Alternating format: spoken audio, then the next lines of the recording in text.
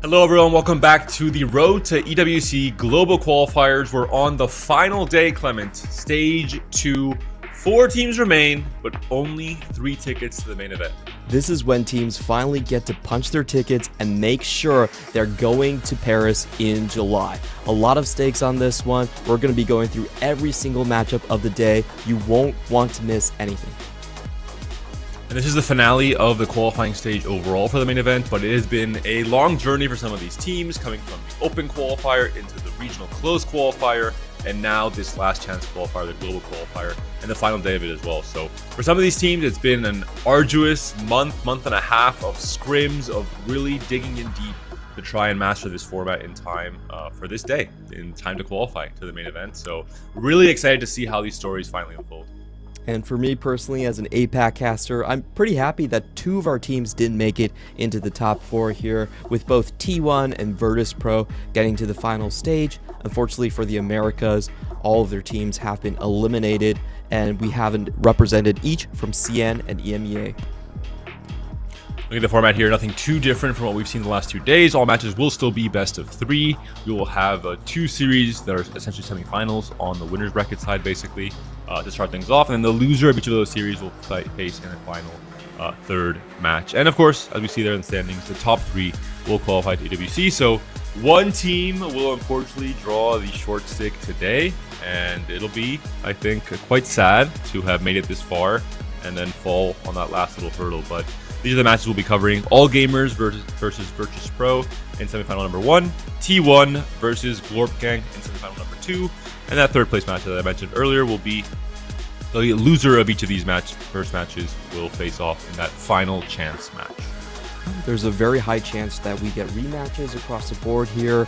We are basically taking the first seed in Group A versus the second seed out of Group B, and if they both drop into the decider match, we might get a repeat of yesterday's matches.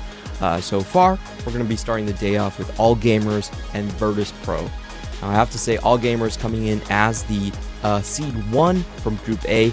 Looks like the most dominant team left in the field. Had a really easy time versus Get Gromped. Also a 2-0 stomp versus T1. A clean 4-0 record coming into this one. Yeah, looking at the results from stage 1, I mean, All Gamers seems to have had the easiest path to this first match we'll be seeing today. I think Virtus.pro similarly so, but the Group B I think was just harder overall. I think the level of play, especially with GlorpGang kind of becoming that dark horse and really doing a very good job in beating out Edward Gaming, for example, and making life difficult for Virtus.pro.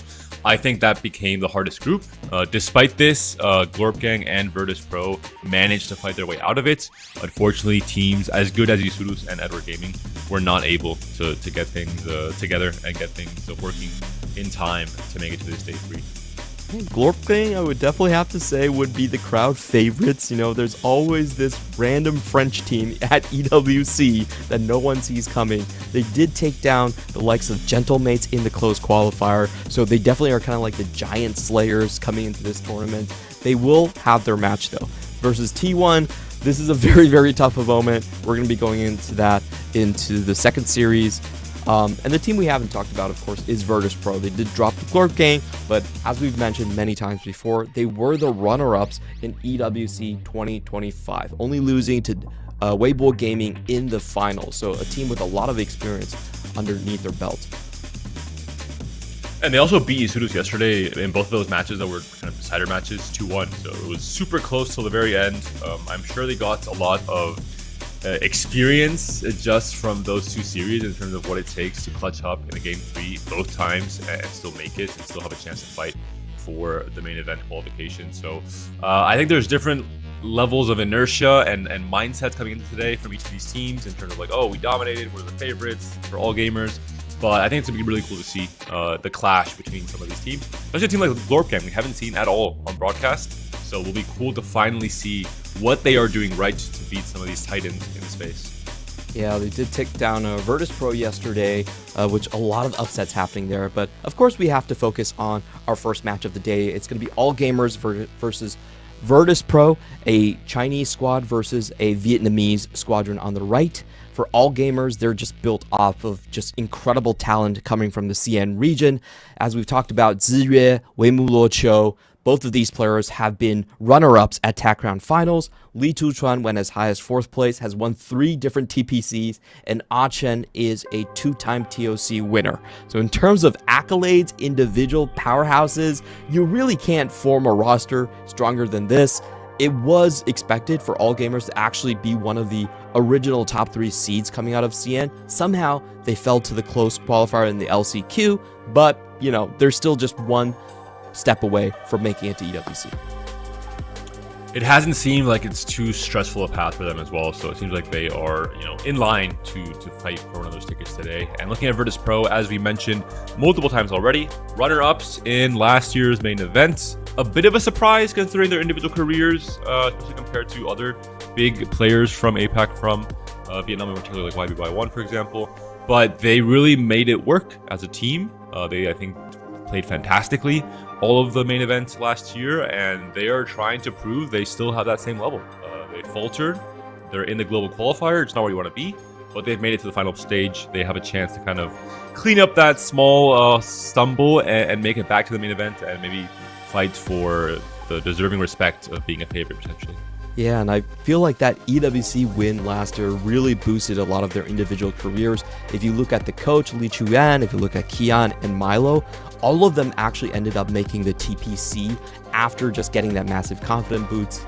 We talked to the players. They really feel like joining a squad like Virtus.pro, a legendary esports organization, has gave them so much more confidence, and they have been able to perform very, very well. Unfortunately, I think Mars did take a step back, was relegated in the previous TPC, but if you look at overall, I think this is a squad where there were a lot of question marks on, especially Kian and Milo, and throughout the last year, they've really proven themselves to be deserving as that sort of runner-up in EWC as well. So this is a squad that I think leveled up a lot. It was very clear that it was Maris kind of carrying them through the finish line in last year. This time around, though, I think, we had tremendous performances from Milo, especially being able to kind of show up as individually the strongest player here.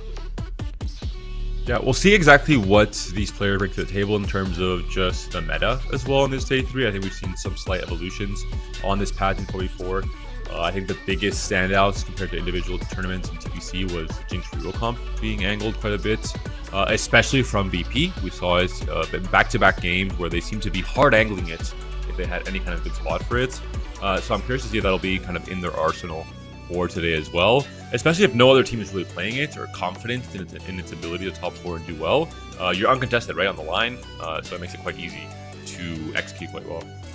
Yeah, I think from what we've seen in the meta, one of the strongest things is for the team to have a reroller on board. And if you look at both of these squads, they do kind of have like designated rerollers. You have NCC1 on the side for Virtus.pro and Achen, who has throughout his career been known as a 3-cost reroller, just going for that Urgoff MF quite a lot as well. So they both have these kind of pocket picks that I think a lot of teams tend to overlook.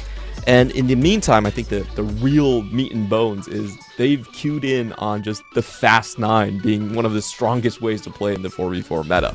If you get one of those uncontested Fast 9 augments in 4v4, it's just so good because usually there's 2 lost streakers across the board. You're not taking that much damage. You're going straight to level 9. There's no way that you can get denied by the Fast 8 players. So They both have seen like Li Tuchuan and Kian just go for the Fast 9 and be very successful there as well. Especially in spots where I think we saw yesterday in particular, there was a player who was playing for maybe some kind of reroll, but they were just very healthy. They had a Rage Blade Slam and they said, you know what, I might as well transform and become the win-out player because I have the resources, I have the HP to do so, I have just the general spots. There was enough econ to make it and not have that be a huge like 1st or 8th risk. So the adaptability as well from some of the players on these teams I think is important. We saw yesterday someone like a team like Team Heretic where they had maybe someone like David Ace be very locked into a specific role. For better or for worse, we mentioned it yesterday, you're losing flexibility, but you're gaining mastery and execution and certainty of being able to do your role well, which David Ace did in all games, I think, that I've seen him play. But there's something to be said about flexibility, right? About being able to switch from this reroll line to this griefing line to this win-out line and still having your team do well. I think it's really cool that even at the top levels of 4v4, you do kind of see designated roles kind of appear across the rosters. As we mentioned multiple times for all gamers, Achen, we've seen it almost exclusively on reroll. So sometimes it's just luck, but sometimes it's just also how these teams are kind of formed and how they're used to being played. And I just think that goes to show the ceiling of the potential for a 4v4 format, right? It's, we're still at the stage where teams are doing better by just saying, hey, you're just going to play this 20 times a day. I don't care. Whatever your spot is, just go in that direction. Imagine when these teams start to be flexible with those roles. It's just so exciting to see. Maybe we'll find out here. I saw Kill as one of the gods offered, but we're into game 1 of the stage 2, the final bracket stage of the global qualifier. Winner of this series guarantees their spot at EWC's main event in July over in Paris. All gamers versus the past runner-ups in last year's main event, Virtus.pro. And the other god is going to be Echo. So both of these gods essentially item-giving gods at the end of 4-7. Then we have the Lissandra encounter, which a lot of times is just an extra gold injection. Taking a look at the orbs here, there was actually a chance for some of these players to just start going straight econ, and that means that if there is those spots for Fast 9s like we mentioned about, it would be very easy for some of these augments to reach.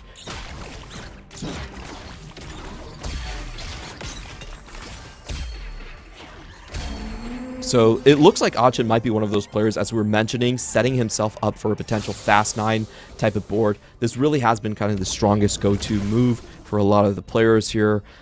In this meta particularly, the Fast 8 boards just don't use a lot of 5 cost, right? It's very hard for the Fast 8 players to kind of deny you.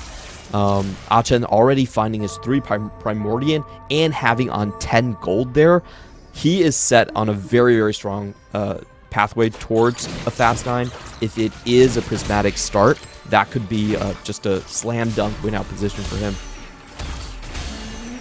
We're moving now towards the 2-1 augment selection, of course, the pivotal part in terms of developing your own game plan. Silver augments all around. Nothing too crazy. I think the most impactful ones will be things like Laden Forge. There are some strong tempo augments like Kickstart that we're seeing here. Yeah, whenever I see silvers, I'm always looking for Shield Maiden and Expedition. Those are the two I feel most game warping in terms of just win out potential. Incredibly difficult to deny, incredibly strong tempo on the Shield Maiden. So we'll see if any of the players do hop into that one. But typically, you know, in 2-1, 4v4, the augment selection phase is going to be very long. People are going to be debating amongst themselves. Wow. What a shop we saw there. It is going to be the mountain for our Stargazer. We're seeing here the mountain formation between Jack's Talon and Twisted Fate. So what this means, of course, is Xayah and Lulu are both on the menu for our players in this game. Some added flexibility in terms of the 4 cost lines in particular. As long as you have Stargazer activated early on, right? You can't really get it past like maybe 2-5, ideally, in terms of when you're getting your emblems.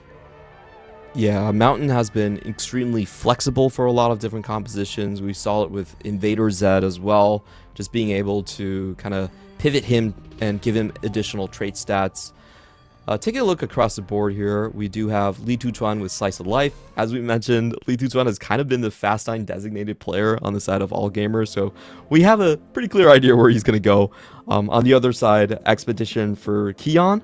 This has actually been more of a Xayah line.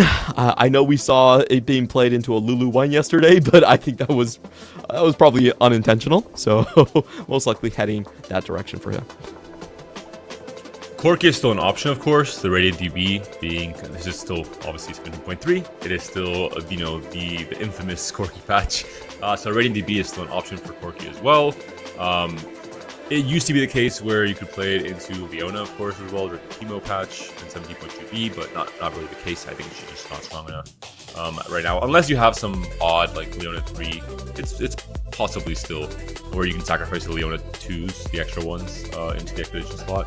I think that could work, but it's more of a rare game. I wonder if next patch you can sacrifice Leona 4s into Expedition. That's actually judging quite from what common. I've seen at the pace at which you print them, yes, I think you could. I think in stage 3, it's ready to go.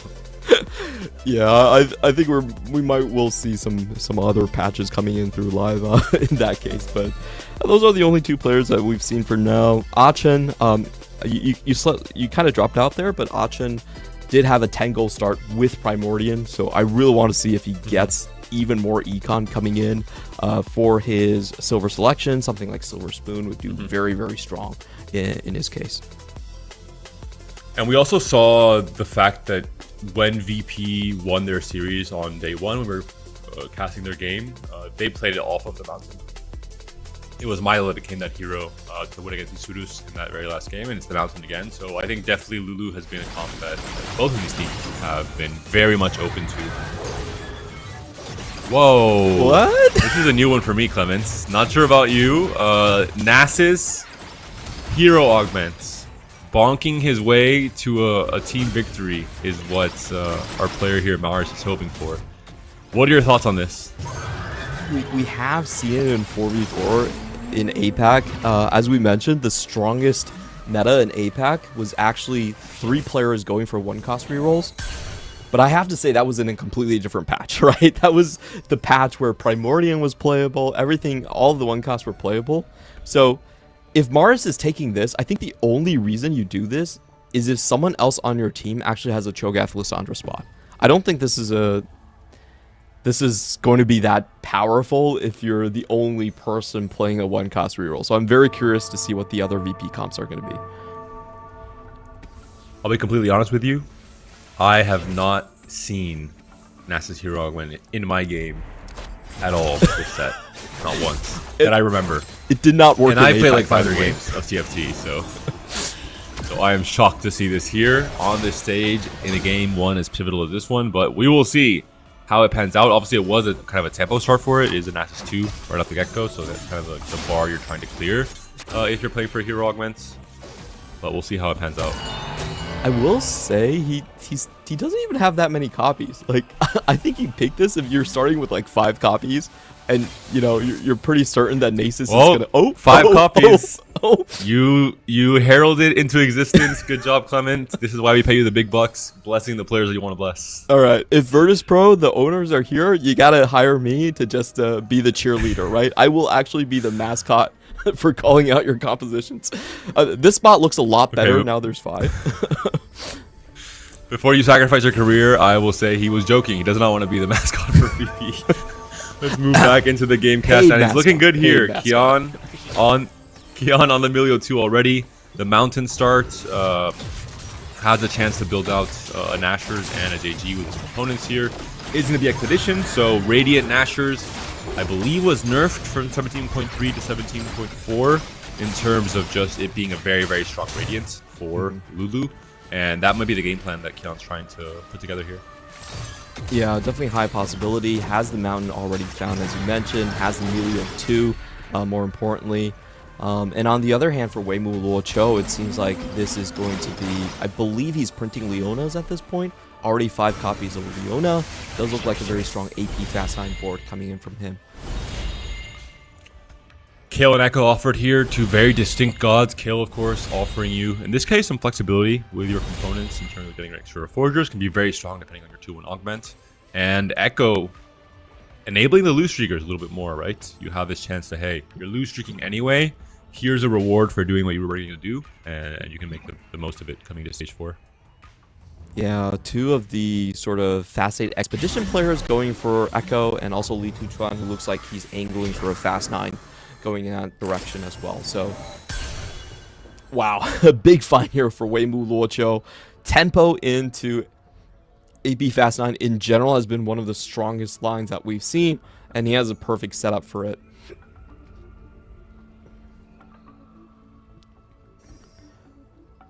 We'll see the rest of their players, what they are getting up to. Chen here has a Kraken Slam already. Identifies that Xayah is definitely a playable comp in this galaxy, or in this lobby, in this game. But he doesn't have the Mountain online. He only has the Talon 2. He just sold the TF. So we're going to have to consider something other than the Xayah here with the Kraken Slam. Oh boy. You know, I just said that VP, the only way they would be playing Bonk is if they had another one-cost I'm seeing it now. This is not the one you meant. Yeah. I don't know, man. This... Okay, I would feel much more comfortable if the other line was something just like, okay, I have another printer of Leona. You know, I have a Cho'Gath Lysandra, which is more of the standard line. I just want to ask, has science gone too far? I think VP woke up and said, you know what? We're not hitting our KPIs. We need some more fan retention. What can we do to really excite our fans in TFT? And they said, okay, let's go all in. Let's play Poppy Hero Augment, Nasus Hero Augment in game 1 of the final stage of the global qualifier. I'm all for it, Clement. I'm in. You know, this is how you solve the Corki meta. Okay, I mean, their trajectory, they should hit very early, right? You have Leona printing on one side. You have 2 1-cost rerollers. This is, I feel like, very much taking a page out of Nongxing's book. Nongxing was the one team in APAC that popularized this style.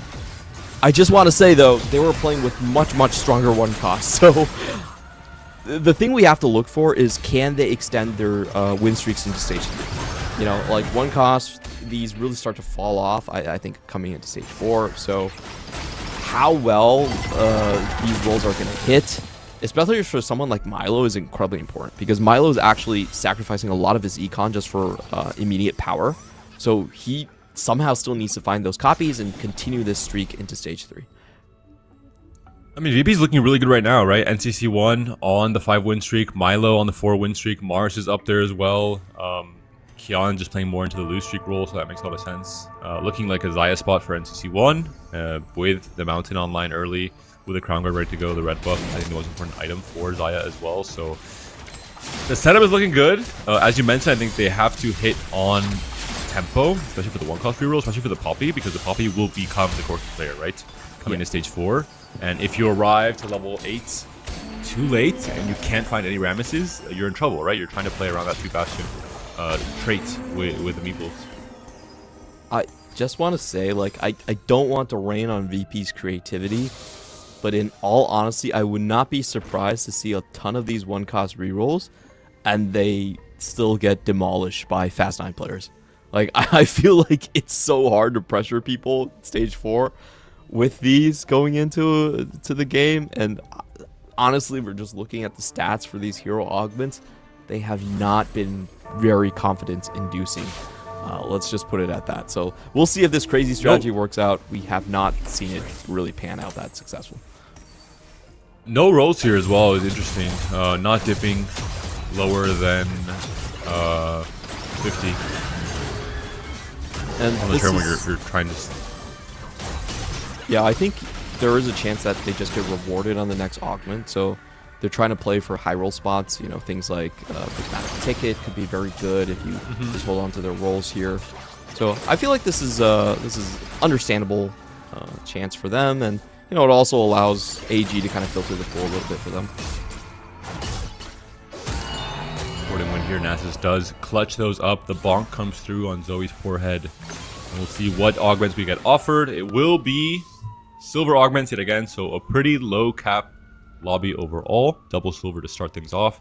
There are some good roll synergy augments here, like rolling for days. So potentially that will be the option if you're trying to guarantee you hit your Nasus as early as possible. Yeah, and I think for the Fast 9 players, when they're playing, you know, essentially fake boards, a huge thing for them potentially would be something like the restart mission coming in. Doesn't look like it has been found by any of the players right now. Achin, as we mentioned, is kind of the designated reroll player, so just looking at his setup, it does look a lot like he's going into that direction. Has somehow found double 4 costs as well that also fit his composition, which is pretty damn crazy. Yep, looks like he's playing around the Jinx reroll, but in this case, the Kindred coming in early, and the Tomcat as well, as you mentioned, coming in early to farm some extra rewards. Twin Guardians pick up from Kian with that lose setup we've been talking about, slowly sacrificing units as well on the Expedition slot. And overall, looks like a pretty good item for Lulu, just missing that final rod. Yeah, and we were talking about potential Expedition outs. This looks like Kian is going to be playing for the Lulu line, as you've identified. And we have seen the Radiant item just being built with the Radiant Gargoyles onto Jax. That's definitely a very strong option for the Expedition cash out. I think the Nasher will be best, actually, in Mountain, especially the stuns. I think it has to be Nashers. Yeah, good point, good point. And I think Jack's itemization is a little bit less impactful to the overall grid comp in Lulu specifically compared to like in the past, because Jax is not really the solo tank. It's shared more equally between Maokai and Pantheon, etc. Yeah, for sure, for sure. Weimu Locho actually rolling super deep here. I'm so surprised to see him go all the way on this roll down. I guess really thinking he has to win this stage 3 and kind of deny some of the game plan from the 1-cost rulers, but the game is done, right? Like, how are you recovering from this? Yeah. You're not going to make any econ the rest of the game, basically. You haven't hit the Leona yet. You potentially could not hit the Leona. There's Leona 3 already out of the pool from the Nasus player because he was just printing Leonas. So it's a weird risk take, no? It seems like? Yeah, I'm not sure what the game plan is for him. It seems like he's going on a Zoe route, potentially, just because he doesn't have a secondary carry that he can really be rerolling for. So just trying to deny Nasus and play around Zoe, that is such a weird game plan for him. I thought he was going more for an AP Fast 9 spot, but probably realized that he was too low on HP and then pivoted out. So we'll see if this Gambit is successful. I can't help but feel this is a bit of an overcommit. Very deep roll indeed. And he'll continue rolling here. Can hold more copies of Nasus, can try and make life more difficult for Maris in terms of him hitting, but where will you get your econ back later? That's the big question. Leona does get the stone plate now. And still only 4 Zoes. If he doesn't beat Picking out the Nasus. Milo or Maris, I feel like that's completely failed strategy. So it does come down to fight RNG for him as well. Yep. Seeing Ziyue here on the Anima. Not the biggest cash out, but we'll get some few extra resources. Doing his job, holding Poppies, holding Nasus, holding Jaxus. So all gamers definitely on their grief duties for today's first game. Where do you think Ziyue is going with his group? Maybe Corki? Yes, I do think it looks like a Corki. I mean, he does have the items going into that direction, but he's still needing the core items like Deathblade and oh, he does have 1 sword, so it's not, it's not completely out of the question here. But at this HP, he's still gonna keep on going. Okay, very interesting. Not satisfied with the 200. He's gonna risk the 300. Surprising a little bit, no? I mean, this is gonna be, you're gonna be on 1 life for certain. Yeah, I mean, he will roll down on level 8 and he can choose to slowly go there, but there's also a chance that you just never get the chance to cash out the 300. So it feels a little bit greedy in that sense. I almost feel like I would have just taken the cash out. It's an 80 cash out that you can use and just stuff an item onto Riven or a Corki. Be a fairly big loss here as well, as we're going to be down to 18 coming into the stage 4. Achen is win streaking at the very least for all gamers, as is Li Chuan. So a big spread, but quite different in the HP totals now compared to what we saw coming out of stage 2. Actually, pretty lucky for Ziyue. He did manage to kill a couple of units, allowed him to get over to 300. But yeah, this cash out's not, technically better. The AP item is not going to be used, but he does get a little bit more gold with it. So here we see the Corki players starting to roll pretty deep for it. Let's see how many Corki copies they find.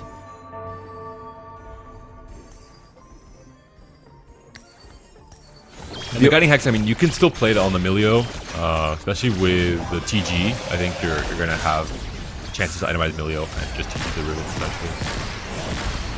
Yeah. I do wonder if Morello, for NCC1 is example. playing the Corki. I think that is the only other player. He's Zaya.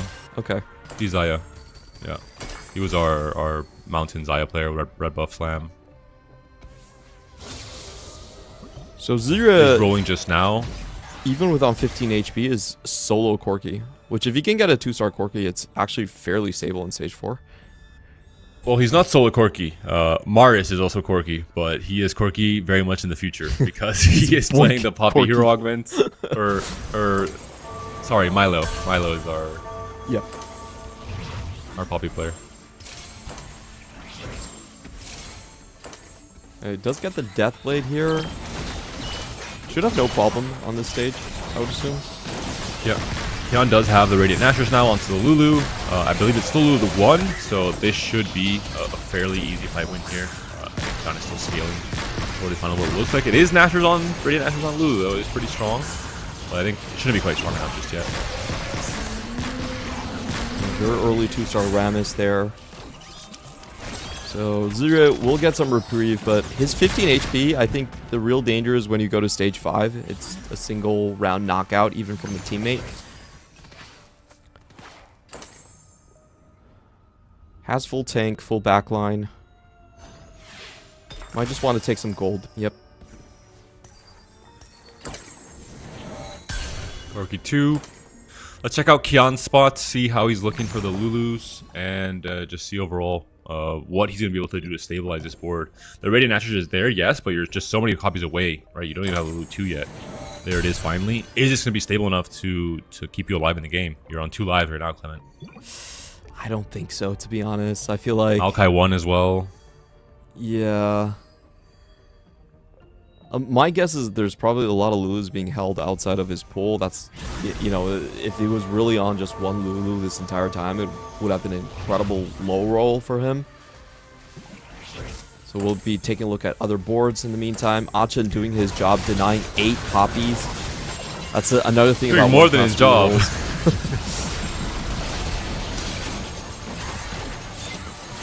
I mean, he can play the Poppy 3 on his board. She has kind of a utility, right? She gives some aura, gives some extra shielding to your frontliners. Zero's going to take a win there against his own teammate. In the meantime, this is Li Tuchuan, who has been quietly doing very well. 84 HP on his board and contesting the Zaya. There's a Lulu's being held as well. We don't see a Tom Jet, but we just saw one on the shop, so potentially going to find a way to slot this in. Let's check out the re-rollers. Maris and his Nasus spot. I imagine the Maris should be already on that Nasus 3. Is now trying to push levels. Is on a bit of a win streak, so it is working out for now. Has Ascension, maybe a way to just get enough combat power to win these longer fights in stage 4. At some point though in stage 5, fights will get even faster with the DPS we're going to have from the carry, so it'll be harder to get the full effect from the Ascension. It does feel kind of bad that he has to remove his items. He saw Kian was in his pool. Remove her last second. Does mean he's going to get a fewer amount of bonks in, but they're saying that, hey, Kian, if he hits Lulu 3, this is actually a win out player. Very, very strong spot from the mountain. Unfortunately for Kian, though, just hasn't been able to find that many copies. I just have to imagine that he's going to be heavily denied on the side by all gamers. And just lost too much HP, right? This is a very similar spot to what we saw from Milo in the series win against Excuse in day 1 of the global qualifier. He got enough time to scale into the 3-star everything, and he just took over the game. But I don't think Kian has the HP or the time to do so. He's just too far behind, in my opinion. I have to agree. 6 copies off. Doesn't look like he will make it at this point. In the meantime, there's a lot of pressure coming from the top of the board. Li Tuchuan, very strong win streak. He's also carrying a Grave in the meantime. So, I mean, that board, once again, Li Tuchuan looks like the clear win-out player out of the entire lobby.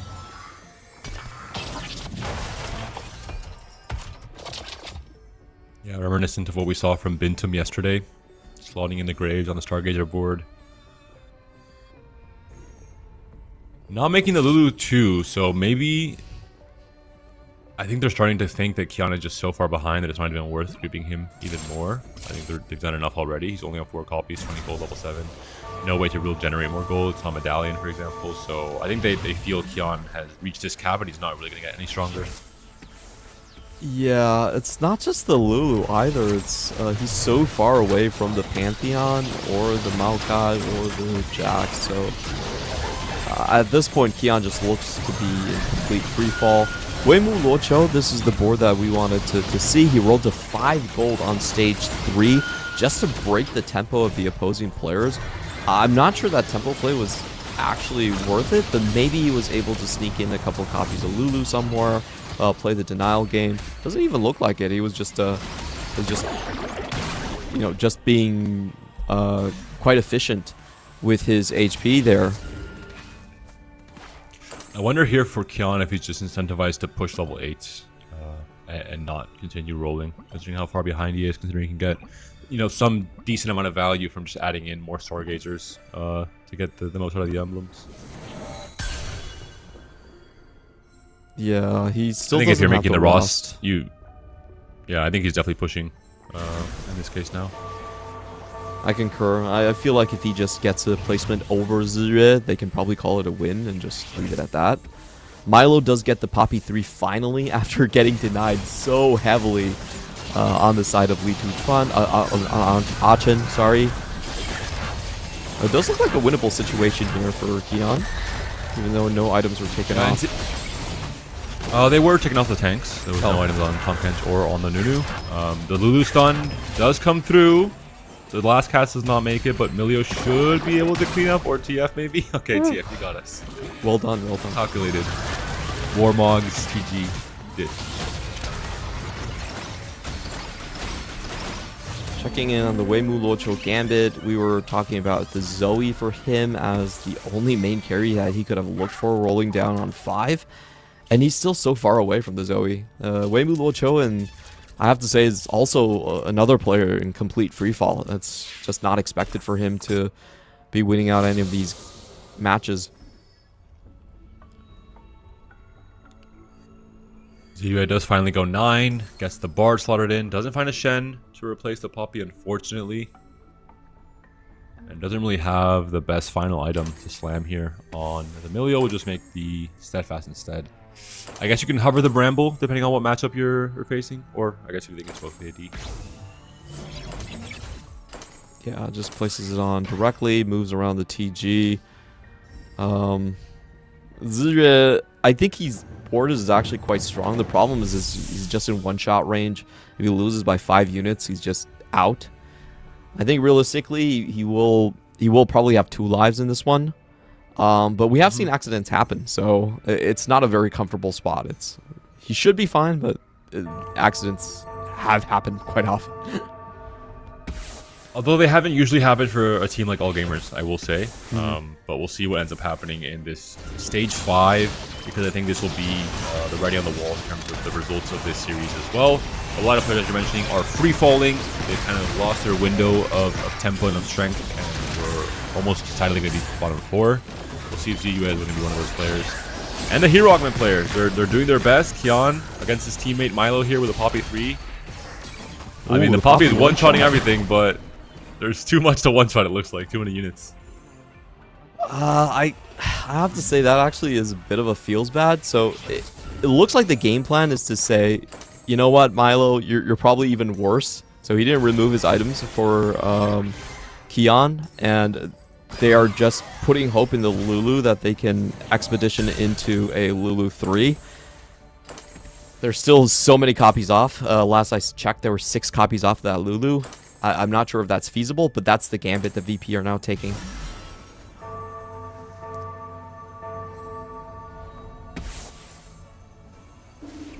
And the HP totals are just so far away now per VP. 4 of their players under 25 HP, occupying the 5 bottom spots in the HP totals. Lituchuan and Otten really holding down the fort of the HP for All Gamers. Milo here, up against Lituchuan. The Bramble on the Maokai, buying a lot of time here, but the frontline has been broken. The Corki does cast one last time, and that seems to be the deciding factor. Does pop against the Zion time? She does. A very important win here for Milo, but Maris, the Nasus hero with the bonk, goes out in 8th. No. Oh, we wanted to see that do well. It was the fan service type of composition, but it goes out in 8th place, and there's still so many weak VP players. I have to say, in the end, Weimu Luoqiu's Gambit kind of paid off. He actually hit the Nasus 3 before Maris did. And he hit the Zoe 3 now as well on level 7. He's on a 3 win streak. So, I mean, it just worked.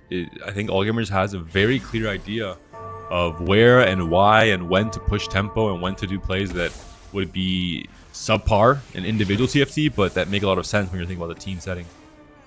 And now he's handing over his HP towards Ziyue, just keeping himself alive longer. There is a very good chance that All Gamers can just win a very quick blowout win with Milo and Kian just each on 1 life. So I like this move from Weimu Luoqiu, just making sure that Ziyue gets a little bit more runway here. Kian's up against Lituchuan now as well. The Lulu will not cast one last time. It looks like the Zaya feathers do come through, but it will be TF yet again, being the hero for Kian. Maybe it's a TF reroll comp. Yeah, huge stabilization. 3 members of VP now on 1 life. Though Milo and Kian won, NCC did not get a favorable matchup here. And we also saw Kian roll down his entire gold. Like, he was saving up 40 gold. That was the win out condition for them. They wanted the Lulu 3. And in that 40 gold, he found 1 copy. So I still think this is, massively in favor of All Gamers. Now with that Graves 2 on Lituchuan. Yeah, Kian facing NCC 1 here, then 2 players from All Gamers. We'll see. It will be against Odd Chen. The Jinx board we haven't talked about in quite a while, but we're seeing here looking very, very strong. Jinx 3, has the front line sorted as well, has a double Kraken on the Belvet. The Lulu stuns will be pretty impactful. There's no QSS for any of the carries, including the Belvet here. The front line is starting to melt. It seems like Kion will survive this fight at the very least. Yeah, very Milo and important NCC1 though. No, the Hero Augment brothers go 7th and 8th. NCC1 does win as well. And the HP has fallen quite a bit for everyone else on All Gamers. Everyone's on 1 life now except for Li Tuchuan. There are scenarios where things can work out. Kion is only facing All Gamers players here, so he's not going to be facing his teammates. NCC1, there's no ghost fights right now with 6 players remaining. VP You do need a 1 and 2 though. Yes, and that's the biggest problem here. If you need 1-2, it means that 1 bad fight rotation and you're already out. He does have Li Tuchuan in his pool, like you mentioned. That is probably the Reaper of the lobby. Weimu Locho, I think he's done his job beautifully. It wasn't actually Leona printing. It looks like the HP stacking on him. What a fun way to mess with the enemy game plan. Roll on 5 to just take away all of the poppies, take away all of the Nasuses, and send 2 members 7 to 8. I think he is falling down here, but he's played a beautiful game.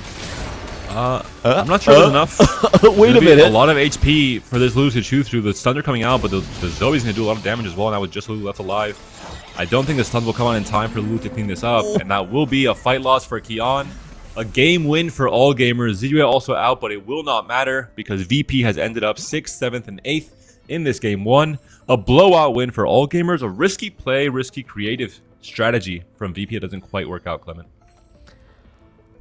I really wanted to see it work. I feel like the idea of filtering for your teammates was a very strong plan. We've seen it work in APAC. However, I think the Hero Augment strength just isn't up to par. And Weimu Locho just countered this play pattern perfectly, right? It just fell too low HP very early on. Weimu Locho with the hero play on 3-2, rolling all of his gold down to 5 gold, but holding on to the Nasuses really just sunk VP. It was cool to see some innovation. Like I said before, I have not seen the bonk hero augment at all in any of my games on EUS this set at a pretty high level. So I was surprised to see it here. I think it makes some sense if you're playing it from very high tempo. I think the spot was maybe a little bit not high tempo enough with only 3 copies once it was picked up. And it's just quite griefable, right? I think, as you mentioned, I think Weimu Locho really adapted well to what needed to be done, kind of the dirty work. And he said, yep, you know what? I'll bring out the broom. I'll do the cleaning up. You guys play for the high cap. Yeah, very beautiful strategy coming in from All Gamers here. He found out that he did have actual stacking potential as well. And we also saw Achen when he was playing reroll, he was holding on to 8 copies of the Poppy. He could have even fielded a Poppy 3 himself. So that's another thing about 1-cost reroll and why generally in the 4v4 landscape, 2-cost reroll is the strongest option. 1-cost reroll, very easy to hold and grief. You can grief, honestly, a lot of times 4 or 5 copies without losing any interest in the meantime. So that's kind of the game plan that AG was going for. They said, hey, you know, we have a couple of Fast 9 players, Li Tuchuan, you do your thing. But for the rest of the rerollers, we're just going to make sure we win our respective matchups against the hero augments. We're seeing the strength here of Zaya Mountain when you have the setup for it. 2 players in the top 3, 1 from each team. And Achen, once again, this Jinx reroll comp, you know, I'm a believer. I have been for a while. But it's doing its thing. It's doing its job. Once again, it's fulfilling its role perfectly. As you mentioned, Achen being one of the slightly kind of fixed reroll players for All Gamers. And he has done his job yet again.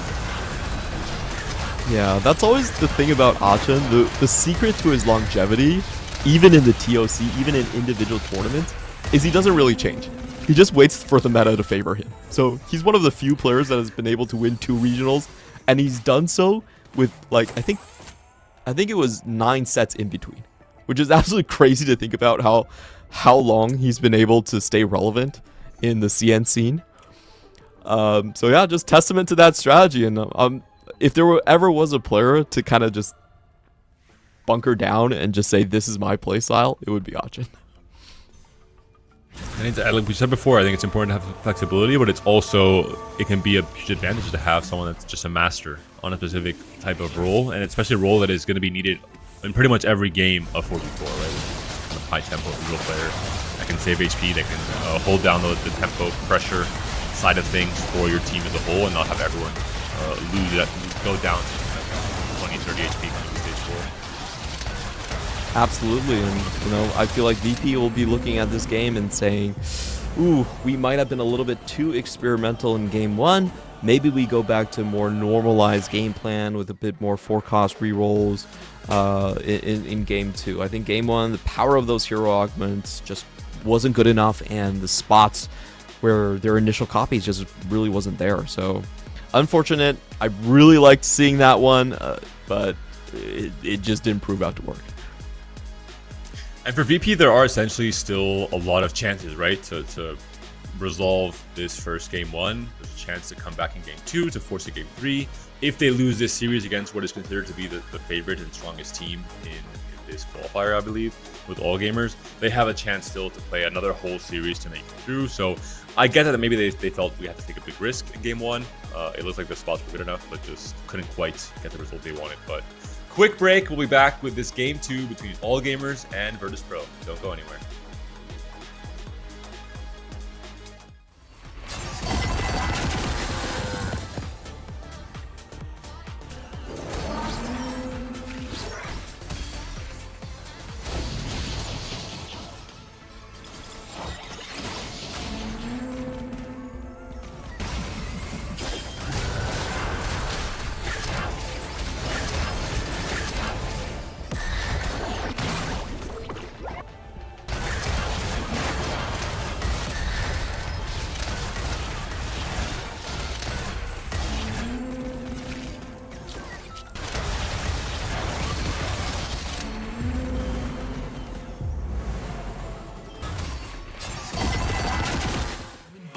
Was built to move.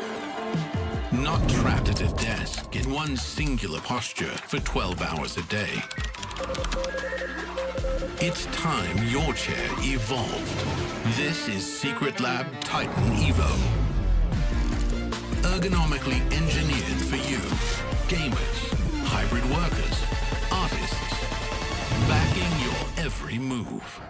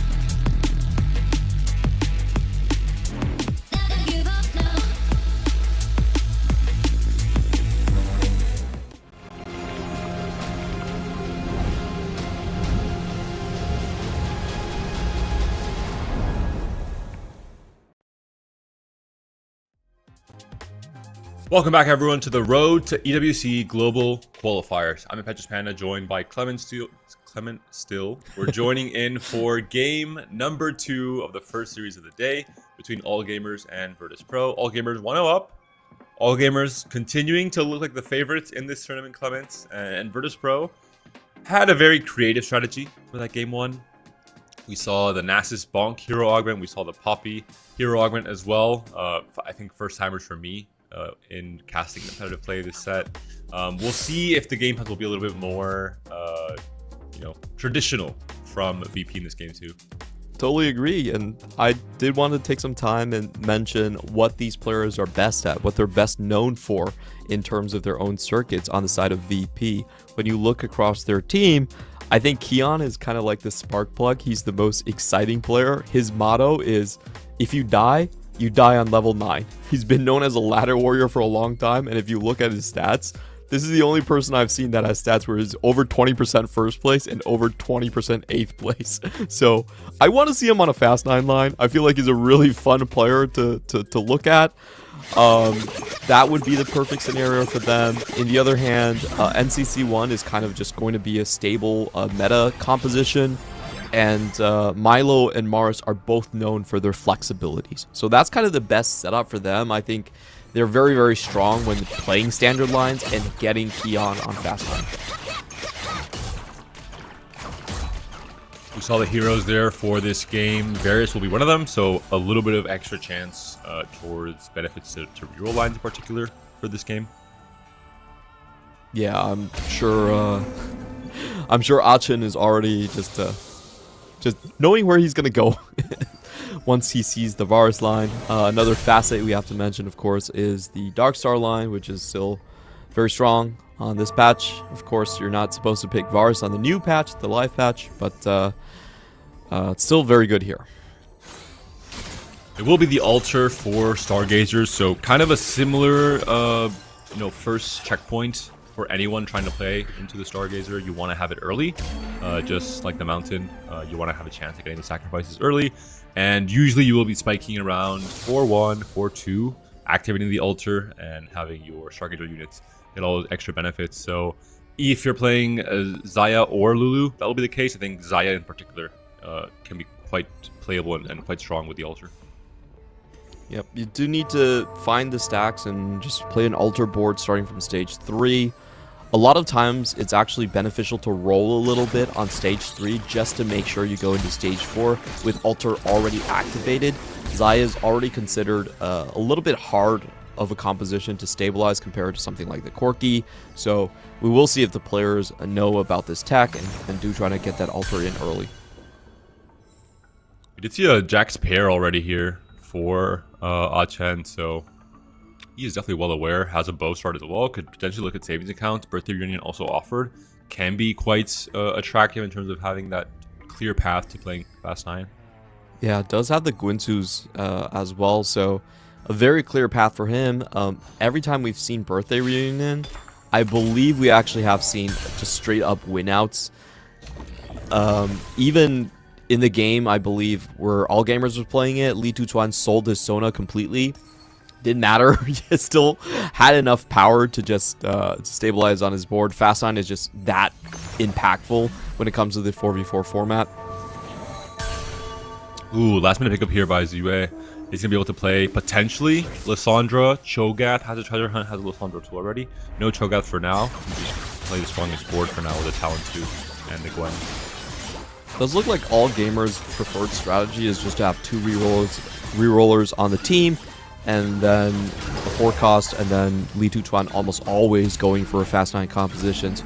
So we'll try to map out if the strategy remains the same here. We have Weimu Locho essentially playing an open board at this point, and going for the Fast 8, Fast 9, and Zirue trying to go for the reroll comp. Let's check out Tuchuan's augment pickup. I haven't actually seen what path he's going to go on right now, but that would be the last player from All Gamers, Li Tuchuan, that we haven't talked about just yet. He is going to be on Meeple +1, plus a Stargazer off Spreading Roots. Interesting. You have a chance to get the altar in earlier. It's a little bit awkward because the altar is just 3 traits for Stargazer, so you usually have 3 strong Stargate units you want to play around anyway, in terms of the emblem not being that impactful, I would say, in this galaxy. Yeah, I like the small optimizations he's doing here. He puts the meeple with the extra mana regen on Cho'Gath just to make sure he gets some small, tiny slivers of HP here as he starts playing this one.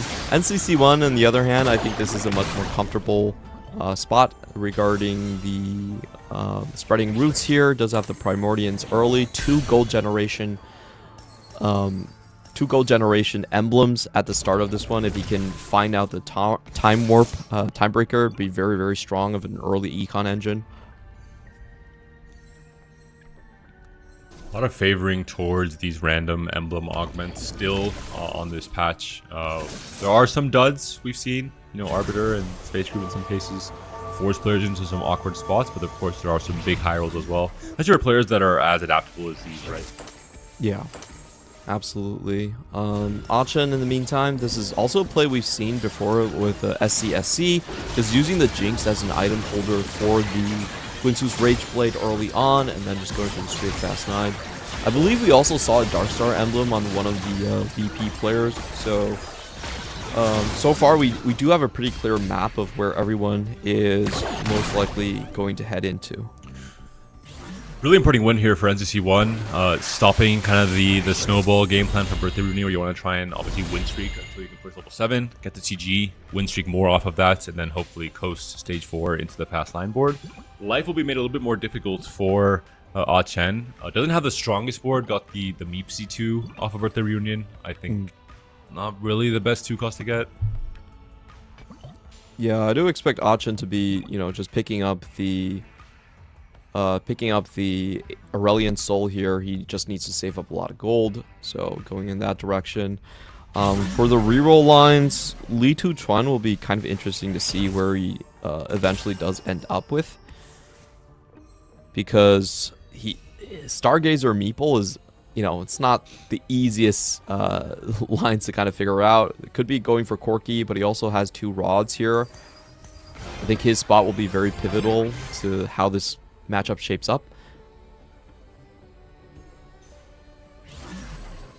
Just playing around the Arbiter for now. I'll have to check what the Arbiter is for Li Tu-Chuan to see if it's something that maybe he wants to play into long term. Just free reroll, so just playing as an econ trait for now, it seems like, with the Zoes. And this is what I wanted to see. Kian will be our Calculaus player.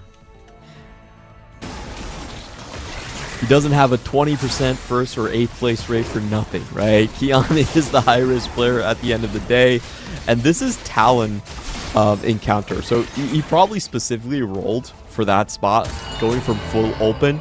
If there's a player that can stabilize quickly, it would be Kian. And because Zaya is the altar, this will most likely be just full-on traditional Corki, I have to imagine. Unless there's some crazy amount of like triple econ augments, you can make it to 9 and play for a Fast 9 board. Most likely he will be the designated Corki player for VP in this game too. Another strong spot for VP will be the Darkstar coming in. It's going to be Varus map again on the old patch, so you can still be double dipping on the orbs. Very, very strong spot in general, almost impossible to deny because it's so flexible with the spat. I have to say, I feel like this time we are getting a much, much more standard game plan across the board from VP, and I think that clarity is just so strong to play around, right? I have to say that I'm slightly edging towards VP in this one. You see the Void Staff slam here, so most likely thinking about Acel as a Darkstar +1 and thinking around more the AP Darkstar line that we're seeing more of at 70.3 compared to the Riven carry that we saw more in 17.2 alongside Kaisa, for example. Maris, the last remaining player we haven't touched on from Virtus.pro, and it looks like it will be also a birthday reunion here. So completely ditching the reroll lines. A very sharp turn in terms of game plans here, but I'm definitely enjoying it. I think this is probably playing more to VP's strengths. I don't think they really have as strong a reputation as individual players for going down the reroll route here. They have tons of gold generation across the board. A big thing that we were looking forward towards this Primordian board is if NCC1 could find 3 time breakers to go in there, he has tremendous ability to kind of just go for a 3-cost reroll line, which is very expensive in most cases. But with his setup, he can easily just keep on getting gold just from traits. I think SC1 could still be playing some kind of reroll in the challenger reroll tree.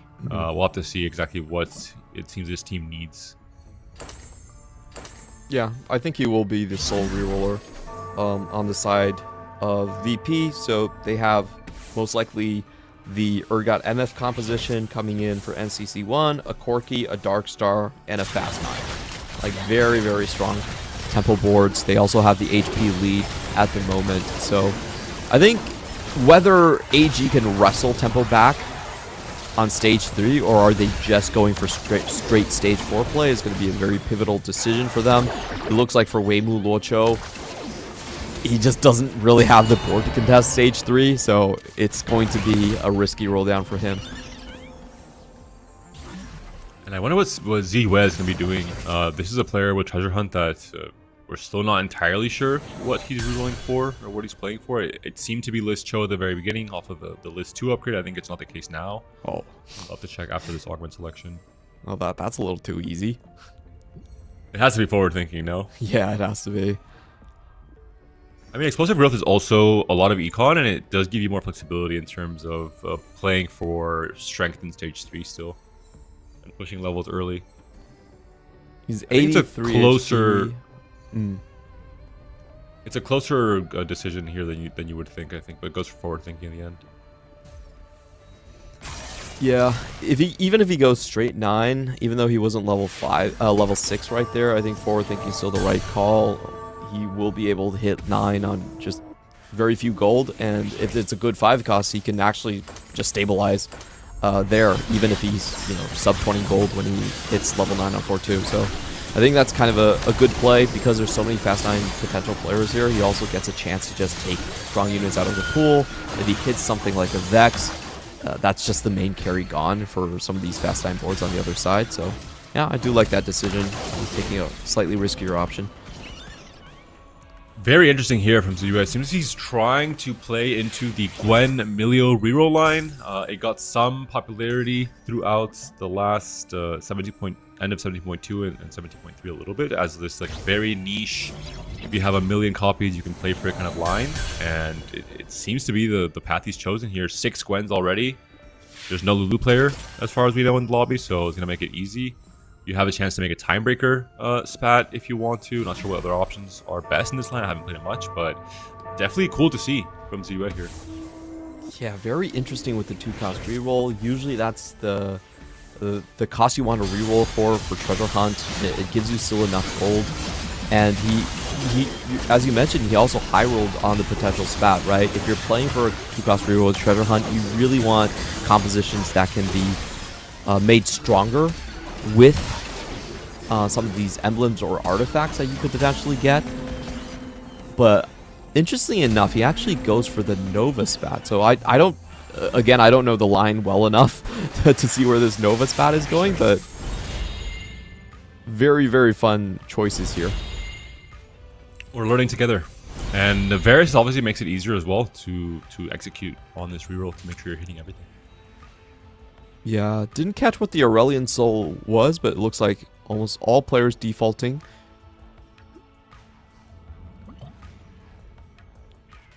Basil in 4v4 is super interesting. You have a super strong cash out at 8 rounds, which gives you +1 emblems on all of your carrying traits.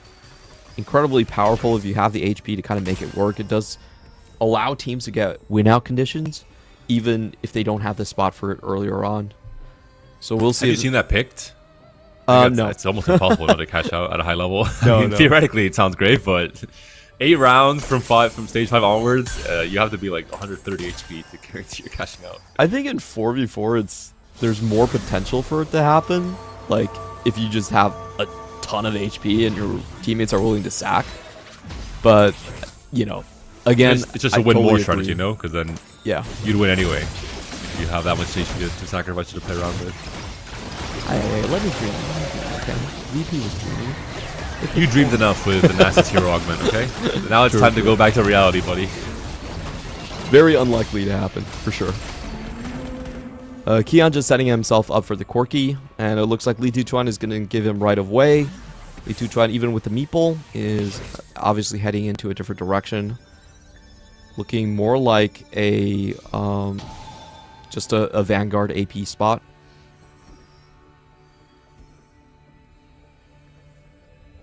Yeah, Keon, I mean, it might be uncontested Corki. I think Weimulucho from the patient study is potentially also angling Corki. Just to try and not make life too easy for Keon, I have to imagine. Yep. Weimulucho 43 HP. We'll see if his board is, yeah, set up for the Corki as well. Both players on care package, pretty generic, high value augments. Obviously a little bit spaced out in terms of value you're getting from it, but overall, I think it's a pick that most players like the default, similar to Magic Roll, for example. I do think that the rolls are going to start on 4-1. Doesn't look like Keon will be rich enough to start in the next round. So we have to pay attention to these two players as we get there. I think he might roll now, actually. I think he has enough gold. I mean, with the free rolls. Oh, he does have 12 rolls. Okay, yeah. I didn't take into account that. And the fact that he has the Rammus pair already. You're not, like, that far. Yeah, I mean, there's a Rammus too. Now it's just the chase for the Corkis, in particular ribbons as well, important, but mostly going to be around trying to find extra copies of Rammus as well, but more importantly, trying to find the Corki too. Strong denial coming out from him. We'll see what extra items he gets here. Would prefer some tank items. Yeah, should be able to build everything he needs.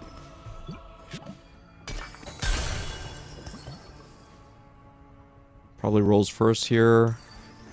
Gets another Corki. Pretty good roll down. One off Corki, two off Riven, but does have the Rammus and the Mighty Mech 2-starred. Should be good enough to win all his fights now here. And Weimulucho, awkward with the Anima, kind of slowing him down in terms of when am I catching this out, am I playing one more turn, etc. So a bit slow on the roll down here. Does find Corki pair as well. But not a single copy of Rammus is a little bit worrisome if you're already on 35 HP. And if you squint your eyes just a little, that Morgana can act as a Rammus for you. Well, actually, you know, I feel like this Morgana unit, even though she was moved down to 4 cost and she's supposed to be a tank, statistically she does a lot better with just simple utility items. So, as you mentioned, doesn't look that great for Weimulucho. Every single win is going to be massive for him. He does find a win with the Flex Morgana coming in. Let's go to Maris. He is on Epic Roll Down. I think he will be rolling down this turn. It should be a pretty big roll down as well. We just saw him lose there, understandably so. I think Keon and Weimulucho are kind of ahead of the lobby in terms of their strength because of their earlier roll downs. Still waiting, it looks like. Yeah, this is such an interesting strategy. He has Birthday Reunion, but picked Epic Roll Down. So unless you can... I guess he thinks he's healthy enough to just not have to use these rolls until level 9 and then just have this huge explosive transition. Yeah, I would have thought so as well, but even with the additional rolls, I guess he didn't hit Econ on 4-2. I would expect that in this sense, like maybe triple Econ is needed to get there quickly. He's saying that, you know, I have enough leeway that I can just play around the TGs and then get my TGs on the Blitzcranks and the Fioras later on. But we'll see if he gets punished for this one. No Timebreaker 3 as well, so he should be almost guaranteed losses because of how strong the other Fast 8 players are, and you're not even really getting the reroll value from having Timebreaker in the first place, unfortunately. Using some holds on the Gwen here against the ZUS reroll line, but it's a scary spot for Mars in my opinion, Clement. I think he's too far away from 9, which is why it looks very weird. It looks like his augments are pulling him in different directions. He's still in middle of level 7 at this point. So, like, he could probably still get there. It's just I'm curious to see how many rolls he's going to use when he actually hits level 8, right? I think that's, if you can stabilize on level 8 without spending any rolls, maybe like 5 or 6 rolls, then this can still work out. But it becomes very risky when you have a player like Achen who's already there on forward thinking, taking away copies from you. Holding Gamble as well, didn't hit the Radiance, but still has a lot of different items. Has first pick and first roll down on most of these. 5 calls already on Vex Bear as well. And like we said before, the tempo is that you're not going to get any free wins here in Stage 4. Everyone is kind of spiking. Even your Fast 9 rival, let's say, on the opposing team. So for Mars, it's going to be a free fall in Stage 4. Yeah, expected to lose 2 more here unless he wants to roll on 8. And I think that roll is going to be pivotal. He probably does need to spend a little gold. I don't think you can go to Stage 5 on just 2 lives. That would put you at something like 20 HP, I would say. Very uncomfortable spot. So I think when we come back, we'll see if Morris, he should have enough gold to go 8 here, and what he does with his rolls. Morris picked Epic Rolldown, setting up for this Acel boon. Never mind, he picked Varus. Vex 2 for Achen as well, so bad news. I don't think he wants to use these rolls at all, Clements. If I'm going to be honest with you, I see what a dedicated and single-minded Fast 9 player looks like, because I've been this player in many of my games this set, and this guy is going straight to 9. He is going to be rolling with a ton of free rolls and no gold to buy units, and he's going to be rolling, donkey rolling on 0 gold the rest of the Stage 5, hoping he can hit something to stabilize. I gotta say, I actually would have just preferred getting Econ on 4-2. I feel like the chances you can roll for Econ on 4-2 are actually very, very high, given that it's a talent encounter. And just go straight 9, birthday reunion, and do it that way. I feel like this path is extremely risky, but we'll see if it pays out here. A win against Milo would be nice, but the Aurelian Soul already onto his backline. Not... Oh! I mean, a good loss at the very least. Closer than we thought. No teammates are sacking HP for Mars as well. Milo had full items, it looked like. Kion as well earlier on. At the very least, we do see that Milo and Kion, their game has looking good. They have very strong forecast lines, and they've hit pretty much everything with the Dark Star +1 and the Corki line. And this is maybe the risk you needed to take on your team, right? You need to have that one X-Factor player who can just suddenly jump up and become the win-out player. Yep. We'll get there on 5-1 on interval. I want to check Wemu Locho to see if he found his... It does have both the Corki and the Riven. Finally, 1 copy of Rammus in. Actually takes his items off, even though he's... I think he was trying to sack for Achen in this case, the Fast 9 player. Will be the Corki mirror match, Wemu Locho versus Kion. Kion, I think, just a stronger player, picked up Soul Awakening as well. Has his 4-2 augment, which will help towards that 3rd Corki cast in particular. And just has the Rammus 2, has all the hits early. The match, or the fight RNG did almost favor Wemu Locho with the Corki spam, but in the end, it will be a expected win for Kion, and last life now for Wemu Locho. Yeah, Wemu Locho even had to spend a duplicator just to get to this spot. He really would have hoped that the Bard would have abducted the Rammus. Didn't happen. He only got a Meepsy for his efforts here. So we'll see if he can find some extra gold. I think hitting the Rammus 2 is almost impossible. We also saw 2 copies of Rammus on some of the VP boards here. So the tanking issue here is going to be very difficult to deal with. Let's check out NCC1's board. We haven't seen him in a while, and he looks like he is going to be that reroll player we were talking about with the Tiebreaker +1. Did hit the Misfortune 3, is playing around a different variation of this Misfortune board. 4 Brawler online, adding in the Pantheon to activate the Timebreaker. Has a Nova online with the Akali and the Belva as well. So really cool version here, right? He's currently leading in HP as well, so he's done his job in Stage 3 and Stage 4. Great to see, still, adaptability with the reroll lines here. Yeah, you absolutely love it. He's not playing with the Kindred, actually doesn't need to with the Nova here. Just playing 2 Challenger with the Belveth and the MF. Of course, taking out items just to get some breathing room on the side of Mars. And does look like Mars makes the change. Like, he does get quite good No, I birthday think- reunion. Oh, you know. Oh, that's option. No, this is Odd 10. This is Odd 10. Yeah. So Vex 2, I think. Yeah, I don't think Mars sorry. got that one just yet. We'll check after this. But this is Odd 10's board, so the Fast 9 test should be a win against this reroll line.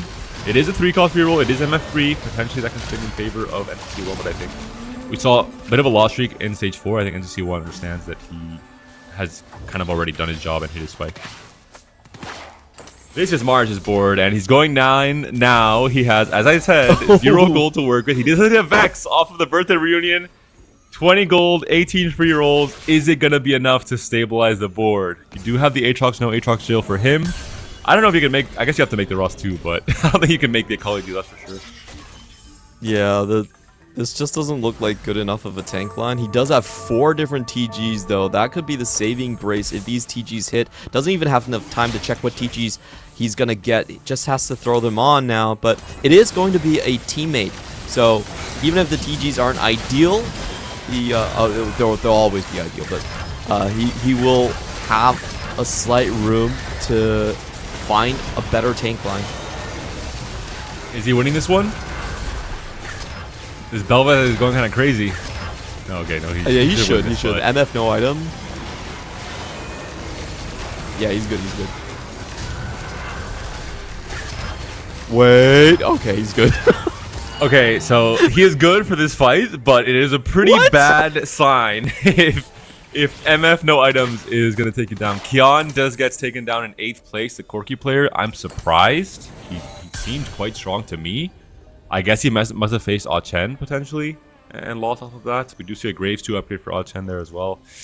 It is looking a little bit scary for VP. Kian was supposed to be that rock coming into stage 5 in terms of staying alive for at least a few more rounds.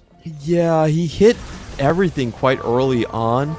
I'm just very surprised. That was a massive loss coming in from him. He was sitting around 5th place, but just one hit, most likely from Achin, like you mentioned, took him out. Now we're going to be taking a look at the board from the Gwen Melio reroll here. Very interesting line that we just haven't been able to see much at all. Sweet treats as well, so some extra item synergy. A lot of frontline with the Light Shield Crest as well. Can the Jin, can the Vex chew through all this frontline? The Milio scaling the Archangels as well. Gonna be a close fight, but all of a sudden the movement from the Vex onto the Milio could decide the fight in favor of Maris, in favor of VP, who are just barely gonna win it here. Weimalucho also gets taken down in 7th place, so the potential for comeback is still here in the game 2 for VP. Yep, looks like Milo was able to inch out a win for himself too. This is the Dark Star board. It's been a while since we checked up on him. 6 Dark Star already in place. Tank line pretty stable as well. I think Milo should be in a decent position as long as he doesn't run into Achin. Achin, I think he's the scariest. Graves 2, Vex 2 on his board. If he has a good front line, it's going to be very hard to face. And then Li Tuchuan, as we were talking about, with the Vanguard Fast 9 AP board, looks like he has everything online.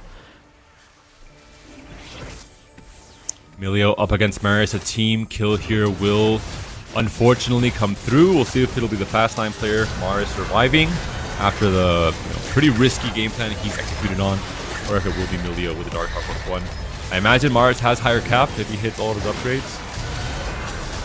Yeah, I think for VP they would prefer if Maris would be the one to carry the mantle forward.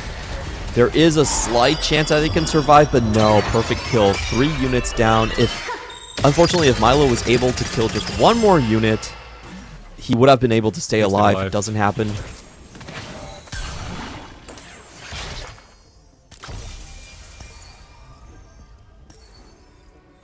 It's very difficult to balance that edge. There was a world where they could have kept him alive, but doesn't work out right there. In the meantime, though, it looks like AG, no matter what, will get 2-point advantage in the bottom, and VP have to go 1 and 3. That's the most likely case here. Of course, if Maris goes out here, it would be GG. If ZUS survives and Achen survive as well, with 3 players to GG in mod 4. Pivotal Fast 9 mirror matchup here. Maris, the potential hero for VP, up against Achen. Achen hit Fast 9 much earlier, but there's a lot of value from all these extra TGs on Maris' board. I think the frontline is just not strong enough. Maris looks like he will be taken down. It will be a big loss. Does ZUS survive is a big question. He does, and that's going to be it. Lituchuan also survives. 3 players from VP in the bottom 4 of the standings yet again. And that will be a Game 2 win and a series win for all gamers who guarantee their spot in EWC's main event in July. Congratulations to all gamers. It's just a pure show of domination throughout the last chance qualifier. 6 straight wins. Nobody has been able to take them out. And if we look at the series against Get Gromp, the series against VP, they were pure blowouts. They didn't even get their opponents a chance on even footing. I just feel like this team, just because their individual skill level is so high, they almost always win in stage 4 transition. Like we just haven't seen a team be able to really shake them. In fact, a lot of times what we've seen from VP is them trying to avoid the transition game, right? They're just like, oh, we're going to go with Fast 9. We're going to play these super risky styles. We're going to play 1-cost reroll. No one's going to beat all gamers on their home turf. And it hasn't really just been kind of this safe, meta-dependent, clean play from all gamers. I think they have been pushing the envelope a little bit when it comes to creativity in terms of what they're doing. Virtual last game, for example, some of the reroll lines have been very cool to see from all gamers. They just seem to be doing everything well and also kind of pushing the format forward a tiny bit as well for the 4v4. So really, without bias, happy to see all gamers qualifying in the main event. I think they're going to be one of the favorites, I would say, even coming into it from what I've seen across this weekend. Yeah, I have to say all gamers, even in the CN qualifiers within the region, were considered heavy favorites to make it EWC. I'm glad that they can finally represent the region going there. And we have just seen I think the MVP for me has to be Lituchuan. This guy has just been incredibly stable. He's one of the few players that if you look at the stats, he kind of looks like the dish soap out of CN, which means he has incredibly high top 4 rate, sub 4 AVP across his career. One of the very few CN players to have those kind of stats. And, you know, he's always been just tasked with the Fast 9 line almost every time. He's incredibly detail-oriented, can always find these edges that stack up over the game, so that just makes him a great transition player to find great caps. You can look at this board here. I mean, a Fast 9 AP board, but Graves added in and almost fully stacked, doing a lot of work here as well. Up, and unfortunately for NCC1, this does mean that they will be falling into the lower bracket. Virtus.pro they've had a very tough journey, I think, falling into multiple lower brackets across this tournament already, but they still made it out every single time. I think if you look at the APAC qualifier, they fell to the lower bracket quite early. It just in the open stages made it through, fell again in the closed qualifier, had to come to the last chance qualifier, and again just made it through the lower bracket. So I feel like these members, they have been forged in fire. They are no strangers to adversity, no strangers to high pressure situation. I'm still excited to see how they will do and if they can represent APAC when it comes to our final decider match at the end of the day. And it seems all their series wins as well are all like 2-1s. So as you mentioned before, I think it has been a long and hard journey, and it's going to be even longer. There's still one more chance for them, one more series for them to come back after this 2-0 loss to All Gamers in the first semifinal of today. We'll have still, of course, another semifinal coming up between T1 and GlorpGang. For the first time on broadcast, we'll finally unleash all their secrets for success in this 4v4 format. And then the loser of that series will be facing off against VP for that final, truly final, last chance qualifier chance. Oh, yeah. The next matchup I'm very excited about. T1 versus the Meeple Cats. The rainbow-colored Meeple Cats, the best icon, the best name coming from EMEA. Just such a fun juxtaposition of, you know, legendary esports organization versus homegrown random French miracle makers, right? So we'll see which one does triumph. For now, it's just going to be Achen putting the finishing touches here, or actually, sorry, NCC1 taking the strong win in the end. However, congratulations to all gamers. They take this series in dominating fashion with 2 blowout games back-to-back. Shout out to this comp though played by NCC1. I think props have to be given. It's a very cool variation on kind of combining the MF reroll and the Jinx reroll and the Primordial reroll and making it work with the emblems he was given. Has dominated this lobby. I mean, we're seeing it here still very much left alive. Almost entering stage 7 on a reroll line. I think he did his job individually, of course. Not quite the same case for the rest of his teammates, unfortunately, in this game too.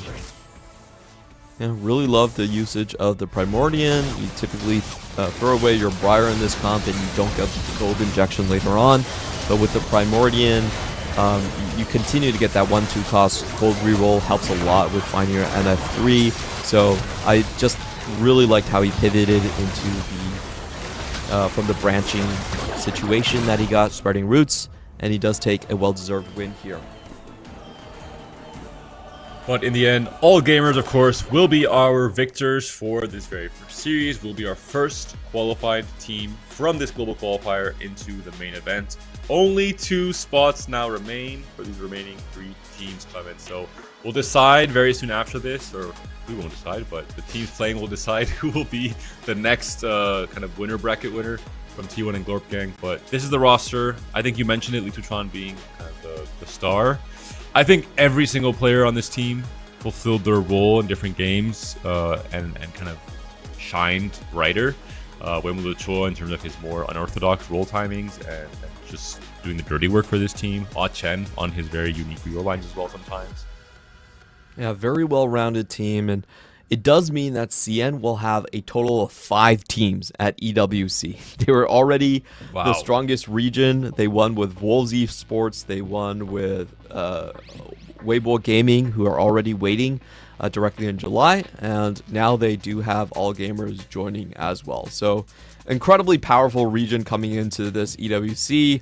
I would not be surprised if CN manages a three-peat. I think CN overall has always been expected to be one of the stronger regions when it comes to 4v4 in particular.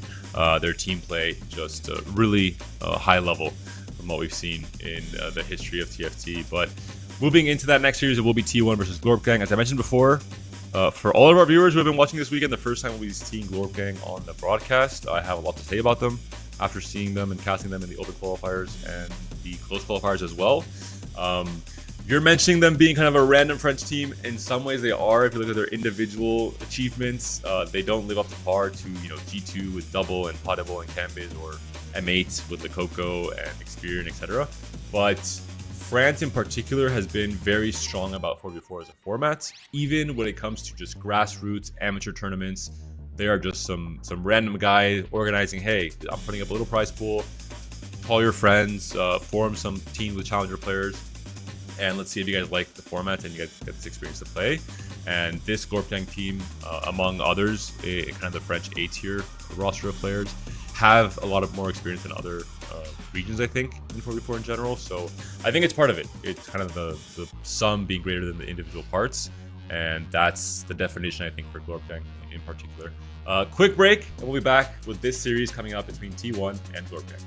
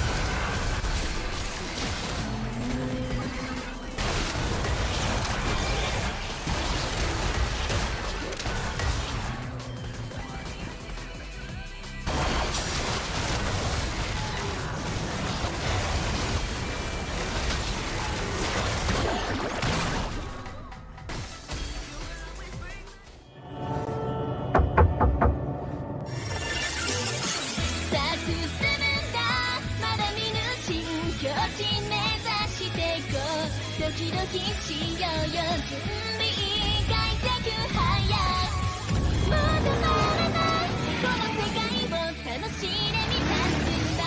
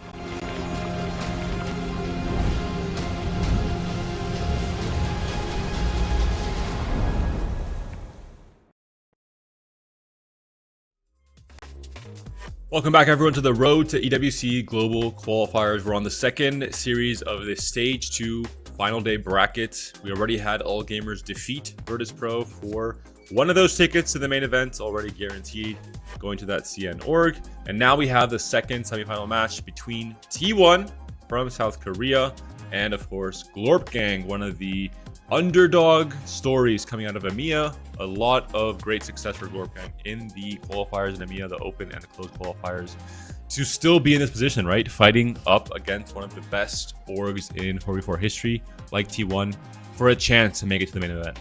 If you just look at these two teams, you might assume that T1 is at the higher seed, but that is not the case. GlorpGang actually won their Group B as the first seed coming out of there, defeating very, very strong organizations, especially Edward Gaming and Isurus, to make their way into this position. So, you know, they are not as well known. I think Panda has a lot more lore on where this team kind of formed from the French scene.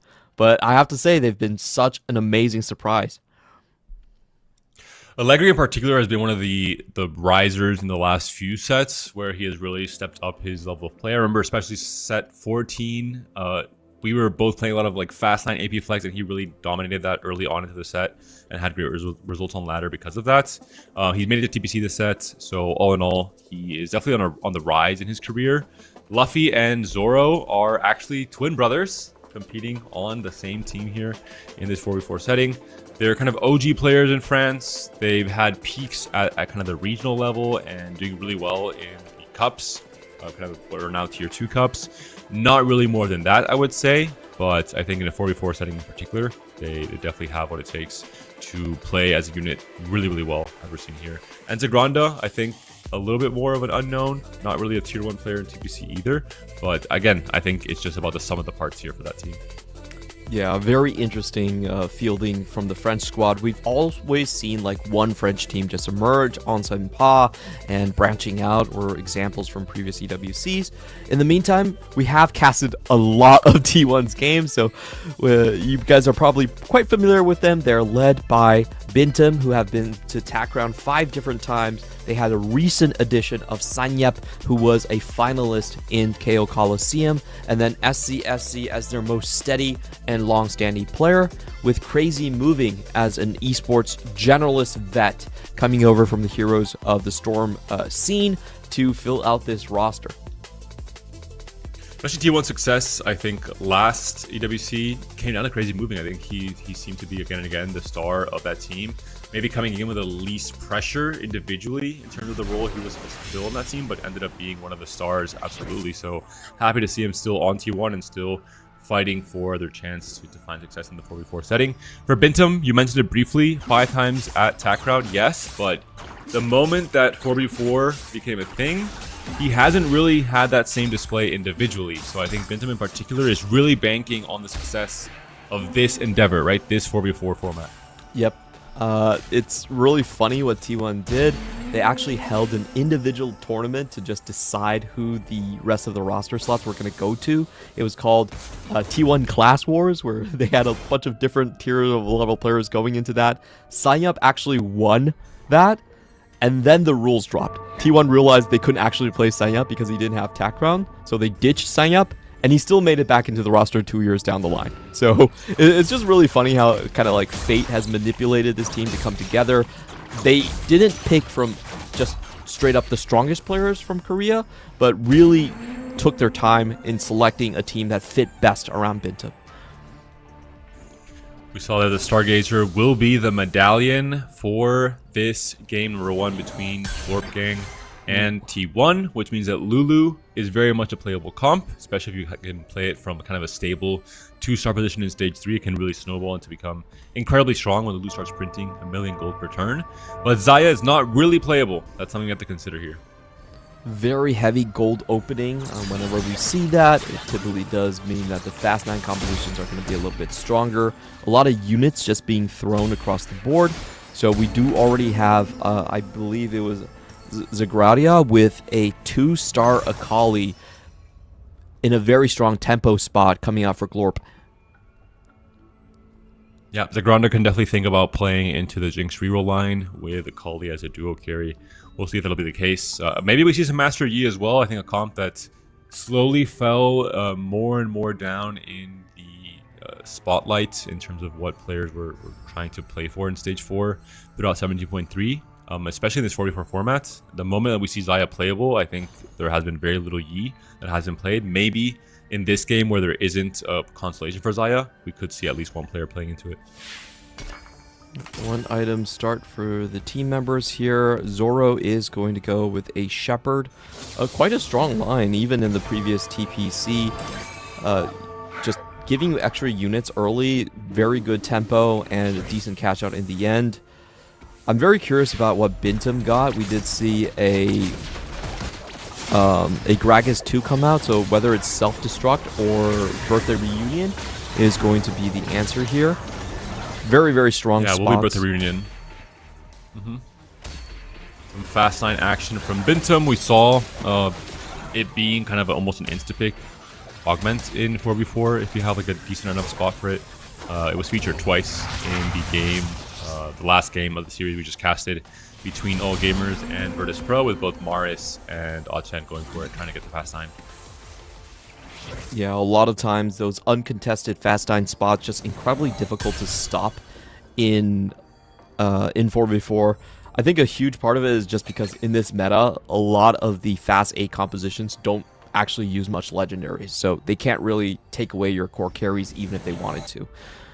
That just means that open fast 9 lines, one of the strongest ways to play overall. We are taking a look across the board at some of these setups here. It is going to be signing up. He doesn't have Arbiter in, so this is just a natural 5 Leona start. I was thinking maybe he's already started the print, but doesn't seem to be the case. He's going to be playing into a very strong tempo position with the solo tank in the front line. Still early on, still only 2 rounds in, but already some clear paths being decided here for each of the players, at least some clear roles being decided. SCSC with the replication is the bow pickup here we're seeing here with 2 bows now. Unfortunately, Xayah not playable, so not going to have kind of the best comp to play for when you have a lot of bows. We'll see what he ends up going into instead.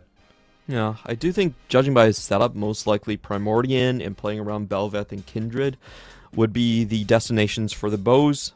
Replication should be quite decent in this start, just because everyone only has 1 item, so you are essentially playing with a quite strong tempo lead, even if your board is a little bit subpar early on. So I expect them to be able to win streak a little in stage 2 and go for one of those reroll lines. Bintum on the fast 9, signing up playing tempo, most likely going into AP flex with the Vanguards as well.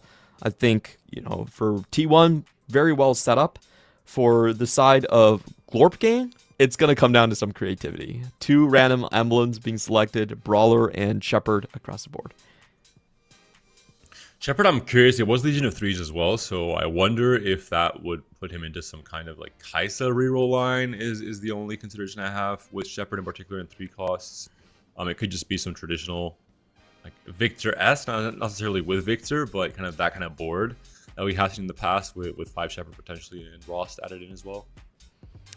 Yeah, it's always kind of interesting to see where the Shepherd does end up on. Whenever the Shepherd unit does cast, you actually do power up your, I think they're called Star Protectors, basically the additional AP that comes onto your board. Typically what we've seen is a lot of times you just run with 5 Shepherd instead of going for the 7. You don't have to run with things like the Teemo. And the 5 Shepherd is a very good AP line. It leads to a lot of fast 9 just because the additional unit on your board with 2,000 extra HP is so easy to streak around on stage 3. And if you're barely making it to 9, I think 7 Shepherd is still a cheap and effective board to do quite well in as late as stage 5 as well. Make it to 9 without enough gold to really fully transition into like the Bar 2, Sonar 2, etc. Allegory here, just going with an artifact start, is going to be a generic tank item, so we're not sure where he's going, but judging by some of these pickups, I would guess that Corki is a likely destination for him. Also has the spare sword here. Really, really strong start for Bintum though. Has the Kaisa as well, has the Gragas 2 as we mentioned, has the Primordian, so I think Bintum's going to have a very easy pathway to playing for Fast 9. Looking at the games, the last game from Achan and Maris, I think they had spots that were not the highest tempo in the lobby, which makes it harder. Because the goal for Bintum is going to be 7 or 8 win streak into going to level 7, getting his TG cash outs, and trying to propel this into a 10 win streak ideally. So we'll see if he makes it there with these upgrades already. Yeah, I don't think any of the boards we've seen will be able to take him down. I'm very curious about Luffy and Crazy moving. These are the two boards we haven't really identified. Luffy here, shown on our top side, is just going to be starting with a, this is just a standard fast 8 line. We'll see where he ends up. But I think the fast 8 lines are actually quite congested at this point. He's going to have to pivot very well. There's Shepard being taken, there's Corki being taken, and there's also Brawler on his own team that might be taking away a lot of the Marauder E lines. So we'll see how he kind of pivots his spot. Kale offering item component here, and the mystery loot coming out from Thresh, of course, on the stage 2 offerings. I wonder if for someone like Luffy, he's going to have to hope for some direction off of his 3-2 augments. Maybe some emblem, like Dark Star line opening up, for example, would be, I think, fantastic for GlorpGang as a whole. As you mentioned, well, the moment Zaya is not playable because of the constellation, it does suddenly make things a little bit more awkward if you have multiple fast 8 players. Yeah, it does look like the Kindred, Master Yi, Jinx sort of line is going to be heavily contested across the board. We do have Crazy moving with the Challenger emblem to start his game as well. And, as we've talked about, that means that SCSC with Belveth suddenly looks a little bit weird on how they're going to negotiate their landing spots for both of these compositions. And then you have a potential Brawler E and Luffy going for Fast 8 as well. So I feel like the sort of AD, Marauder, Brawler, those type of lines are going to be... It's going to be a bloodbath to see who actually is able to stabilize. Here with an MF as well, just as an item carrier, I have to imagine, for stage 3. Pretty strong for Brawler board, plus a backline carry is going to work out, at least for maybe not winning all these fights, but preserving HP while getting the patient study XP. 4 players, where are they going to land? Where can these bows even go for these two comps? Allegory, as we mentioned, probably most likely going for the open Corki line, and indeed has the Deathblade slammed already. Bintum, again, going for the fast 9 tempo. 100 HP still. Doesn't look like there's any chance for contests on the boards we've seen so far. Holding extra rec sizes as well. I mean, especially if he finds Kaisa 2 somehow has a duplicator. That could be just the final nail in the coffin in terms of, I have to imagine, guaranteeing the win streak in stage 3, especially if you can find some way to like maybe itemize a Kaisa, have an item augment on 3-2, for example, instead of a second econ augment. Yeah, I do think we have the full win streak, full loss streak set up very well for T1. This is what they love to play with. The dynamics might change a little. I think what Bintum is most likely to do, gets a Kaisa 2, and then he's going to start sacking on stage 4, go straight for level 9. That's the point where he's going to kind of take his foot off the gas pedal, give his teammates some more breathing room for them to find their own caps. But this is, I have to say, this is very, very comfortable territory for how T1 likes to execute their 4v4. Zagranda is pretty locked in on playing into this Jinx line. It looks like for now 4 Jinxes. Has the Akali we talked about very early on in stage 2 was already 2-starred. Has a Brawler in as well. We talked about there being so many different variations. This Jinx reroll line, both the Jax version and this version of Primordian, can fit so many different emblems to some capacity. Maybe not in an ideal manner, but there are quite a few flex slots that you can kind of play around. And we're seeing Zagranda play around the 4 Brawler here. Oh. And he gets gifted units that all fit his composition. 2-3 cost directly in his line. My wonder here is, if Zagranda has such a strong spot, where does SCSC go? I don't think he can continue to play with Belveth, given his replicator line. He might even be rolling down right now. Full loss streak for SCSC. I think we should take a look at his side of the board and see where does he actually commit with this.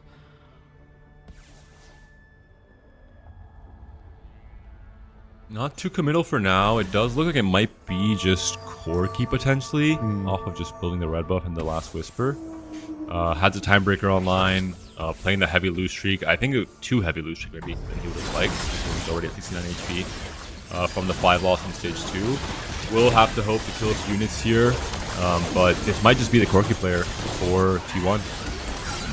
We'll be contesting Allegory, who I think has a stronger spot, extra items, coming in, a more natural transition. 3-2 will give T1 a potential chance to come back from their deficit, but I have to say SCSC's spot is looking quite precarious.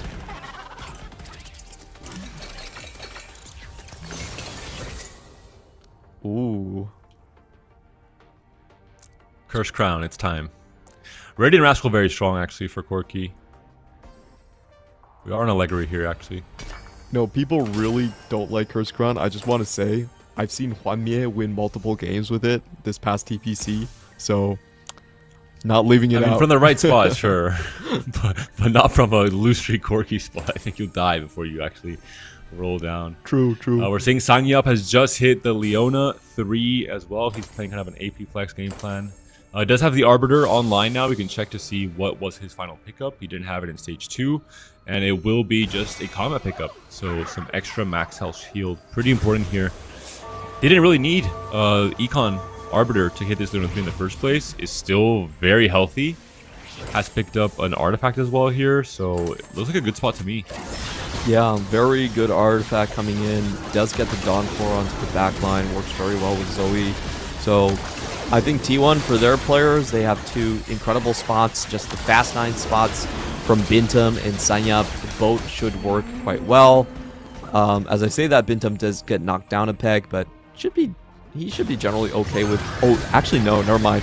He really wanted to win that. He actually leveled all the way to 7 just for the additional TG and still didn't manage to win. So pretty big econ loss for him. And Midterm did get a lower tempo 3-2 augment with the 1 buff, 2 buff. I guess the red buff and the blue buff, 2 items, yes, but then a duplicator that he won't be using until most likely he is going level 9. As we mentioned, the ideal is you're able to win streak until the TG, and then off of the TG and that extra value you get, you can propel that win streak forward. Of course, in 4v4, the opposing team is trying to stop you from having too easy of a game. They are rolling heavily for the reroll players in particular, like we saw from Zagranda, to make your life more difficult in stage 3. Yeah, we're going to be taking a look here at Luffy's board. Does look like there will be some minor self-contests here. Luffy also trying to play with the rerolls. Actually, no, I think Luffy might be going for the Fast 9 I think it might be line.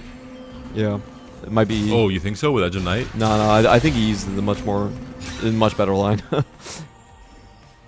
I think it's probably most likely Yi. We have to see what his Psionic item is. We talked about Zaya not being playable in this game, so it makes you have to play the more, I would say, slightly subpar lines. Master G has proven to be on this patch. Chain Vest and Random Boon. There's a lot of players that need a good gold injection here. Early TK for Luffy if he wants it, sitting at 42 HP. Can help him start farming those eventual upgrades if he does play the Yi line and Tomken stays on the board. I mean, maybe if he gets an Econ augment on 4-2 and he has a spot, he just pushes straight to 9. I think it's unlikely, but it's still in the realm of possibilities. We'll invest it as a pickup.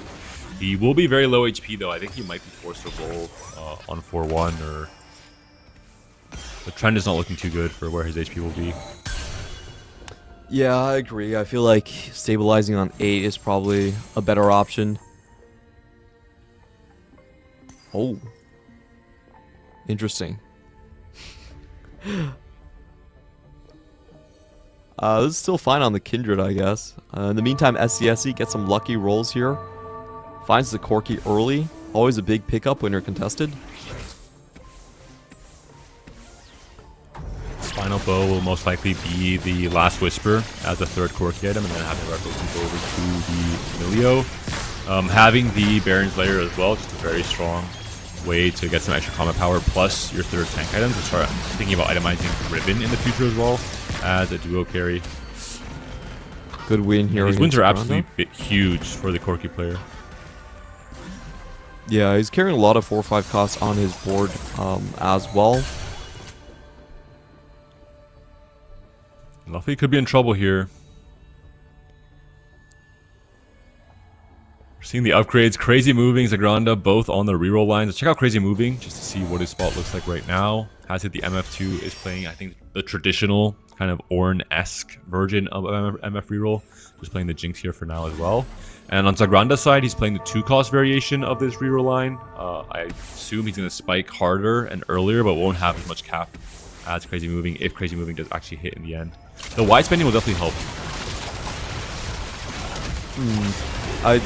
I just think Luffy's spot is just... It looks so bad. Considering that he's getting contested 2 ways on most of his units for the Brawler E line. We'll see what happens, but if he can make it to 4-2 Augment and find a bailout level 9 spot, that's probably the best for his chances. I don't see the fast 8 option actually working out for him. 2 contested on the Kindred. We have to go to Luffy. I think Luffy will be rolling now, either on creeps or on 4-1 at the very least. I imagine on 4-1 you get 3 extra rolls if you're able to. I guess you can stay about 80 anyways, maybe. But it does level to 8 early. Won't be rolling here just yet. He's going to have a very hard turn on 4-1 though, to make sure everything goes through. I think Allegri equally so. He has enough HP to maybe wait 1 more turn. I think he's not quite rich enough, having a portable board instead of the on 2-1. Yeah, so I think SCSE, if he rolls earlier here, it might be quite dangerous. Yeah, and SCSE is going to get the earlier roll. Ooh, that's going to put the Corki player, Allegri, in a very bad spot. Yeah, Allegri is forced to just go to level 8 and roll now. But he hits the Corki 2 straight off the bat. Has the Rammus as well, finishing off the rest of the board. I think Luffy's also rolling. We'll check with Luffy really quick as well to see what his roll down has looked like. He's not, so he is pushing to level 9 directly. I feel like... Are you shocked, Clement? I feel like you kind of have to, given the way other players are shaping up. So he's just banking on 4-2 and then going straight 9. I did agree with you earlier on with the Brawler E, but just looking at how contested that line is, I don't think you can settle for it.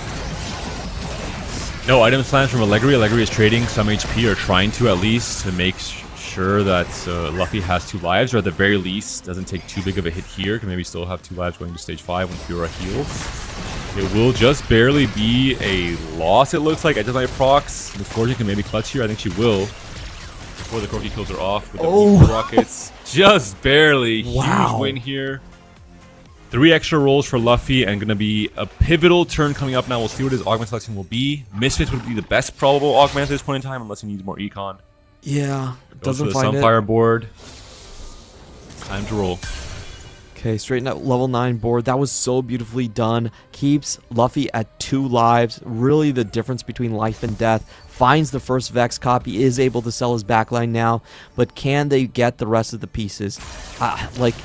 Marksman, Graves is important, Shen is important. Fiora coming in is huge with the additional HP gain.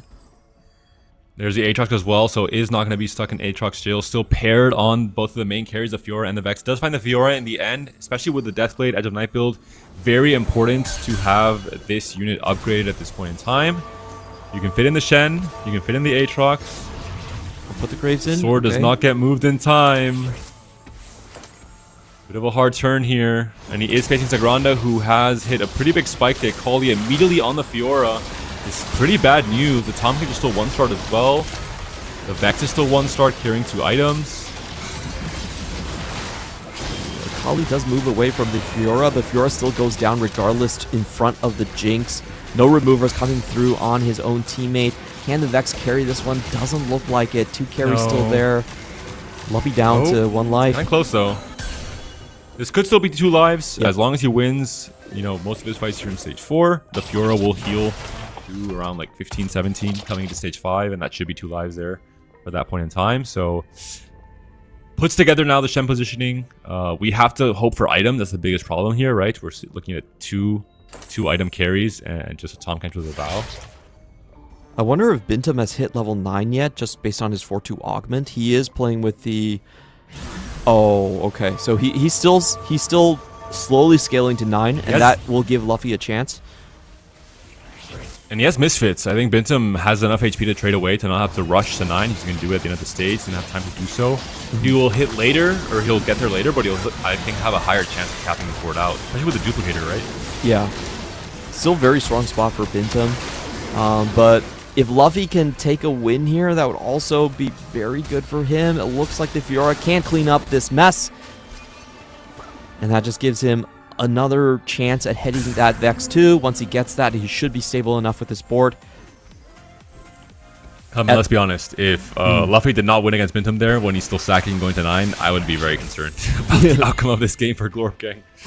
That was a must-win for Luffy.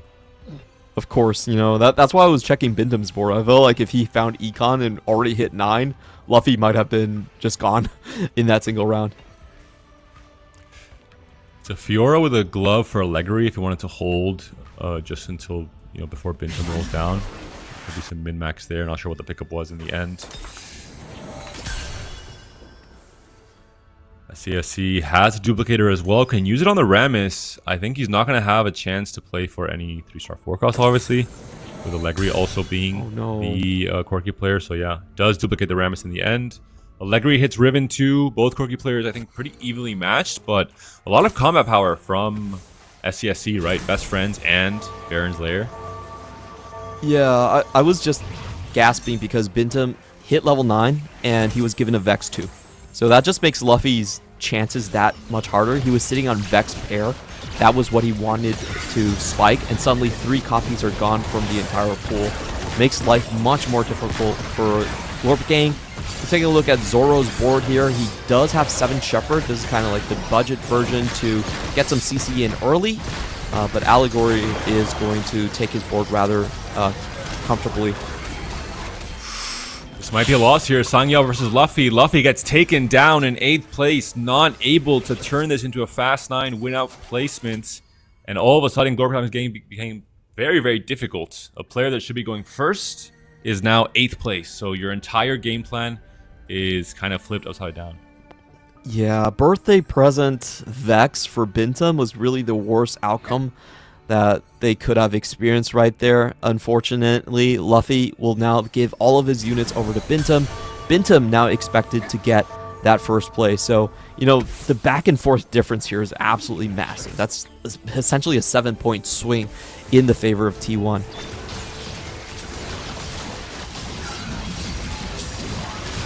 Just better item quality, I think, overall as well for Bintum.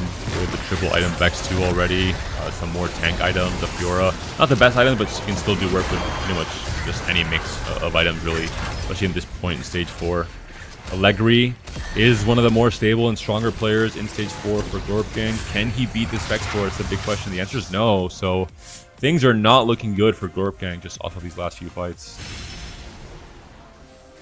Yeah, I don't think it's realistic that they can take first place from Bintum. I'm looking at their spots. It just doesn't look very likely. So they have to, if they want to win, they need to force SCSC and Sanyap into the bottom 4. But looking at their HP totals, it's also just very, very difficult, right? Sanyap 66 HP, SCSC 47, and win streaking.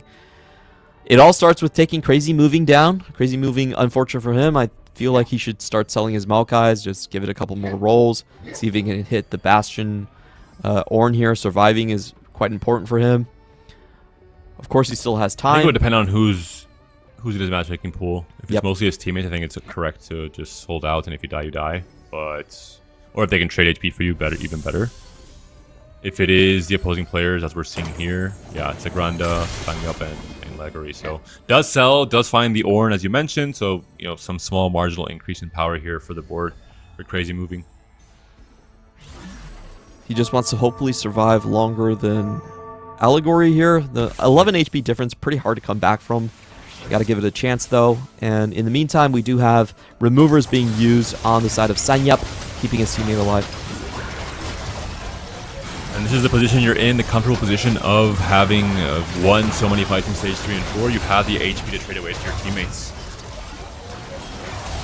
Just very strong Leona start from him. Really like the roll down for the Leona 3. His Arbiter was not a Leona printer. He actually just hand rolled for that one. gave him a very good basis in Stage 3 and Stage 4 to move on to. And now we're going to see Allegory also won his fight there. So looks like Crazy Moving most likely still going 7. I kind of expect the team members for T1 at this point to just say, you know what, Crazy Moving, we're going to play full pressure. We're not going to use removers on you anymore. Like, if Allegory lost there, maybe they would still try to sack, but at this point, I feel like he's just gone. Kind of surprised to see Allegory still alive or winning fights with the Rammus still not upgraded, but he did have SCSD and Sangab in his pool, so he could be in trouble. We'll see who Crazy Moving is going to be facing in this 5-2 fights. Yep, we can check, I think, Zoro's board here to see some action going on. It will be Zoro versus Bintum. Bintum has gone 9, has rolled down, has hit most of his upgrades, should be the strongest player in this lobby. It's a somewhat close fight, but still going to be a clean win for Bintum. The misses in particular is just a strong combat augment for the Fast 9 board. A lot of boards basically stuck on 8, both for Zagranda is playing reroll, so he's not able to cap out. Allegory is stuck on 8, and so is Zoro, unfortunately. So it doesn't look like they have a win out spot. Their game plan after Luffy fell down has basically been trying to out-tempo the rest of T1. That plan also seems like it's slipping away. So I expect T1 to actually just walk away with this one quite handedly. Yeah, looking at the HP totals, I mean, we're seeing it there, right? The top 3, the podium now, fully covered by T1 players. Just a really big HP gap even between Bintum, who I think is the strongest player flat out in the lobby, and Zoro at 27 HP. Allegory now dropping down to 1 life, playing his teammates, 7 Shepherd War from Zoro. Still no Rammus 2 is kind of tragic, but it's part of what you can expect if you don't hit an Econ Augment, right? Playing into Corki. You're playing it from Tempo, from Win Streak. That's what ends up happening. Double loss, but smaller loss for Crazy Moving, so we're going to require a first and a second from Zagranda and Zoro to win this game from GlorpGang. It is looking highly unlikely from him. Yeah, I have to agree with you on that. You know, we said a lot of great things about this Jinx, Belveth, Akali line, but unfortunately this is mainly a top 4 line. You're not really expected to be able to go into the first and second places that are reserved for the Fast 9s here. We'll see if there are any positioning tricks that he can pull off. He does have a very strong stack alongside the left part of the map. Maybe that can work some miracles here, but it is a very long shot. Especially the Retribution, I think, not really considered the strongest augment. It's good for Tempo, obviously, in Stage 3. You get 2 items. You already get Precision from the Akali, so that's kind of lost. You're getting a little bit of extra stats in the Hodges themselves, so that's kind of item. So all in all, I think not the absolute best setup for this top 4 comp to cap any higher than that. I would have to agree with that. Just looking at this fight, it does look like, at least against the Ghost board, Zagranda will take another step, but in the meantime, Zoro just being stuck on 8, having to donkey roll for Sona, doesn't look like a winning strategy for him. This is, even though it's 7 Shepherd, it's kind of considered the weaker version of this line. You really don't want to be playing Lissandras and the Teemos this late into the game. You prefer to swap them out for the Blitzcranks and play the 4 Vanguard front line. Unfortunately, he's unable to get here, and you know, I think it's correct to stop rolling here. I mean, if you want to win, you need to go 1-2 anyway. So you might as well just bank on some RNG luck and see if the PvE round gives you enough gold. And really, I mean, this would all be fine for GlorpGang if Luffy would be in the position to win this game, right? Zagranda, Zoro would bleed out here in like 3rd, 4th, 5th, and then you have this win-out player who can win the game and win it for the entire team. But because Luffy went out in 8th, everything seems so much more one-sided when it comes to the results here. GlorpGang out in the bottom 4. 3 different players, Allegory, Zagranda, and Luffy out in the bottom 4, which means that this will be a Game 1 win towards T1, currently occupying the entire podium in terms of the HP total. So a very dominant win from them. I think a great question to ask about this game is, was Luffy's decision to Fast 9 correct, or was it actually more beneficial to roll on 8 for the Brawler E composition, even though it was heavily denied on a lot of the core units like the Kindred, like the Urgots and the Maokais, just being out of the pool from other player contests. I think that's a very difficult question to really answer. Luffy was actually quite close to turning the corner, but unfortunately... I'll answer it for you. Okay. It's not difficult at all. They needed a win-out player, so I think he had to take that risk. Yeah. Allegri was not going to be the win-out player. Zagronda was not going to be the win-out player, and Zoro. I mean, it's a nice board, but it's going to be very hard to get this to be a Fast 9 AP board from his roll down on stage 4. So I think Luffy had to take the risk he took. It didn't work out. That's how it happens sometimes in TFT. You're forced into a spot where, because you're risking so much, if it doesn't pan out, you fall so much more behind. That's part of the risk-reward strategy of first or eighth, and they had to match Bintum in his Fast 9. If Bintum had a less high-tempo start, and a less, not as strong as a spot to play for the Fast 9, maybe they could consider saying, hey, we can just kill off Bintum with high-tempo stage 4, but it wasn't the case, right? Bintum was stacking the Yeah, I feel like Bintum just hit level 9 a lot earlier than they would have imagined. He was able to pull it off like off interval on 4-3, which is a very interesting move by Bintum actually, and was able to get a Vex directly off of it. So just kind of sealed the door on Luffy with the Fast 9, with Bintum's birthday reunion, just giving him a very good present right off the bat. Finds the natural Blitz 2, equalizes, and as we talked about at the moment, it was essentially a 7-point swing in T1's favor. Very difficult to come back from that spot. Even if we're matching and comparing both of the kind of AP flex spots with Sangyup and Zoro, Sangyup also looked favored after his, very early Leona 3, while having a combat Leona and being level 640 gold with Leona 3 on 3-2.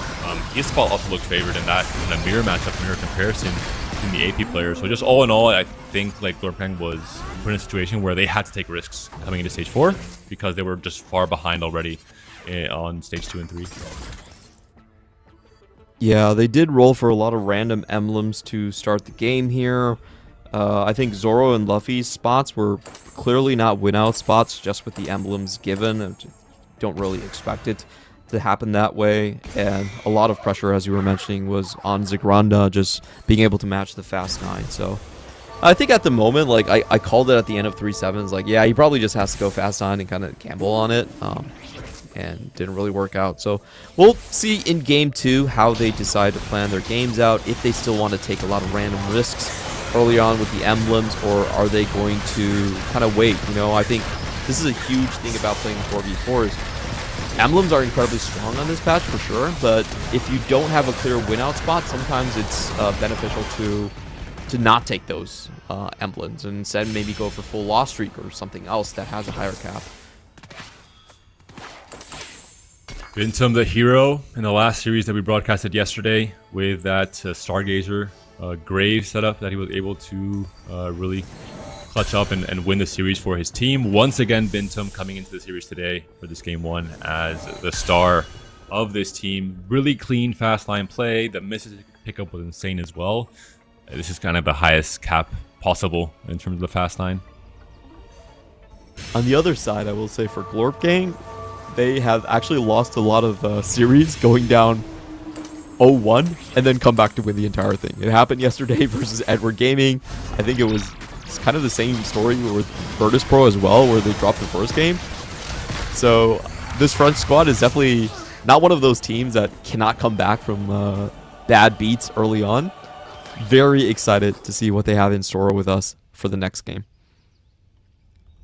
And I think as well, GlorpGang can analyze as a team, hey, we did get a little bit unlucky, or maybe the opposing team just had better spots, and obviously they played well, they deserved those spots, but all in all, I think Allegri lowered his roll down compared to SCSC, for example.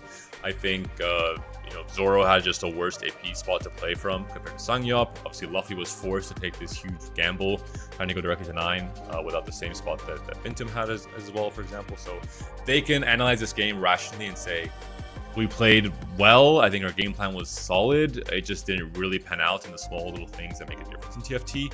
We can bounce back in game 2. It's not like we were playing, just a bad game plan from the start, like a Poppy Nasus hero augment.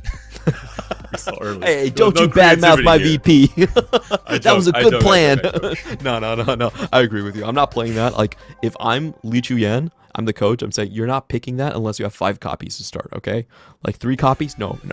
You're throwing that in the bin. You did not see that augment. Honest opinions, VP, if you're listening. Yeah, but I felt like Allegri for his roll down, like he actually had a lot less gold compared to, I think it was SCSC. Yeah, SCSC on the other side. Yeah, at least 30 less gold. Hit the Corki 2 on the first roll down. I thought that was actually kind of very, very surprising, but wasn't able to find the Ratmus in the end. So I don't think that was completely outside the expected result, just given how they started the game, because they didn't full streak, right? That's what T1 puts a lot of emphasis on, is you want very clean full streak, full loss streak spots, and you want very clean full win streak spots. And they did that in stage 2, which gave them the gold advantage, then in stage 4 and 5 to kind of outpace their opponents. We'll be taking a very short break, and we'll be back with GlorpGang versus T1. We'll see if T1 closes out the series and qualifies directly to the main event, or if GlorpGang has more to say and maybe has mounted a comeback in this potential game 2.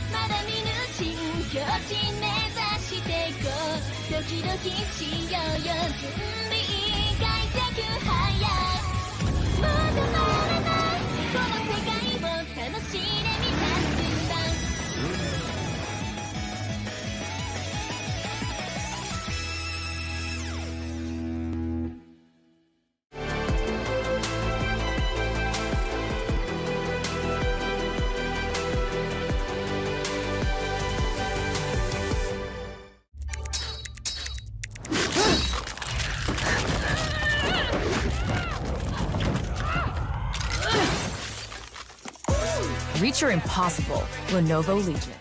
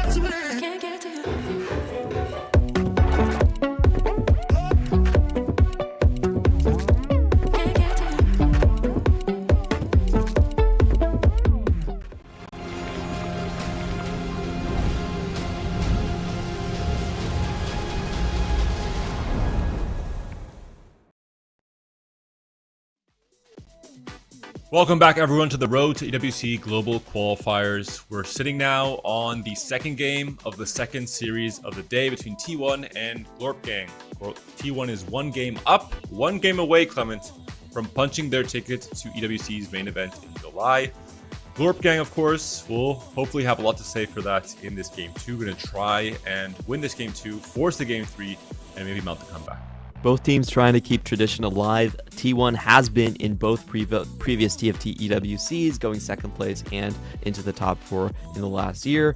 For GlorpGang, they want to keep the tradition alive of a French team coming in from maybe not the S tier, but from the A tier, going to EWC from Pa and branching out, coming there as well. We're going to come into the gods with, I believe it was Ari and Thresh, and now the Morgana encounter. Fast 9 a little bit more available thanks to Ari, thanks to the golden injection he'll be getting, especially in stage 4. Yep, and we'll be taking a look across the board. I think a huge problem in the last game was just the lack of tempo coming in from GlorpGang. They were losing a lot of HP to the 2 Fast 9 players on the opposing team, which just meant that the T1 just dominated in the win-out condition. So I want to see if they can slow down their augment selections, try to be more mindful that they need a win-out player on the team, and really hunt for those conditions. Stargazer will be the Serpent, which means that Zaya is back on the menu for this game number 2, alongside Lulu as well. And of course, no extra requirements needed for the Stargazer to do well. You don't need to have it in from early on like the Mountain and the Altar. So a pretty flexible line that is available now for our Fast 8 players. If they're playing from a loose streak, you can play into Zaya as well. We do have Prismatic Party because of the Morgana encounter, so I expect a lot more Fast 9 lines to be played here. I really want to see the player try to angle for that even preemptively, holding on to some of the Nova components that can be played there. And like I said again, I think it's up to GlorpGang to, take augment selection a little bit slower and try to figure out who has the best spot. You really want to hunt for those upward mobilities, those kind of heavy gold starts. You know what I want to see? What do you want to see? I want to see an Exalted Adventure. Oh, it is kind of risky, but Trade tree picked up here by Sangyup. Primordian, Psionic, and Space Groove, not the most synergistic of options. Unfortunately, we're looking at Bintum's position now. Has a chance to pick up something like the Upper Mobility as kind of a fast line option. Depending on his board, maybe Deadlier Blades makes some amount of sense. You have a lot of item components to slam if you're trying to go for kind of a 3-item carry right away. Yeah, I think they're trying to figure out who has the tempo and who can go for the full loss streak. If the full loss streak is available, like Hedge Fund could be an option. Otherwise, I think Upward Mobility is just considered kind of like the default fast line option. Yeah. Just a bit stronger. SCSC SWAT. Looking to be emblem-centric, playing around the Anima emblem for now. No Anima online just yet. Yeah, Tactician's Kitchen into Anima is not considered particularly strong. I do want to see at least a 6 Anima once. Like, I actually have never checked what the cash out is. You get rewards every single round if you get 6 Anima in. So, just kind of my... I think you get like a gold orb worth of rewards every round, I believe. Whoa, that's actually a lot. Like, that's actually... A gold orb, I think it's like 6 gold past stage 4, so... Quite a powerful reward if he does get it. Check out some other spots. We've seen Bintum with upper mobility. Some of the GlorpGang players we haven't checked out just yet. Allegri on Comeback Story. I'm curious to see where he goes with this one. Yeah, so it does give you raw AP AD stats. You want to find something like, damage amp to kind of work with that composition. I forgot if you said the Zaya position was playable. Yep, it's the Serpent, so it is definitely an option. The ground on the Meeple +1, looking like it's going to be the Corki player. For now, just playing on the Briar with the Last Whisper and the Sterax. Hoping to have items for the Riven, the Corki, and the Rammus. Maybe if we see Zed on 3-2, that could be a pretty insane win-out spot from Zagranda. There will be no Zed because it's Prismatic Party, so true. dampen your hopes there. I don't have that much power as a caster. That would be kind of insane if you did. In the meantime, Zoro, I think this is more of a just standard fast 9 composition. With AP, we have seen this being played a lot of times. You can put the Gambler's Blade just onto Teemos or onto the LeBlancs that really use the attack speed.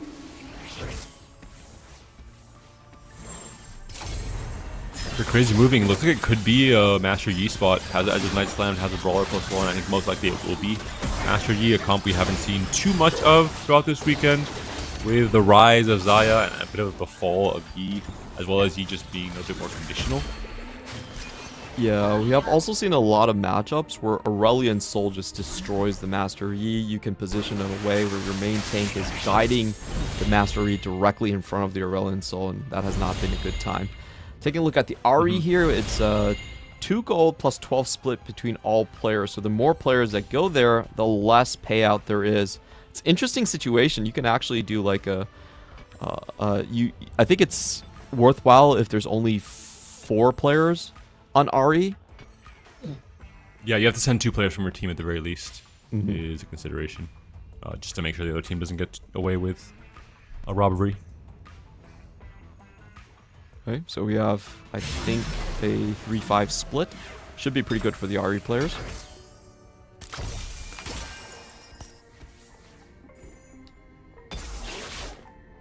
Tactician's Kitchen coming in from Zagranda. He's already locked into his comp, but with the extra spot, I think this is he has a potential win out from just being able to print. Always kind of interesting to see 7 Meeple being utilized.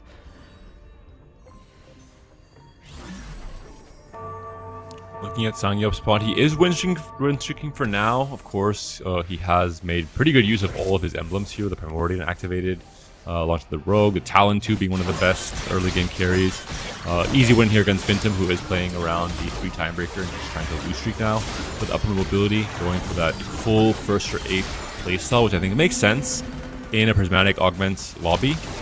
It's hard to pull off a full lose streak class 9 usually, because you just don't have enough gold usually to make it on 4-2 or 4-5, but this might be an exception here from Fintum. Yeah, he's definitely in the groove for playing multiple Fast 9 compositions back to back. SC is not full win streak. I think he just found his anima, so going to pivot into this line. It's kind of interesting to see where he goes with this. I feel like Anima's Tactician's Kitchen is considered one of the weaker spots that you could be playing. Most of the time we just see this being pivoted into a quirky match. So just making sure Zagranda doesn't run away with the game. Can get a Reforger as well, right? And try and make better use of this emblem as we move into stage 4. And maybe it just completely pivots his game plan around the emblem that he Reforges into if he does so. But it will be the battle of the potential quirky players here. SCSC up against Zagranda. SCSC also trying to lose, trying to get rid of an animal loss streak going into stage 3. And Zagranda not really inclined to go for a heavy loss. I think he wants to get any kind of free win he can on his path to level 8. Yep, so SSC will fall down here. It looks like Sangyup and Zoro might be holding on to their win streaks. Indeed, both are already confirmed. GlorpGang gonna have a decent HP lead to start this one off. I haven't been that certain about Zoro's and Luffy's spot, so I do want to check in on those 2 players. Gonna be taking a... Okay, so Lori is going... Zoro, sorry, is going for the most likely Dark Star AP type of line. And we'll see what Luffy is going for. Ooh, interesting. Okay, Luffy now, the other player going for the hedge fund, full Fast 9 style play. And we'll have a pretty strong board to maybe even win some fights in stage 3, despite the hedge fund with the Milio 2 already online, the Lulu here as well, so playing around the Lulu. I mean, it could be Lulu rerolls just straight up. I'm not sure if that's likely. From hedge fund, you do get a lot of extra gold. You can maybe like slow roll on 7 while sitting on a lot of gold. Considering the spot you're in already, right, with the Milio 2 and Serpent. Yeah, one of the playable Lulus for sure. If he gets wise spending on 3-2, that would be insane from this spot. Did Bintum roll? There's an MF2 on his board. That seems kind of surprising. I believe I mean, he has 7 reroll. I don't think he rolled. He got timebreaker rolls. Oh, true. And he still has 7 free rerolls. He's just checking the next augment, but I expect him to start playing for a little bit of tempo. That MF2 is allowing him to play a lot of different ways. Crazy moving, going to continue his loss streak.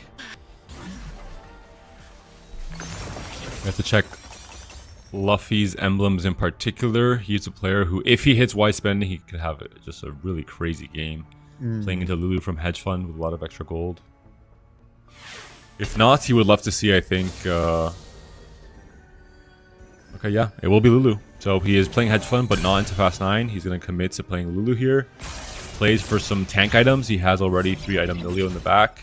Just wants to try and roll until he finds Jax 2. Doesn't make the Ornn here. Just to have a stable front line, and then can start maybe pushing 7 or just holding his gold. Pretty deep rolls coming in for him. I think he's actually overrolled past the point of stabilizing. Slightly surprised about it. Could have made a Nashers here, but just, I think would have even tried left over, so obviously just make double Warmog onto the Maokai for now. I like Warmags. Warmags sounds a lot cooler. War magazines. Exactly. Does not sound like a tank item, that's for sure. It sounds like an AD carry item. Hey, we all need some extra mags, okay? That's what I learned from my days of the FPS. Taking a look across apps. This is going to be Zoro's spot here. Still hanging on to the AP Fast 9. Good instant find on the item. Getting the Radiant... Striker's Flail. This spell looks fairly good from Bintum. Kind of high risk, but tiniest tight in into upper mobility, double econ augments, and has the MF2. Maybe some extra frontline here would be pretty insane, but you have a chance to stabilize some stage 4 at the very least, some of stage 3. Bruh, Bintum's just cheating. The spot is insane. It's pretty much the best 1-2 augment combo. I've seen Ironbog play this so many times in APAC, and it almost always feels like an insta win. Very strong win up potential from this player. This is a big round here as well. Luffy trying to play Hedge Fund into this rolldown, particularly for this reason. They want to be able to tax Bintum on his way to 9. They want to make his game kind of difficult. Even with his high roll with the MF2, you think, okay, you can win some rounds, but everyone has pretty strong boards on the side of GlorpGang. Yeah, they are still winning quite heavily on the HP. I still think Bintum is going to make it regardless. It's just too much HP regen. And there's also Ari feeding him additional gold to go into it. A lot of Thresh pickups here. I think Shared Wealth probably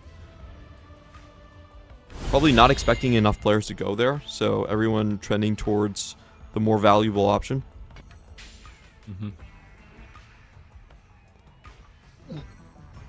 CSC has the option for a Tom Kent here, has a golden duplicator as well on his Ida bench.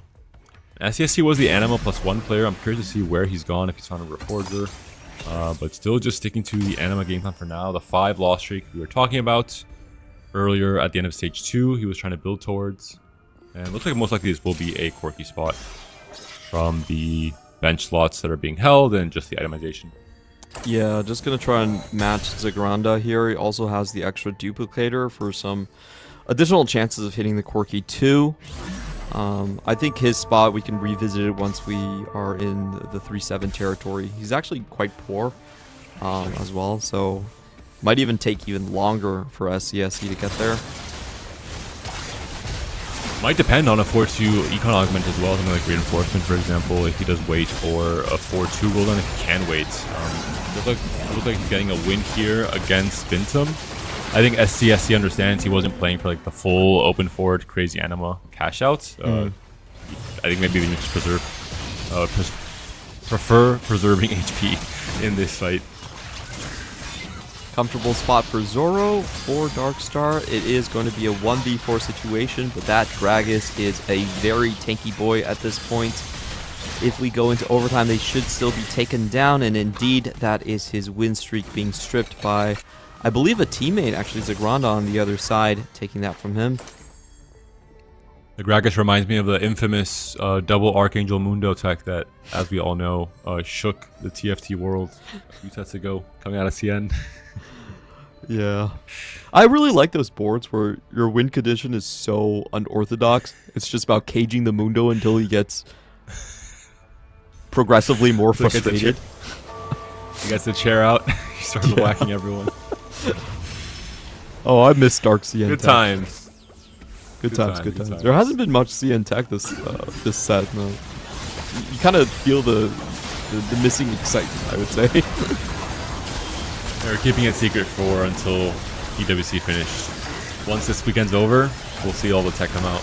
That's true. Honestly, like, because everyone is practicing EWC, there has been very little, cross study group movement. I think it's true even for the Western study groups that they've just kind of shut down until everyone is either eliminated or guaranteed. Another win here for SCSC, buying some more time, and a very nice find there. Level 7 finds the first copy of Ramis. Not sure he can roll at any time soon. Has a duplicator though. That will help him with hitting the Corki. I imagine this will be a 4-2 roll down after these last 2 wins. Bintum in particular though, he has been free-falling despite the MF2. He'll have to 4-2 it, I have to imagine. You can't really push the envelope much more than that. Maybe 4-3. I think he's completely fine, to be honest. There's just way too much gold and rerolls. He's sitting on 18 free rerolls here. So, honestly, I think Bintum stabilizes regardless. He just hit the jackpot with all the augments. I'm not even interested in what he has to cook up. I want to see Zagranda's spot if he can start rolling for the meeples. I think that will kind of decide the matchup between him and SCSC. Ooh. Radiant DB on the Corki as well. Still not pushing for the roll down just yet. I think he knows SCSC is far from rolling. They're going to go both roll together most likely on 4-2. Yeah, really nice board here. Getting the Primordians in for extra gold injection as well. Is going to have an easy matchup here, and off to the races we go on 4-2. This is very important for SCSC. He's Anima, low HP, doesn't have a great spot here. We will have to see what augments they get here and who will win the Corki race. I think this game really hinges on that. More important for GlorpGang. Name is so hard to say, I think, because Bintum is clearly in the win-out spot. Very close win here for Luffy. I think I just check Bintum if he's going to roll now on this turn. Bintum is the player to watch. He might wait one more turn. Bintum is offered invested if he wants even more gold. I think it's too much. Too much gold. Goes for the golden gamble instead. And yes, we do see the roll down here. Level 9. 40 gold, but 20 free rerolls to work with, and a whole bench or whole board of units to sell as well. I think he should be doing so now, just to make things a little bit easier. But we're seeing the high APM check from the experienced and veteran player like Bintum. I think the Jin 2 does make it. It'll occupy the flex slot that Morgana used to take on the board. Doesn't have the Vex in on her spot just yet. No Aatrox jail, thankfully. Is a Kali jail, though. Yeah. Just missing on the precision team-wide. But I feel like this roll down is fairly strong. Honestly, Jin might not be the perfect carry for you, but given how the rest of the board has came together, I do expect him to start winning the remainder of the rounds. We're going to take a look at Crazy Moving. He has rolled down completely even with Invested and has not found Master E. I'm actually very surprised about that one. I feel like that might have been a mistake on the edge of night. And also, the Yi immediately moved on to the Vex. This will be a loss for Bintum. We talked about it, these like early 4-2s, level 9. You have a lot of gold to work with, yes, but not quite able to hit all the upgrades he needs. He's now 1 life. This could potentially be an 8th pitch for Bintum if it doesn't turn the corner on this next round here. Can he find the Needs to find the Vex too.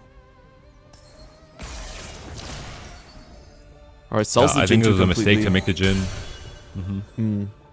Even the grade, I think, might be a mistake. You can't scale it in time. You don't have items for it just yet. I think you have to just play for having maybe 1 extra roll here after making the movement. And his full fight pool is all GlorpGang.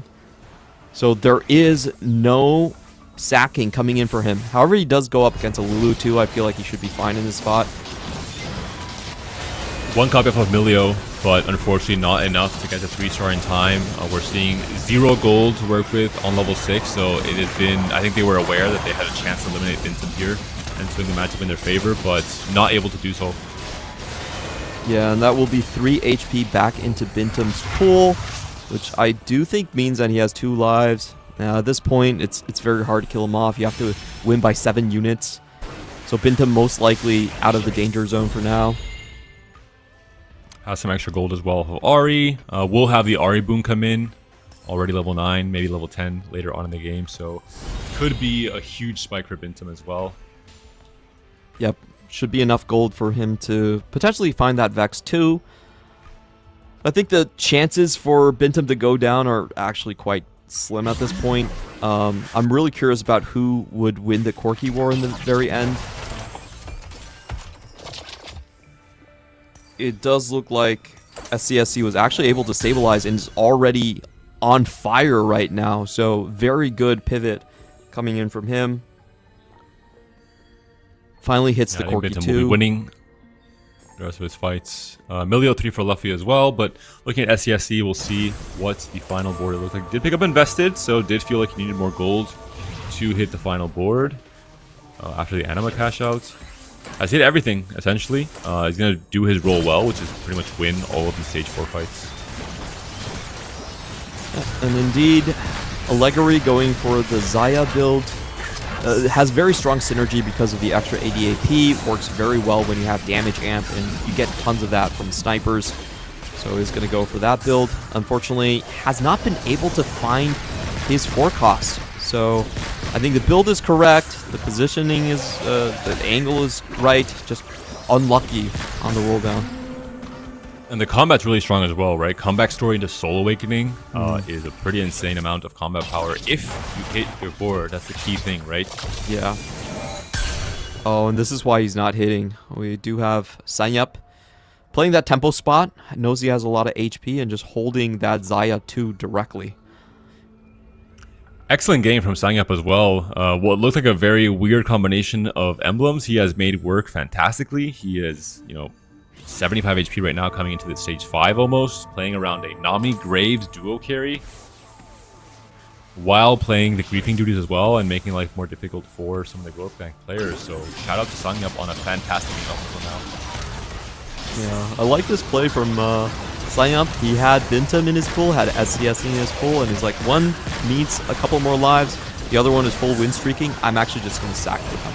Really cute play coming out from him. A lot of times you have to crunch the numbers on the probabilities of your fight pool. You know you're going to have 3 people in your pool, so you want to see their conditions. He has a lot of HP. He's just playing the deny game, making sure that the other members of GlorpGang are taking out before him. So, great idea to kind of just extend the win streaks for his teammates. And Sanyap in particular is much weaker when he removes items due to the sweet treats as well. Yeah, good sack coming in from him. Do want to see, I think Luffy is the spot that can win out on the side of GlorpGang. He was playing the sort of the AP Fast 9 Darkstar. Oh, sorry, not Luffy. Zoro was the win out spot for them. I wonder if Zoro is going to have enough power. He is level 9 right now, but is kind of late to the game. I'm actually surprised he wasn't going for the Vanguard AP, instead pivoting back into the standard Nova 9-5 comp. This time with Gragas over Tom Kench, and Bard just slotted in here for now. A hard turn coming up for Zoro, and as you mentioned, I think, not that he's late, Bintam was early, right, to Fast 9. Yeah. He took out a lot of those units due to the econ combo he had with the up mobility and the tiniest Titan. And Zoro's going to have a hard time stabilizing. This does not look like the board to win fights now in stage 5. Allegory did hit Zaya 2 at the very least. There's just a massive difference between the strength of Bintam's board and Zoro's board at this point. So once again, I feel like GlorpGang is going to lose that win-out battle. And if you lose the win-out battle, the only way you can essentially come back into the game is if you can win the tempo edge, right? So if you lose both, the chances are incredibly low. I will say, if Zoro hits, his board is going to be very strong. He has Radiant Striker's Flail on the Vex, he has a Radiant TG on a Blitzcrank. He has a strong setup, he just has to hit most of the board.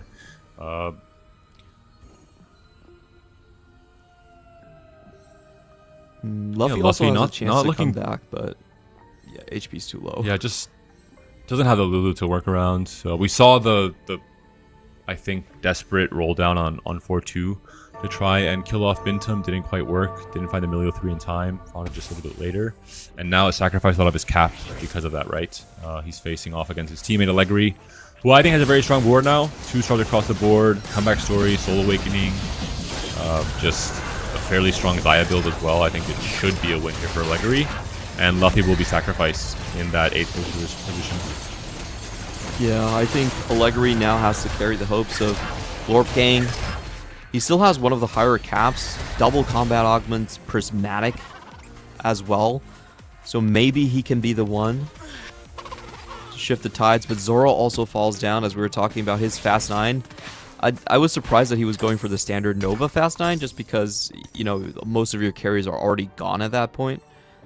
Coming back into this line, not hitting the Vex 2, not hitting the Fiora 2. Finally gets the Fiora 2 here in one of the last rolls, but is that really enough? He's going to have to face Crazy Moving with Master Yi 3. Okay, it's probably not enough. Master Yi 3 from Crazy Moving. How did this occur? I guess invested and no one really was in a spot to stop this from GlorpGang, but it looks like that's probably going to seal the deal. It looked very much in favor of T1 in the first place, but now this makes things very difficult for GlorpGang. Yeah, you know, they played a good game, but I think losing out on the early tempo hurt them a lot. I feel like the win out spot, just Bintum's augment combinations, was absolutely crazy. Also, just not enough attention to defend. Zoro does win here. But yeah, it looks very unlikely. I mean, you would have to have like a bot 3 position for T1 maybe, for GlorpGang to have a chance. Crazy Moving is of course a player who will not be losing any fights coming up. I want to check if Bintum lost to Crazy Moving, because there is a world where Crazy Moving actually takes him out. That'd be hilarious. It could happen. I don't think T1 are going to make that type of mistakes, but Bintum did lose his previous fight. I have to assume that he just lost it to Crazy Moving, but you know, it'd be fun to see. If there's some very bad matchmaking, Sagam is also very weak, right? He sacrificed a lot of his cap just to play tempo and play from HP. I don't think he'll be winning too many fights. I mean, maybe it's Graves too. I'm mistaken. But with the right matchmaking for GlorpGang, maybe some things can happen. Sangam is not that healthy at this point in time. Do you think SCSC should be falling down here? No, going up against the tank line. Graves 2 should be able to finish this. It's only Milio. Zoro does go down in 7th, and that makes things, I think, close to impossible at this point in time. For GlorpGang, Allegri 16 HP, Zagranda 6 HP. It was a valiant effort, but just very clean play from T1. Very clear win conditions. Bintum really being the hero in back-to-back games with a fast line game plan. And Sangyup, I think, also a great, fantastic, versatile game, playing around the space crew, finding the Graves, and just doing his job really well. And Crazy Moving, pulling a Yi 3 out of thin air and buying yet another win condition for his team just in case. Yeah, it does seem like, unfortunately for GlorpGang, they will be falling into the loser brackets here. They did beat Virtus.pro 2-1 already yesterday through Group B, so they're quite familiar with their playstyle. They have proven they can win. As I say that, you know, Zagrana has one last hurrah in him. Riven already chopping down the Graves is not going to make a difference just yet. The Psionic Gwen actually taking it out, and that's all members of GlorpGang being eliminated. Another 1, 2, 3, 4 T1 in this game too. The full board cell from Bintum. And all in all, T1 2-0 win in the series. Qualifies to EWC's main event. Yet again, 3rd time now in a row for T1. A team that I think we're very quickly associating with 4v4 TFT at the highest level. 4v4 excellence again from Bintum. They just have so many different win-out conditions and styles. We've seen Sanyup and Crazy Moving just play a lot of different tempo lines where their whole goal is just to lend HP to the win-out players. The only time we've actually seen T1 falter, I feel like, has been those instances where the other team actually outmatches them in win-out conditions. When the other team, like All Gamers, had multiple win-out conditions, then we saw T1 can sometimes overinvest in trying to keep those players down. But outside of that matchup, they've been very, very solid throughout. I think T1 is... You can say that they're facing more and more enemies in terms of the qualifiers. Flash Rolls has had their number for both of these years. All Gamers kind of ran through them 2-0, but at the end of the day, they're still that very high caliber 4v4 team. I will say overall, it has seemed like the two most dominant teams throughout this weekend have been the two teams to qualify the quickest into the main event, winning these two semifinals. That's All Gamers and T1. I think very deserved qualification for both of them. It'll be a really interesting decider match coming up as well between Virtus.pro and GlorpGang to see who gets that truly final ticket that is available for EWC's main event in July. We will be getting the best of 6 series between these two squads. So it's always fun to watch two teams that have intimate knowledge of each other's playstyle going head to head. When you have seen your opponents for so many times, that kind of gives you a better read on which each position is going to end up to. And as we've seen from VP, this is a team that does tend to play very reroll heavy. So kind of interesting to see that matchup. Not a lot of rerolls coming in from the side of GlorpGang. We will be going very, very quickly into that decider match later on. Big congrats to the winners, T1. Another deserved qualification to EWC's main event happening in July over in Paris. Bintum, SCSC, Crazy Moving, and Sangyup. Sangyup being the new addition to the team, still definitely putting up his weight, still proving why he is one of those rising stars coming out of Korea and joining established, veteran, experienced players like Bintum, like SCSC, and Crazy Moving. This makes it, I think, definitely a roster to be very wary of coming to the main event, Clement. I'm very happy for this T1 win. I think the best scenario for TFT as an esports is T1 manages to go to EWC every single year until Faker retires, and then Faker comes over and takes a spot on TFT. They'll have to decide who they pick, but that would be the best thing to happen for our sport. We have to stop Clement from dreaming too much. He can get carried away sometimes in moments like these, but I'll try and keep him leashed, guys. Looking at the bracket, though, we do see here the two winners that have already made it through, All Gamers and T1. Big props to both of these orgs, both of these rosters on making it through a pretty nerve-wracking weekend, right? You don't have any guarantees. There's only 3 spots for 8 different teams. So big congrats to them on surpassing this challenge. And now the last challenge remains a 3rd place match between Virtus.pro and GlorpGang. As we've mentioned already, they already faced in the Group B. GlorpGang defeated Virtus.pro 2-1. Clean slate here, of course. No carryover on the scores, but the mental aspect of it is still there, right, Clement? Yeah, it's going to be very fun to see these two teams fight each other. They actually have one of the most volatile matches we've ever seen. Back-to-back-to-back blowouts, just trading blows back and forth. There was no close games between these two teams. So, what that kind of shows me is that it is going to be sort of a tempo battle. If I had to guess based on what we've seen, Virtus.pro much more likely to be the ones going for the 2-cost rerolls, even the 1-cost rerolls, as we've seen earlier on, to try to run GlorpGang out of the gym. So we'll see if their strategy is successful or if GlorpGang can hold on to those win-out spots. And the saying is, you learn from your mistakes. I wonder what these two teams have learned from the losses in these two series against All Gamers and against T1, what they can bring from those series into this final match as well, especially on this being kind of this weekend being the only real taste of 4v4 on 17.3. So there are some changes in the meta, some adaptations that teams have had to kind of pick up on and bring into their own strategies and game plans throughout this weekend. This will be the final test for both of these teams. This will be the final chance for them to make it into the main event. Any predictions, Clement, on who you think will come out ahead?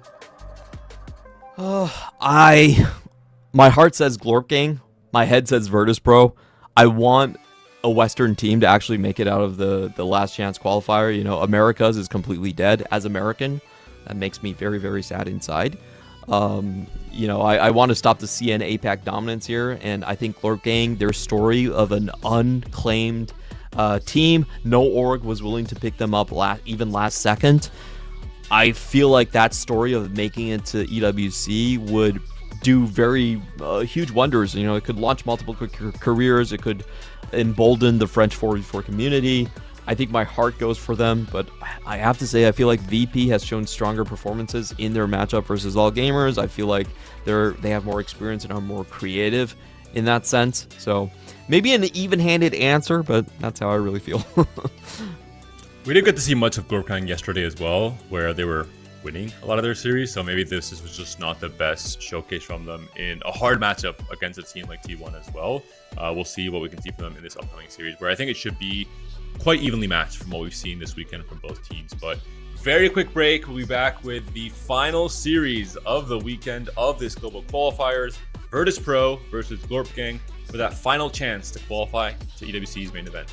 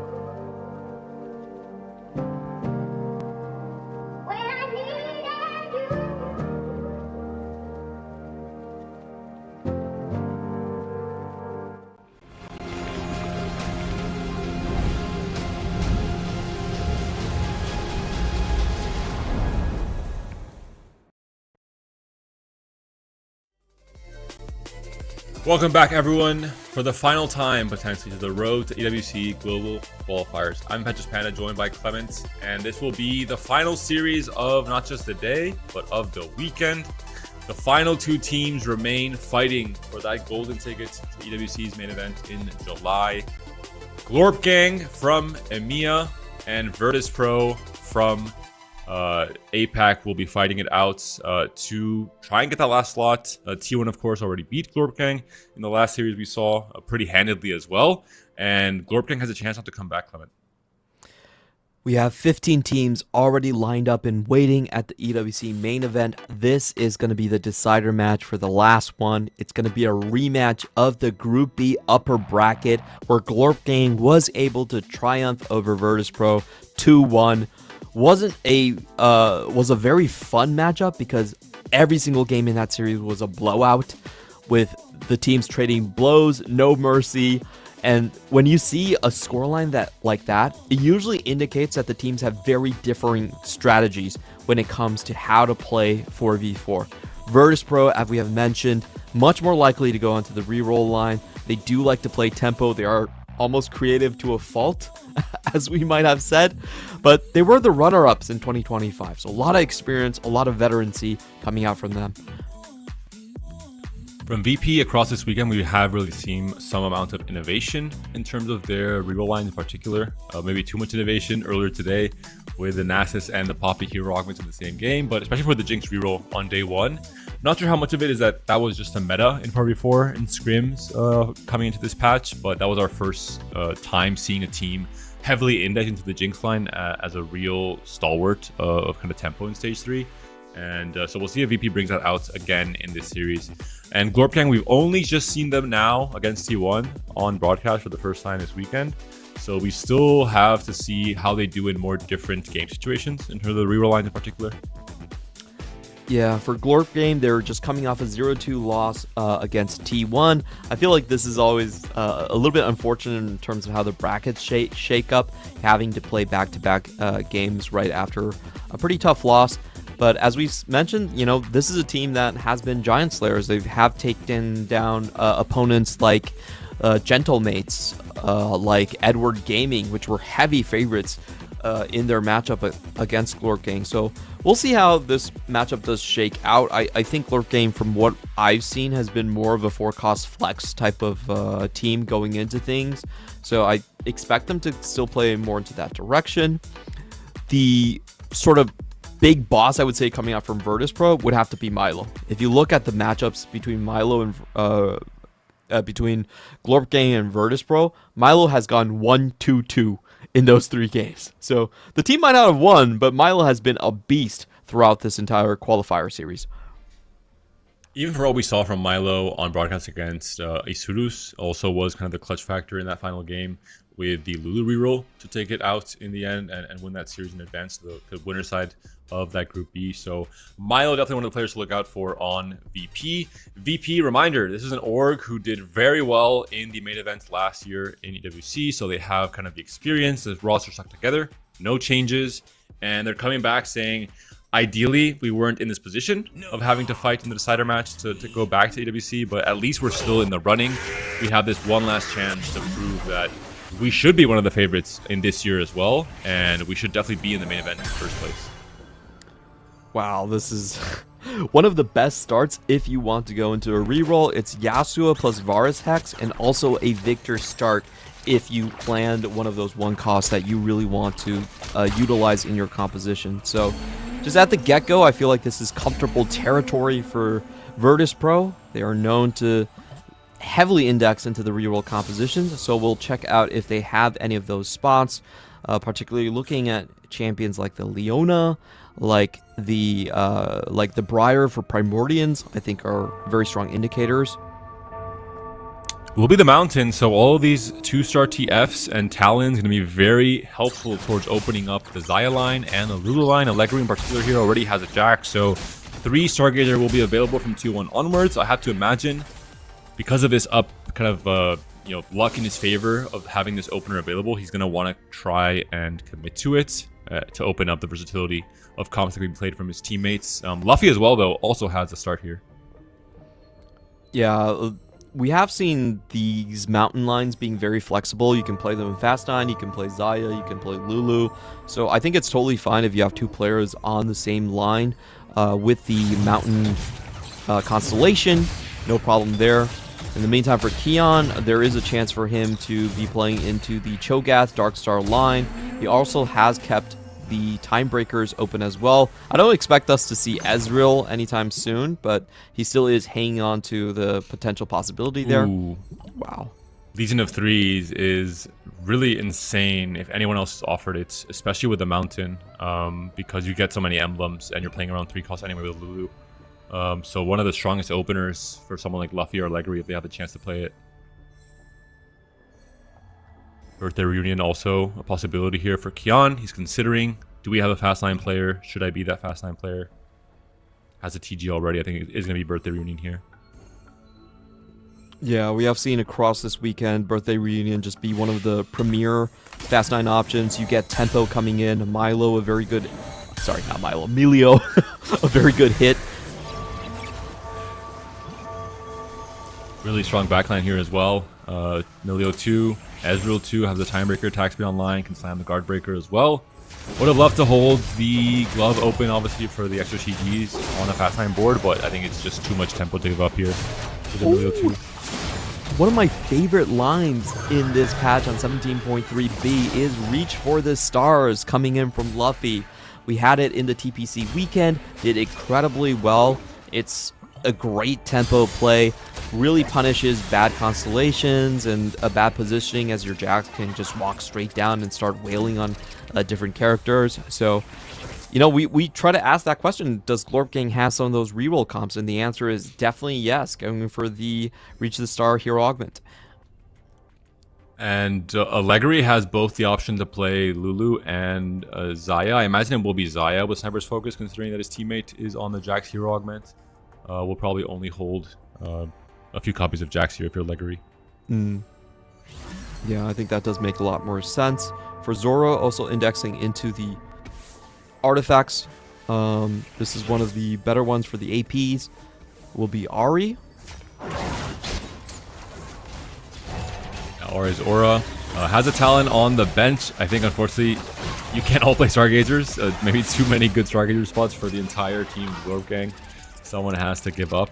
You can't just play Talon as an item carrier, though, once you move on to 4 with the Primordian start. Yeah, and I do want to check out NCC1 spot. Very strong from him. 100 HP going into this. Mars looks like just a standard fast 8. And Zerganda probably going for the Dark Star. So we'll see what the rest of the both Milo and NCC1 are heading into. Oh, NCC1 already staked his claim on the Dark Star. Interesting. Yep. While Milo is Meeples. Can check his Arbiter here with a Leon in the shop. Not sure if he's interested in doing so. There are some very fringe, like Talon Arbiter reroll combinations you can go for with the Arbiter +1, but I think probably not really in the wheelhouse here for Milo. Yeah, it would be really hard to pull off with how many Talons are going to be outside of the pool. Luffy just trying to make Jax 2. Yeah. Kind of interesting that he slammed the belt on the Jax. I don't think he ever needed it, and you still want the Titans and the BT later on. So there was probably a fight that was close enough where he thought it would help. And I mean, you have enough removers, I guess, somewhere down the line to just remove it. Cosmic Hex offered for Yasuo. That is really good for Jax reroll. You're gonna get just even tankier, even more effective unit, a bigger BT shield as well with the extra HP. So just really heads up. Pick up the Jax hero augment in this constellation pattern. Is one of the spots pattern that can actually win out. We typically don't think of hero augments as win out spots. They're usually just top 4 oriented comps, but with this setup for sure, that is looking like an incredibly dangerous board. And also with the tempo advantage, Luffy could be carrying this one for VP. Mars on the other hand, oh, this is looking a little bit rough. So he's coming into the Stargazer line, but it is already very contested from multiple ways. I think Mars is going to have to go for the Corki at some point. I do think Mars is not necessarily going into this line thinking I'm going to be the strongest player in the lobby. I think it's more so he has to slow down 2 Stargazer players on the side of GlorpGang, and it's probably worth it to get into this line, force his way in, contest the Jaxes, contest the Lulus potentially, and just play for placement really. Yeah, I don't think he can really stay in this position. For NCZ1, comfortable spot coming in from him. Should still be winning this one, even though there are a couple of additional bounces. I think he has his Primordian online as well. He's still generating gold.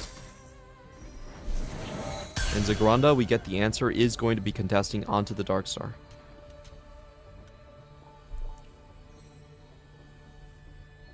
I wonder if Zoro will be playing into Corki then. I assume he has to, or else Corki's uncontested. And yeah, I guess it's gonna be maybe. Yeah, I mean the hold on the bench seemed like that's gonna be the case. I think it's likely to be a full econ stage 4 with Timebreaker and Primordian.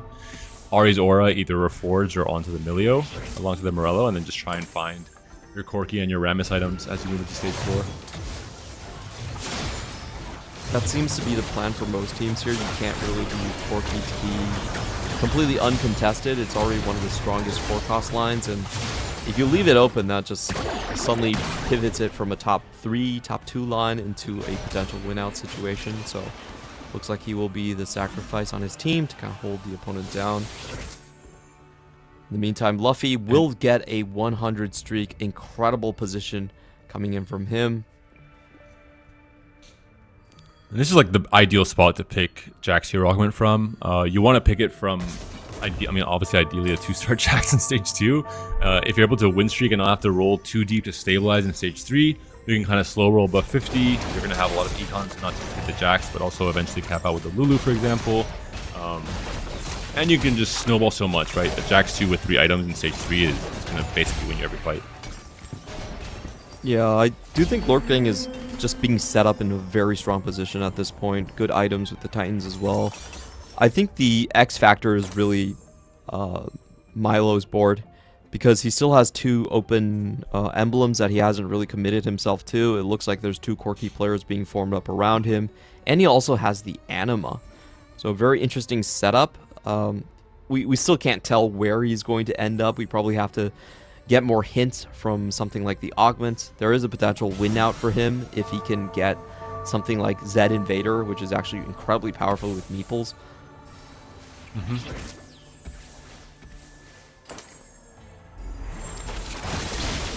Does slam to the Stone Plate though. That would be a potential Zed item if he goes for it. Obviously, it's still a very low chance to hit exactly Old Augment and exactly Zed, but if it does hit it, as you mentioned, that is definitely a chance to propel this spot into a very clear first place position if he's able to hit the Z2 eventually as well. But we'll see if that'll be the case with the 3-2 augments coming up. Are there any believers? We haven't seen Zed actually do well this entire tournament, if my memory serves me. No. Oops. We'll just be silvers here. I don't think he's... Can he restart here? I don't really think so. I mean, he's definitely thinking about it. His position is so nebulous. Can you really go into Corki here? I think you have to. Goes for the extra econ with the cognitive tax.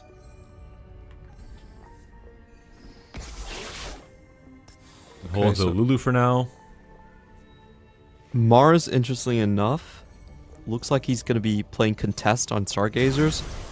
He's basically just trying to slow everyone down. We saw 2 potential Stargazers on the opponent team. Yep.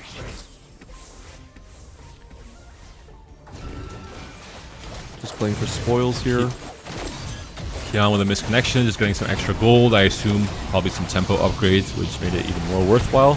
And just trying to make it to 9, trying to make it for the Birth of Reunion cash out as quickly as possible, while hopefully winning the rest of this stage 3. Battle of the Milios. This is gonna be so hard to play by play. You have two Melios with a Milo on the same team. In the meantime, I want to check out what Zoro's spot is, because I think his spot is the hardest one to determine just because of the artifact early on. But yeah, it looks like he's gonna go straight into the contest. It has to be. I mean, you can't leave GlorpGang contested. Every other spot on his team is called for already. So I think there's not that it's the best one to play into. He just kind of has to. Attention into the pickup here. No econ, unfortunately. Might have a hard time finding the board unless he doesn't. Maybe if he hits like a 4-2 reinforcement or something. And also the items will have to slowly get there, right? You're essentially wasted your two first items building anti-heal for the Milio and the Aura. But you need to find the 3 item spike on both the Corki and the Rammus as well. So we're shaping up to have 3 Stargazer players, 2 Corkis, but Milo a lot less HP. However, we'll have a lot more gold to roll down early on. We'll see what they get out here. Mana regen Ferris offering that useful.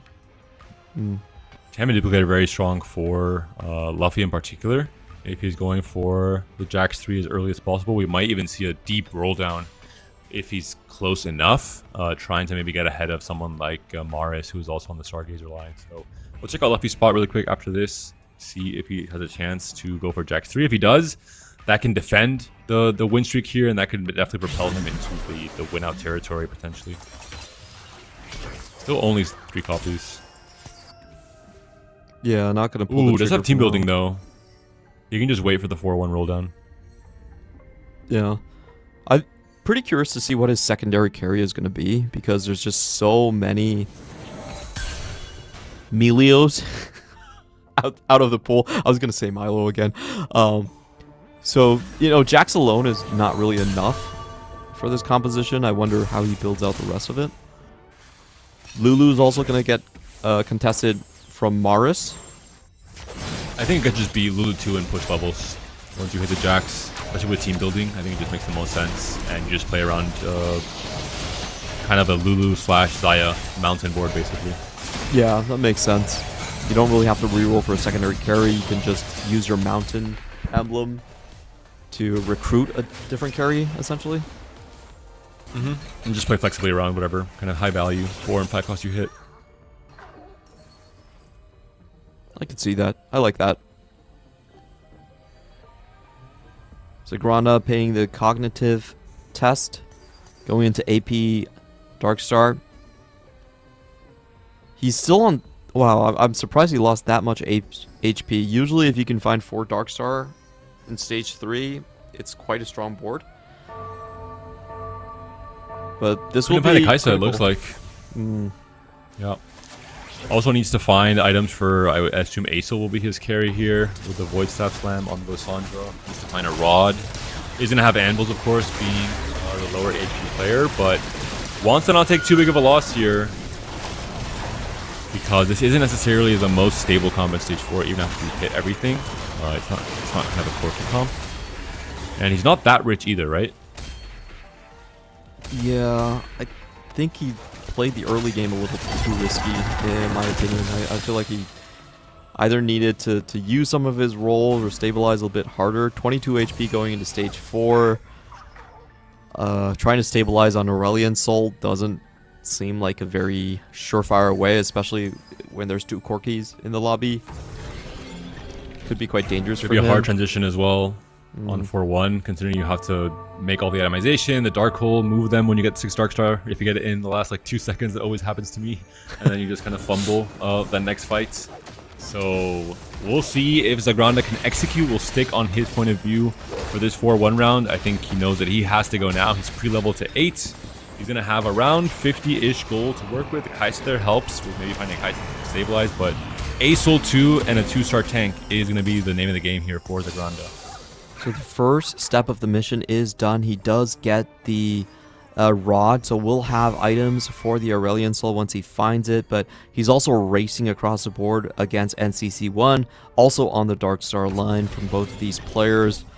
The execution has to come in quite fast. He still doesn't have an upgraded carry just yet. This will be very painful if he cannot find it. Karma on the pair. Doesn't quite It's get not going to there. be quite enough.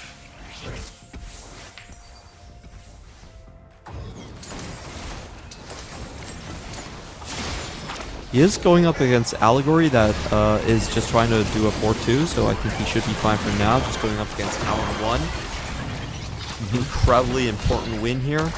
He didn't really have a stable board.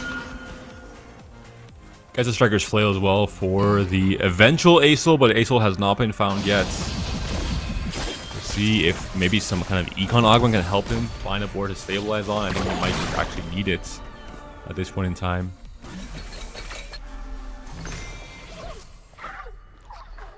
You can roll the second one, rolling.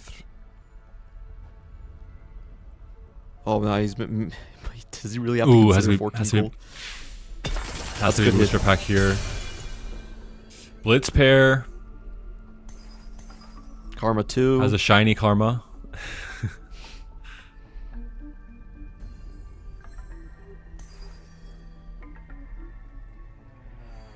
New pair as well. A lot of different options. Finds a Jin. Has a 6 Dark Star. Has to itemize the Acel and get everything locked and loaded before this fight starts off. The front line is not looking too strong. That's the only downside here. And it is going to be a Jax 3 for Luffy. Ascension picked up as well with both the Titans and the Edge of Nights. Going to buy a lot of time for this Jax. Doesn't have the Rage Blade, unfortunately, just yet. Or the BT. Good round to keep his teammate alive here. Still sitting on the Aurelion Soul 1. He has 80 HP to sack, so this is always a great thing of having a reroll player with high HP is you can allow your other players to get some reprieve for 4 or 5 costs to really hit that blitz pair. Once that blitz pair is found, I think Zarganda can then just be stable. I do want to check in on NCC1, the other Darkstar player, also on 23 HP. See how his game is going. This almost feels even Guard worse. 1. Yeah, no Acel whatsoever. Reinforcement as well, which is tragic looking at this board because you're thinking, where are the reinforcements? They still have to arrive maybe. It was a Nunu most likely, but well, I mean it has to be. Kind of tragic spot here as well. No Karma, no Jin. Can't even get 6 the Darkstar online. I feel like Acel NCC1's on- the weakest in the lobby. Yeah. Allegri still has not rolled, so Allegri looks like he's waiting for a 4-5 roll down. Interestingly enough, on this Zaya board, he felt he maybe just wasn't rich enough. Or wanted, I guess he saw there's no one playing Zaya, he just wanted to be uncontested on his roll down. Kind of risky, no? Yeah, it's insanely risky for his spot. It just gives a lot of leeway for NCC1. You know, suddenly NCC doesn't look like he's guaranteed to go 8th. We're going to be checking on the Quirky fights here. Quirky pair for Milo. No Deathblade. But still has a lot of HP. Very comfortably. Kian will very comfortably make it to 9. We're looking at his spot, his gold there as well.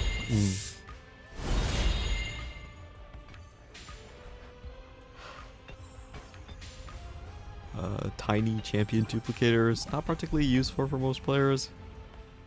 We decided Yasuo. Maybe Lasandra 3? Oh, true.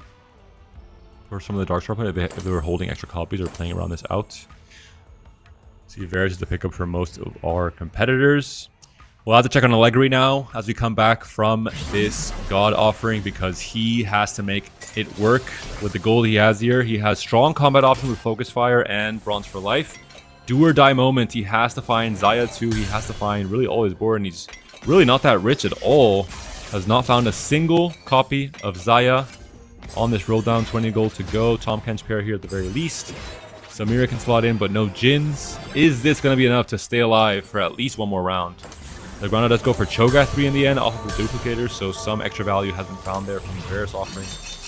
I'm not sure if it's strong enough here, Clement. Yeah, we'll see if Luffy has removed any of the items. Doesn't look like it. This Jax does have the potential to directly walk down into the composition as well, so isn't looking good. I just don't think he has enough solo damage to actually kill the Jax. We might be seeing a team kill from Team Corp. But Allegri, if he kills enough units, he should still be fine. And indeed, he already has passed the kill threshold. Wow, as I say that, Jax... doesn't get it. Important win here for Allegri. I wonder if there are a lot of Zayas being held by VP, considering the late roll down and the very obvious game plan that Allegri was going for. It allows for a lot of time for everyone else to try and hit. Zagranda does hit the Acel 2 on the side of GlorpGang's Darkstar player, so stability maybe finally found for that player. NCC1 was in a similar predicament. Pretty different spots for all the players in this lobby, right? Pretty binary in terms of like very far ahead, like Kian, for example, or Luffy, and just very far behind, very weak board in stage 4 for players like Allegri and Zagranda and NCC1. We're seeing Kian, he's still coasting on 50 plus HP, so that should mean that for Allegory, this is very much a winnable fight. His front line might be collapsed on the right side, but that Maokai with the Cosmic Hex that has been shaping up from stage 2 should still be enough for the front line here. The focus fire coming in from Jin, not going to get the execute on the Maokai, and indeed, on 14 HP, he is going to overtake NCC1. Now Maris potentially going down as well. I will say, for that being a fast 9 player who has not made it to 9 yet, that was a pretty close fight. not a good sign for Allegri and GlorpGang's chances. NCC1 on his final roll down. Tompkins 2 has been found. It's still only barred 1. No Acel game plan here, unfortunately. Zagranda has already hit, taking the few out of the pool. Is there anything that NCC1 can do here to win this? Reinforcements down, a lot of augments essentially. Healing Orbs not super effective on this comp as well. I don't really see it. He still has an additional IE he can put on that Kaisa, but that's about it for making his comp stronger. Oh, Dust was found. Is it enough though? Allegri also found Zaya 2. Zagranda is streaking now on his own Acel 2. Maris just hit Jax 3 on the Lulu comp, although he's also 1 life. So this next round could decide a lot in this matchup, in this series, Clement. Yeah, 3 players could be potentially going down. A really tough draw for NCC1. 2 players are full streaking in his fight pool. Milo and Kian, I think, will remove items for him, so it's just about the Zagranda matchup that he has to survive. It will be Kian here, who has gone 9, who has found a Vex 2, has removed some items. This should be good enough for NCC1 to win here. The tank already down for Kian. Good fight RNG for NCC1. We're going to have to see if Allegri has that same luck. Not sure what his pull is going to be looking like. Allegri does win. Maris goes down exact lethal on the Lulu board. Maris' goal was to slow down the other 2 Stargazer players. Luffy is sitting at 56 HP, leading the pack right now, so that didn't quite work out. And Allegri is still alive, so Maris was kind of forced to go into the Stargazer line, to the Lulu line. Didn't quite work out for him. Yeah, the only thing he really slowed down was himself. Unfortunately, we were thinking about what other fast 8 positions he could go towards, and it didn't look like he had the spots. Potentially going for Brawler E, that was the only open fast 8 line that perhaps he should have been playing for, but you know, he got a Stargazer start, wasn't able to utilize that, so now I would say GlorpGang in a very strong position. You know, it's kind of sandwiching the other players. If they can take down NCC1, that would be massive. Would force the rest of the players to get a 1-2 on VP. This looks like a very dominant win here for Allegri. I think the big test will be, can Allegri defeat Kian once he's fully stabilized his fast 9 board? But NCC1 also goes down in the end of the Darkstar board. 7-8 for VP, which means they are forced to go 1 and 2. Kian can potentially make it. Can Milo make it to that second place? That's the big question. Very interested to see. Check out Milo's board. He was playing the Corki. Corki typically not able to get to a 2 position, but he does have to print. It doesn't look like he's close to anything. I'm not convinced on this Arbor +1. Jeweled Load is just not the strongest combat setup from either Corki player, let's be honest. But especially with Milo having to take the responsibility of going at every second to win this game 1 for his team is too much to ask from that Corki player. Oh, Kian might not even win this fight with Riven chopping down the Vex. Whoa, 1 HP Vex surviving. Can that turn the tide? Oh my god, the Milo ball comes on, or the Milio ball, sorry, comes on to the Vex. Kian also bleeding here despite having to be, or you know, projecting to be the hero for his team.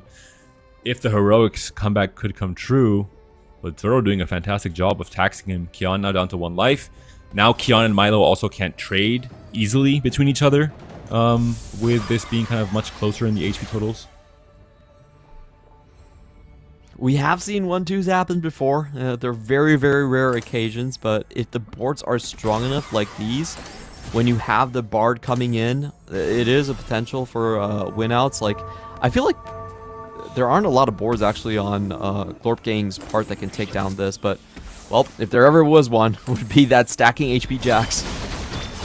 And I think Allegri's board is actually quite strong now as well, with double combat, with Focus Fire and Bronze for Life, and everything hit now with the Stargazer board.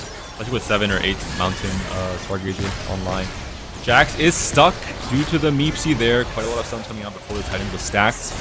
The Riven is also onto the backline on the Lulu. The Lulu will cast one last time. The stuns come through. Jax is trying his best to 1v9, and he does succeed. Milio taken down to 5 HP, or Milo rather, sorry.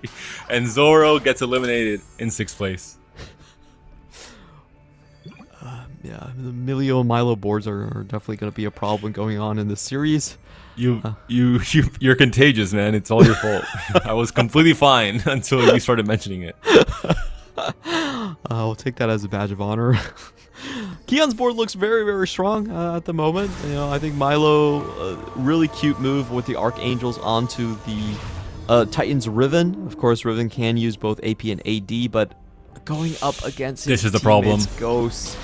Yeah, both players on 1 life. They need to go first and second. I think it's already a hard matchup here as well with the Vex, the Graves too, the full fast time board. The Riven is once again accessing the backline though. That's in this fight in favor of Milo. He should be winning it here. Is Kian going to win his own fight though against Allegri? That's a big question. Allegri, one of the stronger players from GlorpGang. The Zaya onto the Vex. The Blitz left alive all by himself. Kian going down. GlorpGang takes the game 1 win in this pivotal series. The 3rd, 4th place match is now just 1 game away from concluding. If GlorpGang can win that game 2, they'll be through to the main event. And what dominating fashion they did it in. 1, 2, 3 on the leaderboards.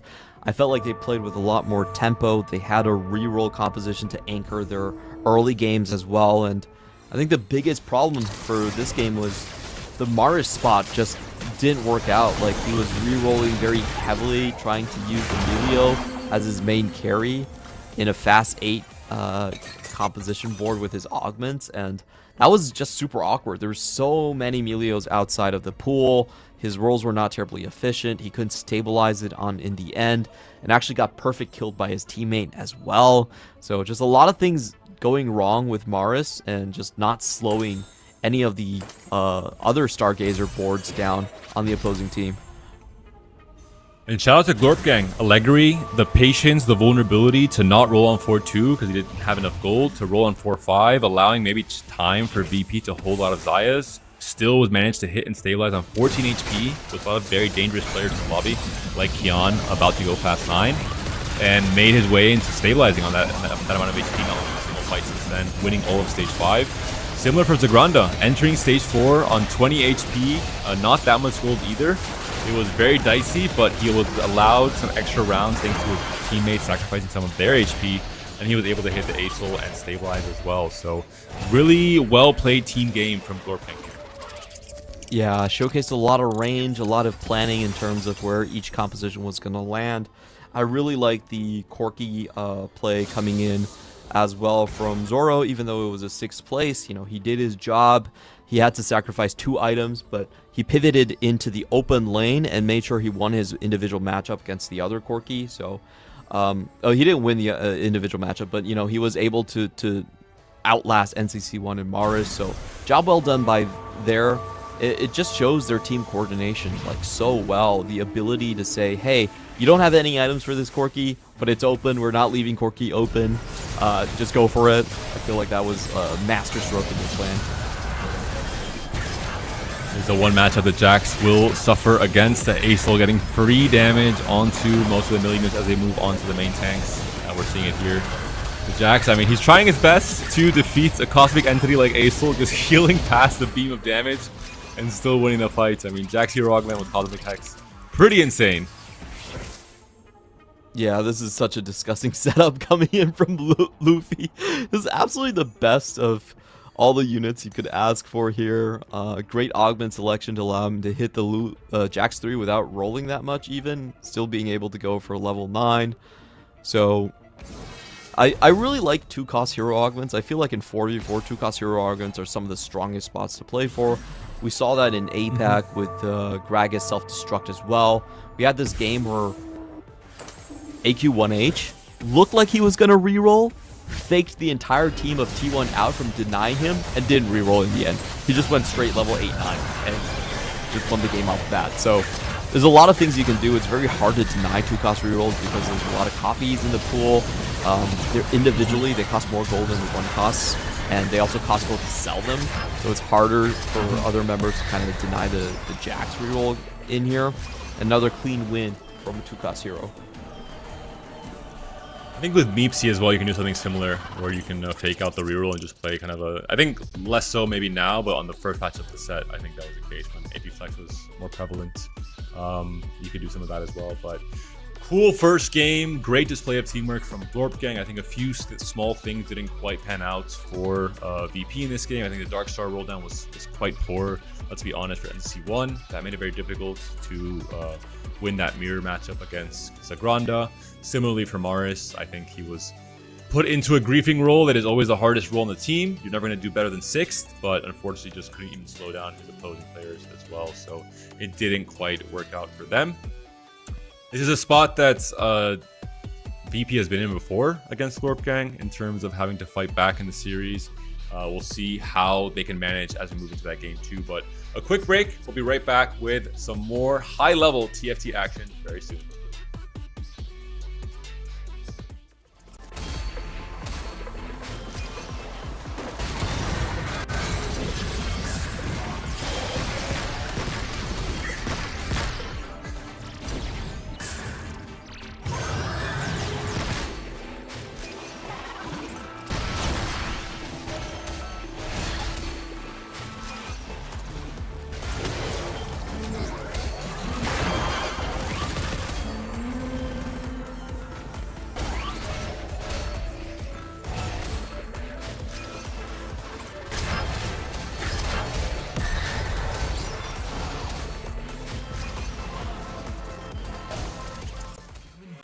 Was built to move. Not trapped at a desk in one singular posture for 12 hours a day. It's time your chair evolved. This is Secret Lab Titan Evo. Ergonomically engineered for you. Gamers, hybrid workers, artists. Backing your every move.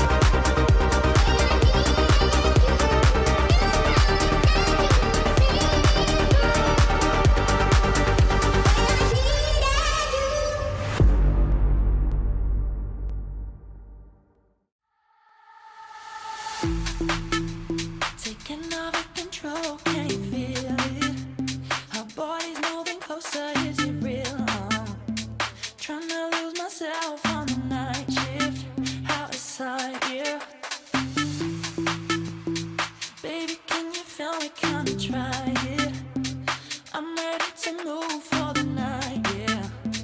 Trying to lose myself on the night shift, outside, yeah. Taking over control, can you feel it? Our bodies moving closer, is it real? Trying to lose myself on the night shift, outside, yeah. Alright, baby, can you feel me? Come and try it. I'm ready to move for the night, yeah. Trying to lose myself on the night shift, outside, yeah.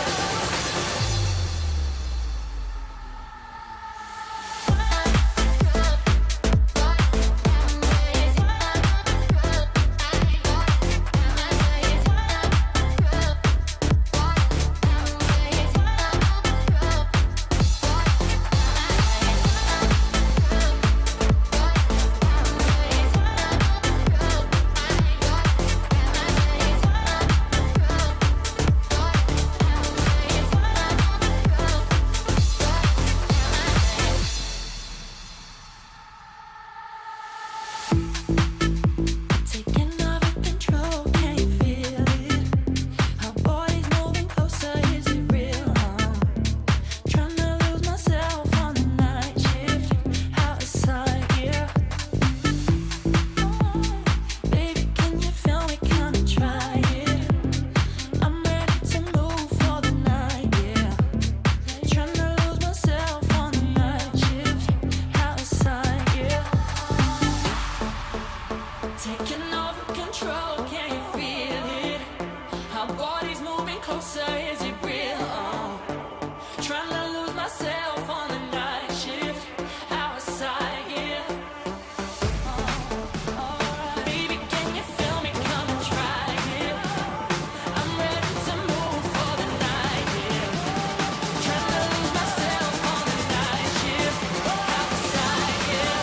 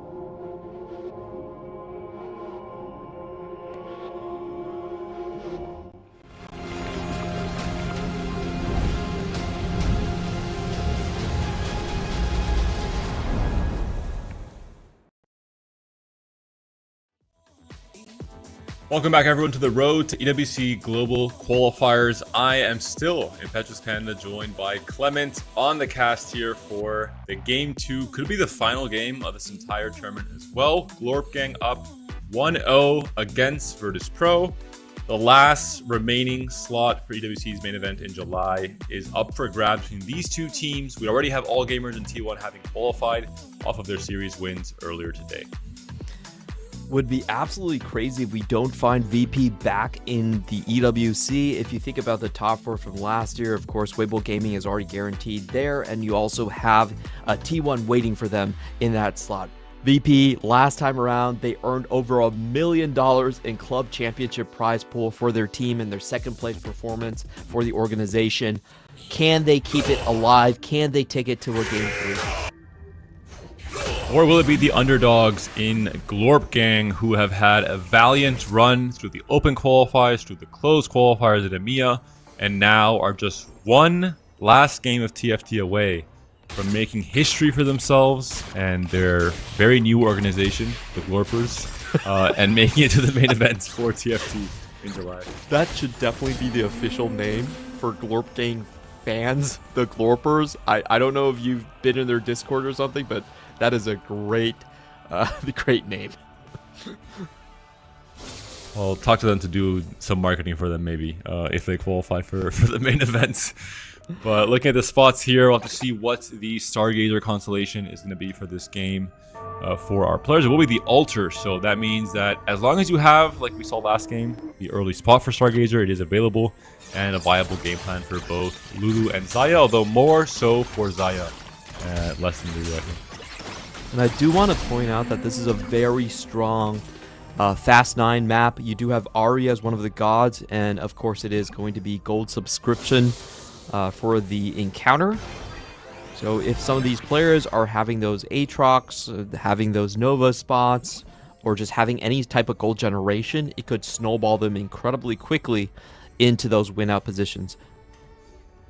Potential strong spot here for Kian as well. Has a Jinx, has a Primordial already on the board, has a Rek'Sai pair, a Rek'Sai upgrade, maybe any kind of augment that gives you a 2-star, or a 2-cost 2-star, like Kickstarter, Birthday Reunion, could be really strong in this spot to help Kian make it to 9. Again, he was the Fast 9 player for VP in Game 1.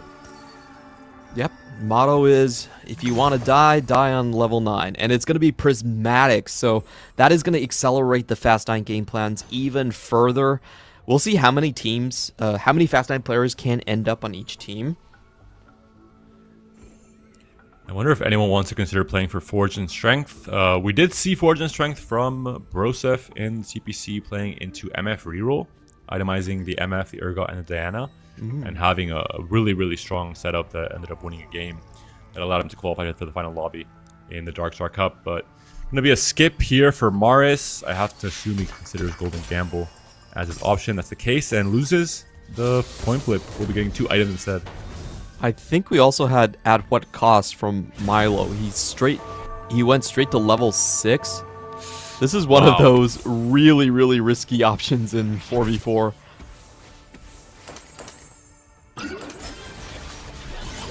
Ganda on Living Forge with a Light Shield crest here as well, so just a generic setup for now.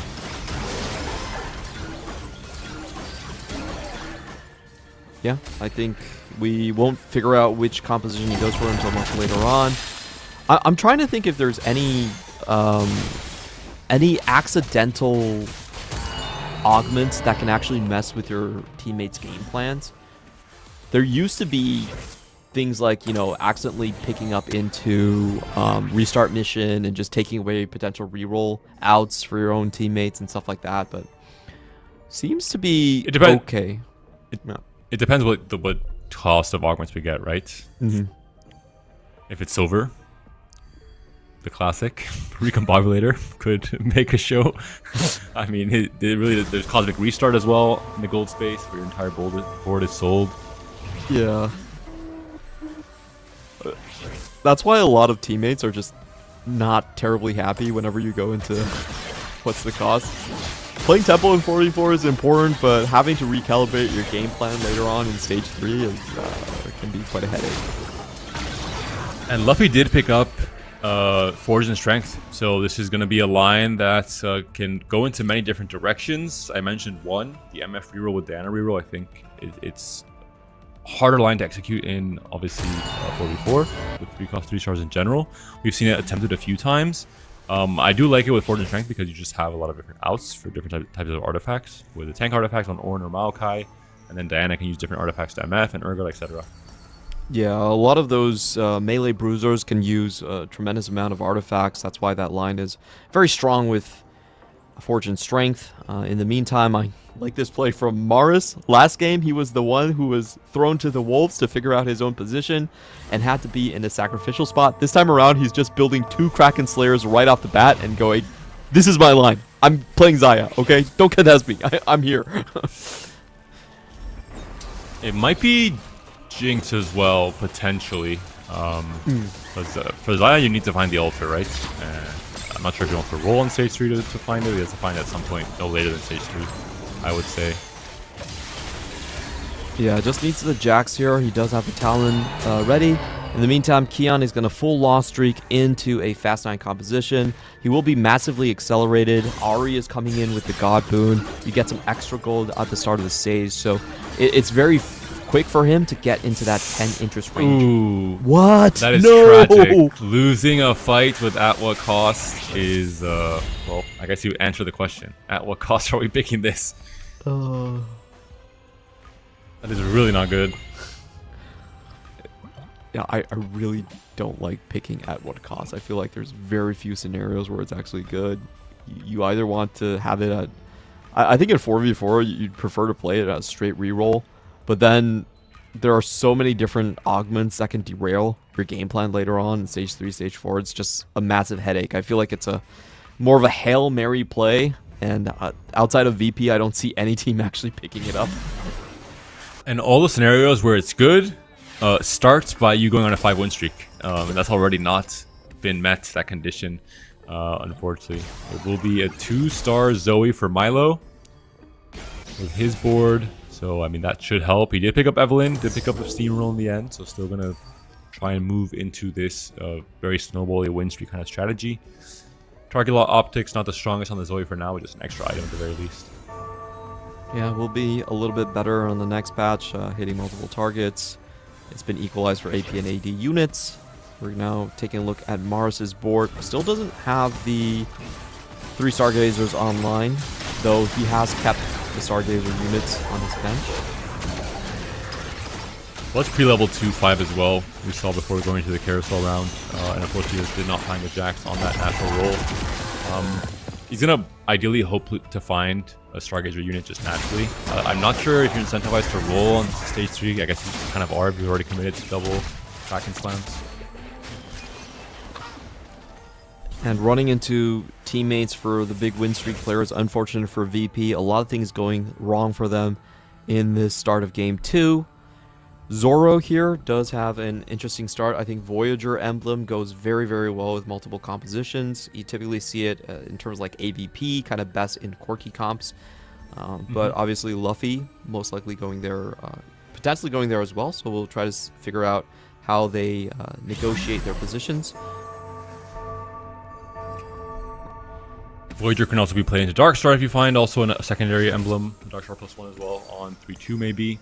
Luffy, I think, is still not necessarily locked into Corki. I mean, I think Forge and Strength is also defaulted into Corki as well, but it does open up more different lines depending on what you're offered in your stage 3 shops. Yeah, definitely could go multiple ways. I want to check out Allegory's spot. I think that's the one spot we haven't seen just quite yet. Okay, so it just will be a gold generation. Yeah, the Shimmer skill spot. Okay. Possibly also looking to play Xayah if he has the option to.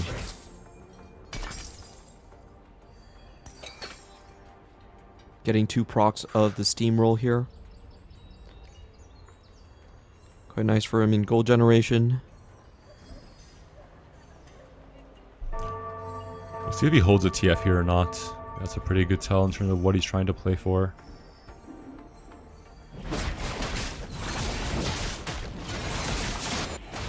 So far, I would say that the Granda's spot is probably the weakest.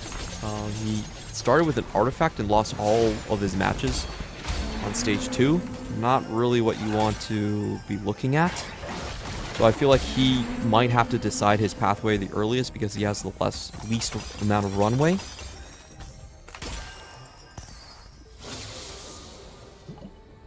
Kian, very fortunate, will not be stuck in Aatrox jail. Does find an Aatrox on level 5 before he continues his journey on to level 9. As we're seeing here with 100 gold left in the bank. There are some pretty crazy combos in terms of making really good use of this hedge fund gold on 3-2. We'll see what augments he is offered. Similar to what we saw from Bintum, right, earlier today with that upper nobility and Titanius Titan. It's almost like a guaranteed 4-2, 4-3 fast time with a lot of gold circles. Whenever I'm playing this, I have to constantly remind myself not to pick forward thinking. It's like, it feels like so, you know, it kind of feels like it fits together, and like, we're wasting so much econ on this one. But we'll see what he gets on 3-2. I think that's a Clement problem. I thank you, Clement, for sharing with our viewers. Hopefully Kian is listening and takes that tip straight to the heart on this augment selection. Augmented power would be great. I mean, he wants to continue a lose streak anyway. And you also can tell your team, the enemy won't know about this, but you can tell your team that the next augment is going to be gold. Well, yeah. I guess once you pick it, the enemy team knows, but...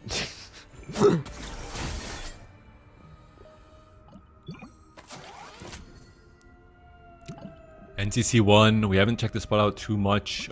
Buried Treasures has the full MF2 already online. Has it the tower now as well for some extra frontline.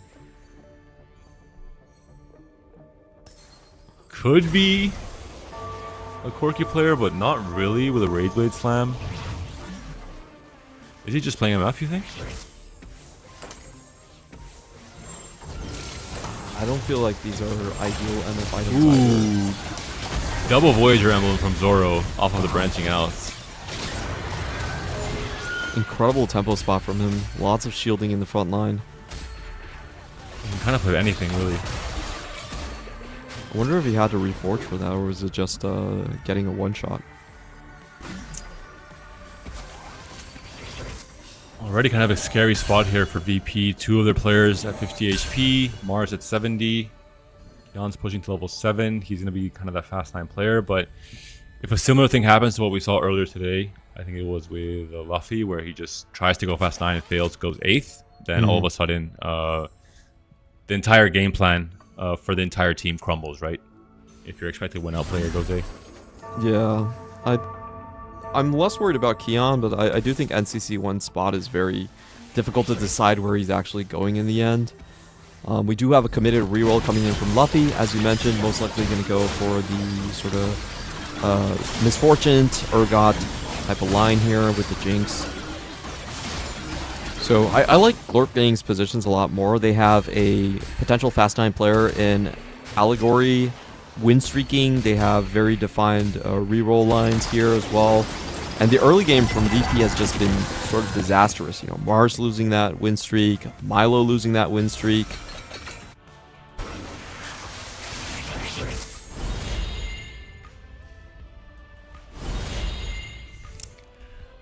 Does hedge fund increase to 11 interest when you pick Ari here? It should. But does it? I think that's the question, isn't it? But does it?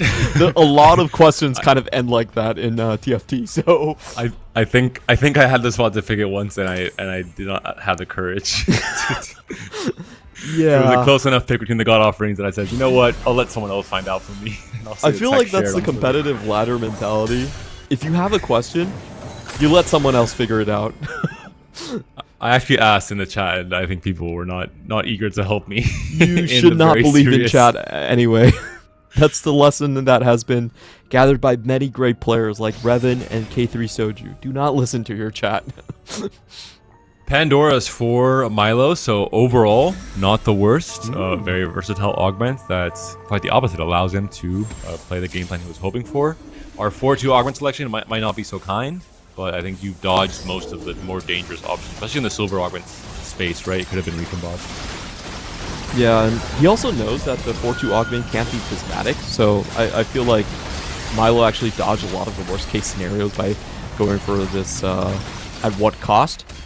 He will take a win against his teammate as well, now with the triple Kraken Slayer. Not one, I not really two. hope I really hope Milo has the Stargazer online at this point, because the triple Krakens is a very inflexible build. Otherwise, You have to assume that he's just locked in to the Xayah at this point. so much gold to work with here for Kian. Not too much HP though. It's gonna be pretty risky if he 4-2s it. He'll be on 1 life. Yeah, I think he probably has to just roll on 4-1. No, I don't think he can. He won't have enough gold. But do you really want to go 4-2 with 1 life? That seems kind of seems kind of risky to me. It's called first race for a reason. If there's Oh, no well. risk, then what? Okay, he's actually gonna have 2 lives. If he wins this, it should be 2. Maris looks like he has sacked for Kian for his teammate here. But has he Should be sacked sacked enough though. Ascension proc. The Briar's trying her best. Lower HP the better. But there is a fine line that the Briar has to navigate, and TF's looking a little bit too strong. It's a good loss at the very least. It's a 10 loss as well. I don't think you can make it so that you're 3 lives if you lose this next one, obviously. You'll still be 1 life on 4-2. Yeah, you might 4-1 it. Yeah, I feel like he has to 4-1 it. 1 life is just... I think you're dead in the water. You have to forego your augment synergy, I feel. Zagranda rolling down, hits the Urgot too. We'll have to check out Zagranda's board really quick. We can go back to Kian later. There's a Leggery. Yeah, I think playing towards Xayah. Zagranda will be playing towards the MF, I assume. Yep. Already has the Urgot too. Alright, Alright. all eyes on Kian. We'll see if the roll down's happening. Yep, he has gone 9. So the big roll down is here. 2 lives to work with still. 1 mistake can be made in this next round if he's not able to pivot in time. But we're going to have to hope he Vex hits pair? the Vex 2, which he does. So quickly. And now he needs... Whoa, is it Oh, a Vex 5 3 game? Vexes. Don't tempt him. Don't tempt him. He fought 1. He was like, he was thinking about it, but he skipped the Yeah. next one. This is a correct Fast move. transition. Is it fast enough? We have double Vow that can be made here onto the Nunu, or the Adaptive, onto the Blitz rather. I'd say this is a very good turn for him. Gets the Fiora in, so if he wins, he can start healing back. Also gets the Blitz 2, Vex 2. Kind of the most important 5 costs, I would say, in this composition. 1 copy of Graves to just get the ball rolling on the upgrades, the factory upgrades here. So I think Kian has taken himself out of the danger zone. And he has a big augment coming up as well. Did pick up the chance to have a prismatic augment where everyone else has gold potentially. I want to check how close Mars is to Alter. I think reinforcement might be the choice here. He's low on gold. He's looking across the lobby. There's also another Xayah player in Allegory who's 57 HP. I feel like you need the gold now. And if you have Kian who's stabilized, I mean, it's all about stabilizing yourself, right? You already have the win out player. You don't have to do anything crazy. You don't have to be this hero for your team. Does pick up the arcane victory in the end, though. We'll be hoping he just can naturally find the Xayah 2 and everything else he needs to stabilize here. On Xayah pair for now. Still missing the Nunu 2. Finds the Maokai and the Rast at the very least. Is this going to be enough, though? Doesn't get the Maokai upgrade onto the board in time, so we'll lose out on a lot of tankiness coming in here. Goes up against Luffy, who's fairly weak in this lobby. Doesn't have any of the 3 stars just yet, so maybe this is enough for him to get a win.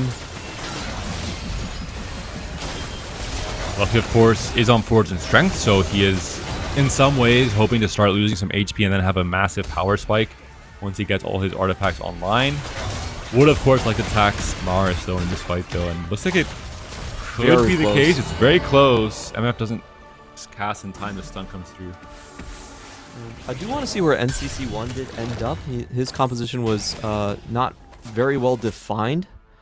Looks like he's actually just going to be on the Brawler E line. No Master E's though, so that's... Oh, the one Master E. But not really close enough. I think he's more so just playing the griefing duty. Just griefing Corki, griefing MF, griefing Kindred, griefing Maokai's. Even griefing Fiora from his teammate Kian. he's griefing everyone, no one's safe. The triple grief. He's trying to fit, like, there's gonna be a Zaya on this board on 9. Wow, he actually built the Corki. I'm not so sure about this. I usually don't feel like it's worthwhile going, dead 8. Holding on to opponent pairs like this.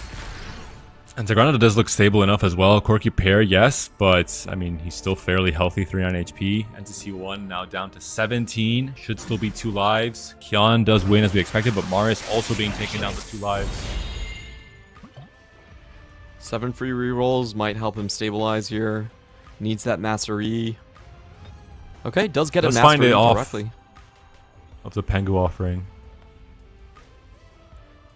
VP Maris now. maybe got a Zaya off his offering as well. He was on Zaya pair. That would have been a huge upgrade if that was a find. Or the free rerolls can help as well, right? Yeah. Maybe rewarding Maris for not going for reinforcement, going for the combat option instead. Do you think across the board, GlorpGang just has so much more extra HP to work with? The Voyager emblem, double Voyager on Zoro, being the anchor for everyone to just be able to play a stage 4 without being so nervous, I would say. You have someone to fall back on even if things do go bad. 5 Voyager, 5 Shepherd, beautiful board from him, full tempo. 5 Karma, more importantly. I think that's the key one you didn't mention. For Maris, though, I think his spot looks stable. He has a Homkench 2, he has a Zaya 2, he has Ascension and Arcane Victory. I think it's a very synergistic combo as well. The Altar has procced. I think it's a worse spot, or a better spot than it was 2 turns ago, that's for sure. Yeah, if they keep running into each other, I feel like you just have to cut NCC1 loose at this point. Like, even if he gets the E2 online, he's just not going to do much in this lobby. Too late to the party for him. Very rare that there would be a player that would get eliminated before NCC1, even if HP was traded there. Allegri did lose the last fight, but he's still 2 lives at 19. Alright, come on, buddy. You got to sell one of them. Nope, I don't think I will. Just sell the MF, He's dying please. he's dying anyway. He might as well make life as difficult as possible for the opposing players. Yeah, there are a lot of health checkups on him, just making sure that he does get the sell in.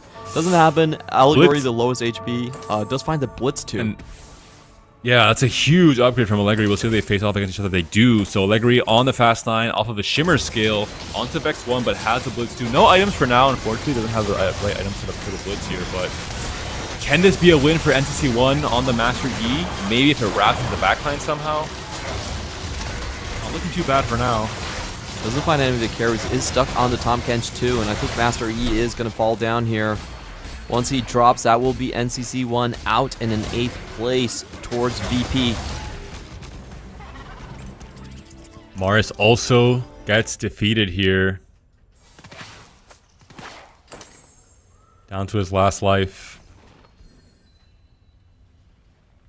Oh, this is such a tough position. Because it forces the fast 9 player to try and sack for you. Can they even take a 7/8? Not sure if Milo's spot is strong enough. And Mars can't make it to 9 either. He's just way too far away. Not going to get the most value from his Ari boon. Would have loved to have a slot to put in a Blitz, for example. Maybe if he would have found a Jin as well, just a little bit behind. Can play the Declaw onto the Tom Kench over the Sunfire, potentially.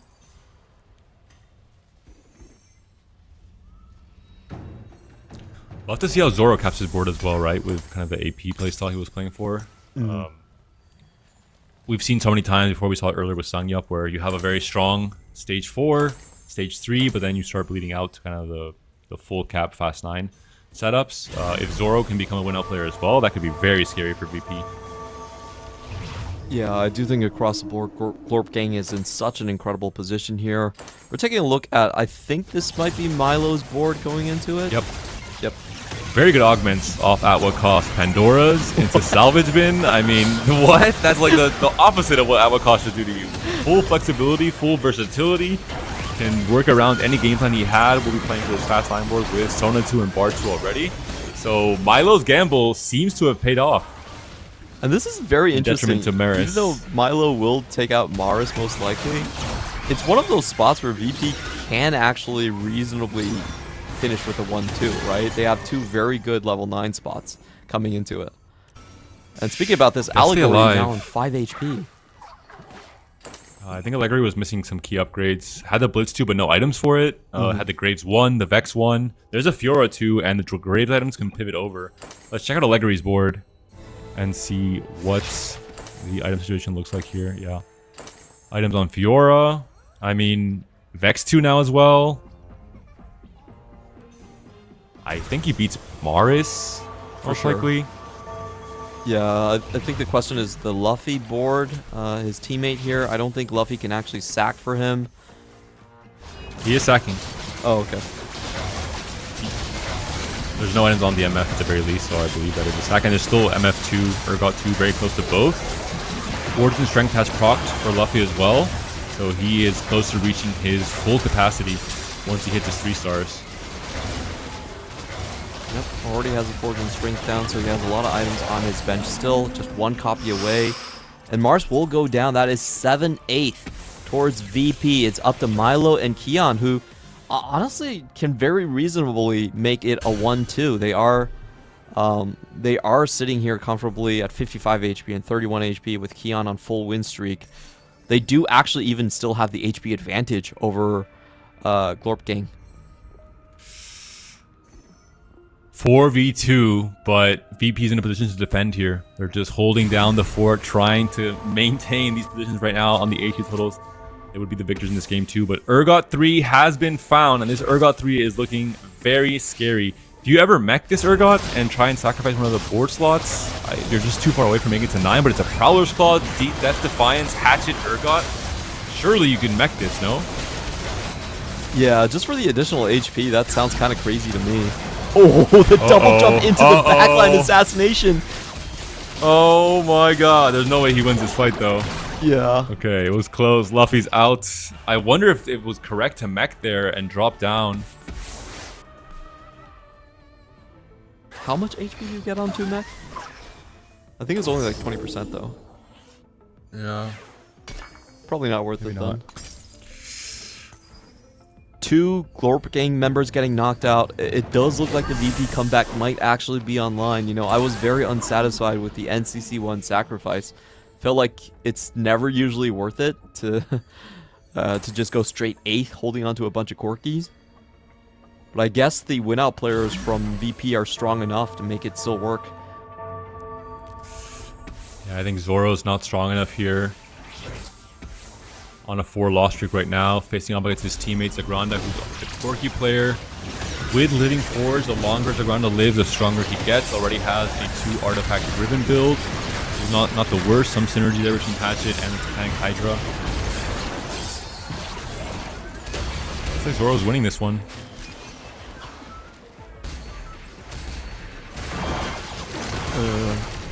That feels kind of weird. I feel like Zagranda probably has a better runway. He hasn't gone to 9 yet. We'll get some extra value from the Ari boon. Has a really good setup on the Rammus items as well. Finally goes 9. Skips the Shen. Playing for maybe a 3-star. It's just, I think, too hard to do at this point. One final upgrade into the Mighty Mech, now going up against Milo, already level 9 with a Bard board. You need some focus fire on the left side. Ooh, the Blitz here looking very scary. Onto the Rammus, going to leave the Ribbon exposed as well. Going to buy some time, eat some quirky missiles as well.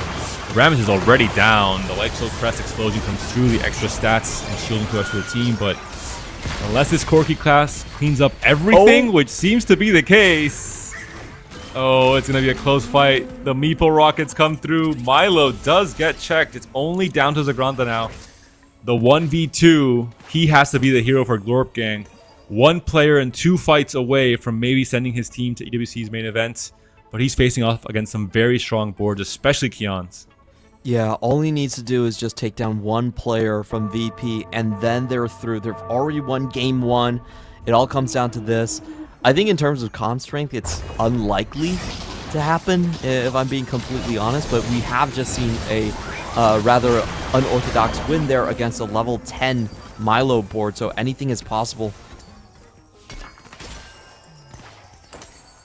Gronda gets some extra gold, has a chance to roll. He has to be thinking about what is the strongest possible cap. Is it just the Ross 2?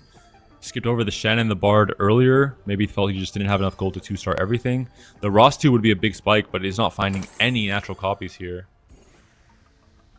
Has to stick with the 5 Meeple lineups here. Can't really switch this out. Doesn't have enough gold.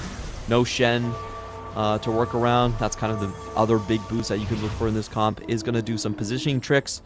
Runs up against a Ghost board. So there is a possibility that if Milo does fall low enough, loses to Keon, then Zagranda can actually snipe Milo like he did before to win the match. I imagine Keon has potentially removed items if they're fighting the real to allow Milo to win this fight as well. Just sharing some HP, making sure they're both 2 lives. And that can happen. Zagranda does barely win this fight against the Ghost, stays alive.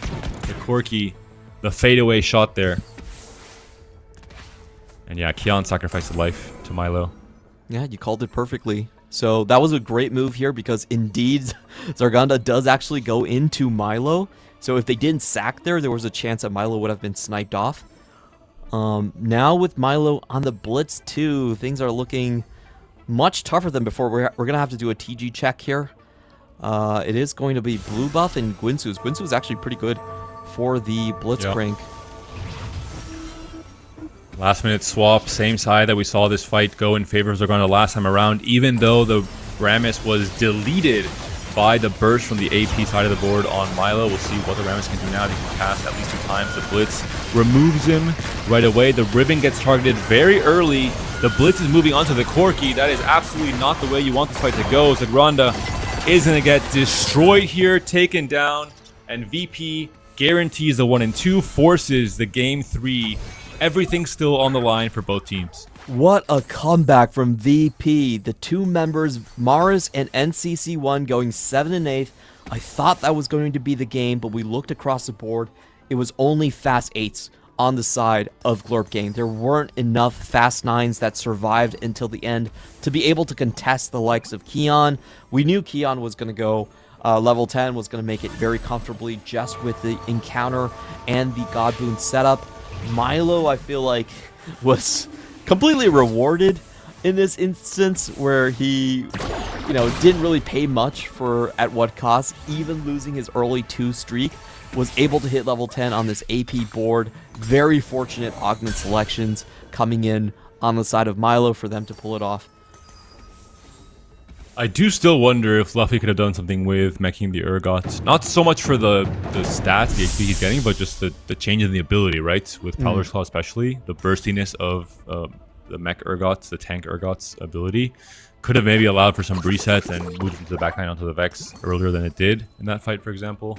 And that would have potentially swung things in favor of Luffy. I mean, he had, I think, a pretty strong board if he hit everything. Yeah, I'm actually pretty curious how the Urgot does interact with Hellfire Axe going into that one. So, we can look up on the details of the Urgot play later on. Again, we called it from the start on this game, just looking at the gold subscription and the Ari, that this was going to be a Fast 9 dominated match. I think unfortunately for GlorpGang, they didn't really get the memo on that one, right? Like, I didn't see any incredibly strong level 9 boards, mostly just stuck on 8 without enough cap. Before we blame GlorpGang, I will say Milo single-handedly played the best game of At What Cost that anyone has ever seen. He got the most high roll versatile augments ever. He lost the fight in stage 2 and still managed to do his fulfill his role and finish in the top 2 alongside Kian. Kian, who has been the hero for this VP team in the last two games now. But very quick break, and we'll be back with the absolute last game of this global qualifier, the last chance match between, or last chance game in this series between both VP and GlorpGang. Don't go anywhere.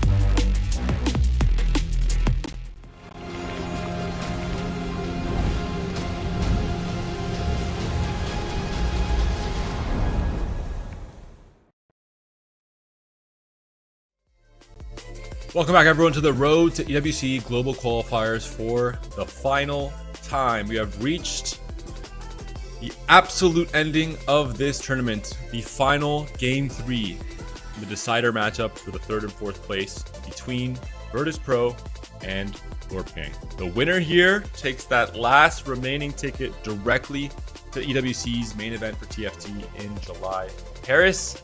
The loser, unfortunately, despite the long journey they fought through, will be going home empty-handed. So everything is now at stake for this upcoming game, Clement. And it's just been such a long and arduous journey for both of these teams. We've seen upsets, we've seen growths, we've seen the teams starting to come together. I'm just here for an epic showdown. Think about things from Virtus.pro's perspective, how hard they had to fight to bring this into a Game 3. They were blown out in Game 1, weren't close at all. Game 2, they go 7 and 8, and then get finally saved by their Fast 9 spots. The comeback stories or the upsets coming in from GlorpGang, there are so many narratives that can be sewn into this story. It will be Varus and Soraka as our gods for this final Game 3, and Varus going to open up some extra synergy for reroll lines in particular, some extra duplicators potentially coming through for 3-cost reroll in particular.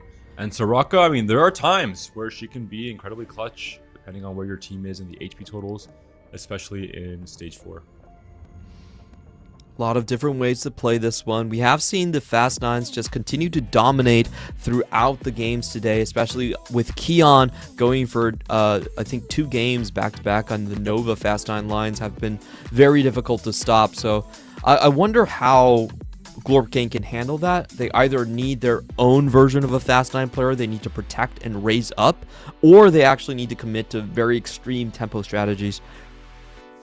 And there was, I think, a few cases last game where, you know, Forged and Strength, 3-cost, Misfortune reroll with everything. When you hit everything and you have really insane artifacts like Lucky did, you can win games off of that combo. You can be Fast 9 boards. It just was a little bit too late potentially to get there. But 5 random 1-cost champions given to all of our team, all of the players in the lobby as the encounter for this game number 3.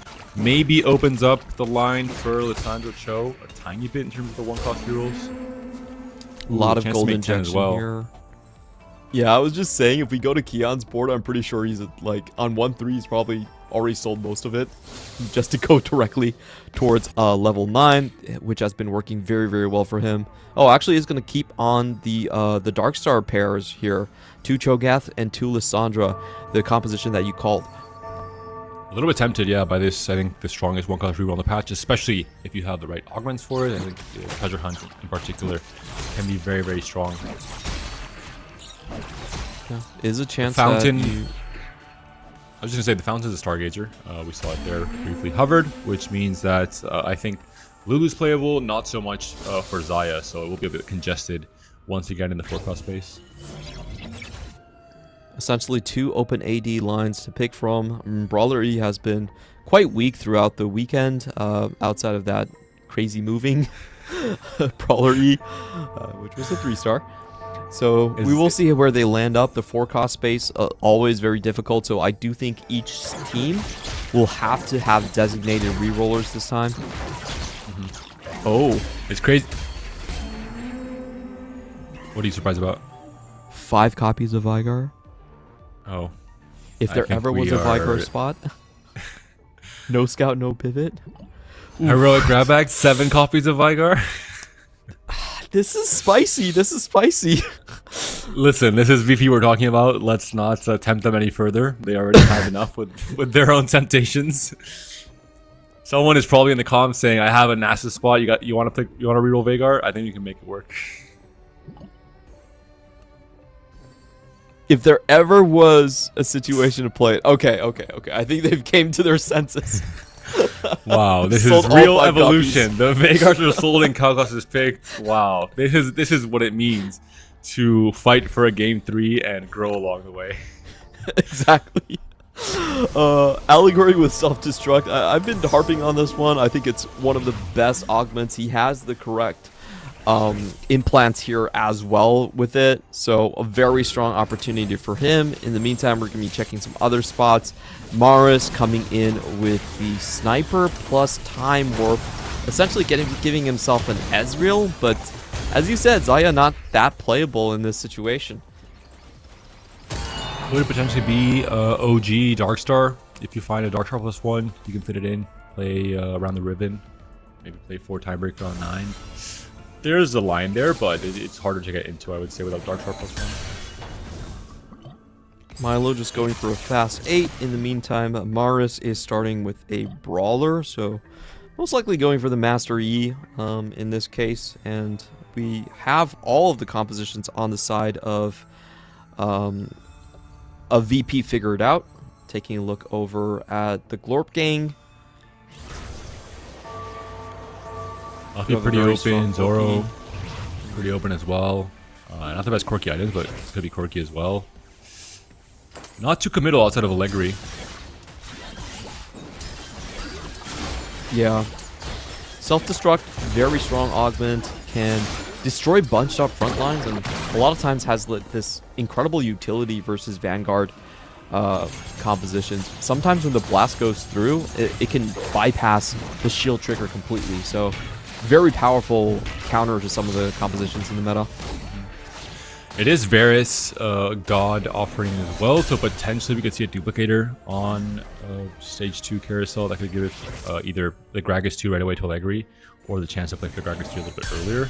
It is a comp that I think really benefits from duplicators, because you don't necessarily want to play for more than just the Gragas 3. Sometimes the Pantheon 3, sometimes the Pike 3, but you'd be quite happy just hitting Gragas 3 quickly and pushing levels. So I think the duplicators help with that. And it does seem like Keon is committing towards the Darkstar reroll line. We already have 5 copies of each being held right here. Very, very strong composition. Especially looking across the board, I think most of these comps are actually fairly low cap. There's a lot of fast 8 players in this lobby here. So a reroll on a Varus map like this with this many copies early on can be very strong. The big win would be 2 tiny duplicators from Varus now on the God offering in the stage 2 carousel. That would be a massive bonus for Keon, who's playing around the 20-cost reroll, and it would really accelerate the pace at which he hits a Cho'Gath, which really helps with the Cho'Gath scaling as well. So we'll see if that'll be the case here as the God offerings come up. And here we go. God offerings that could decide the fate of these two teams. It's going to be gain a 3-cost champion, so not exactly what Keon wanted to look for. On the other hand, a little bit of Tactician's health and 2 gold. It's kind of a staring contest to see who will commit to this one first, and the other members can then follow up to gain the gold as well. If any player was playing around this possibility for the Varus and had a pair of 3 costs, it can be a really, really strong tempo spike. If you're just in a situation where it has worked out that way, that you have a pair and it's your carry. And even if you especially are predicting this, you can sell any other 3 costs you have.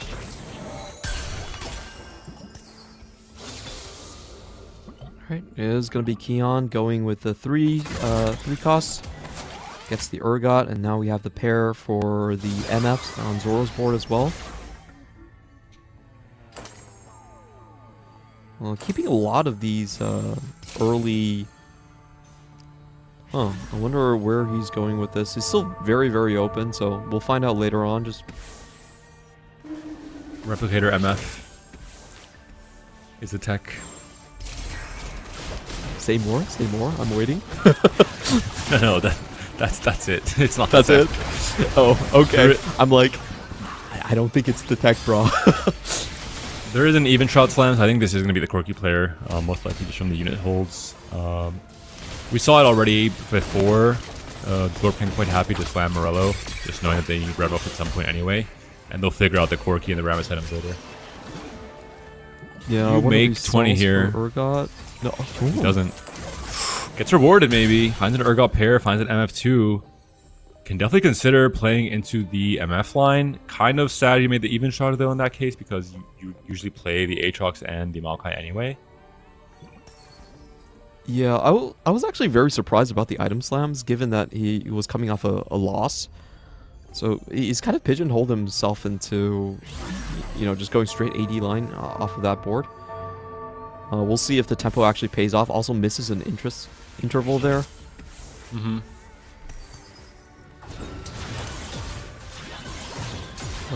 Zagranda with probably the most open board here. He has a chance for potentially going for the 4 Dark Star and wants to just take a look at 3-2 augments. I think if he gets a chance at Dark Star, he'll just settle into that space. Really unfortunate for Kion. Maris is item holding this Lysandra as well for now in case Kion is rolling for the Cho'Gath 3, Lysandra 3. Mm-hmm. Kion 100 HP. I mean, that's pretty good setup if you are going to roll for the 1-cost reroll. I think he sold the extra copies he had. Yeah, he's just pushing levels. Yeah, interesting to see what he's going to end up with, but has a lucky find here with the Riven. That's going to help him extend that streak further on, and honestly, you can just play whatever you want from that point. Also, holding on to the self-destruct Raguses, we will see a lot of this being done by the VP members, as Allegory is going for self-destruct. Hasn't found the pair, hasn't found the upgrade just yet. The Anvils will definitely help here. Going to try and play for 2 gloves ideally. Can slam both the Jewel Gauntlet and the Hod, but not quite able to find the second one, unfortunately. Misses on one of them. We will see what the 3-2 augments can give him. I will say he is slightly behind tempo at this point, but he still has gold generation. All is well. It's still the Varus map, so he has decent chances of coming back. NCC1, I believe he was able to full loss streak. 74 HP. Should not have been broken. So he's in a decent spot here as well. Has the Anvils open as well.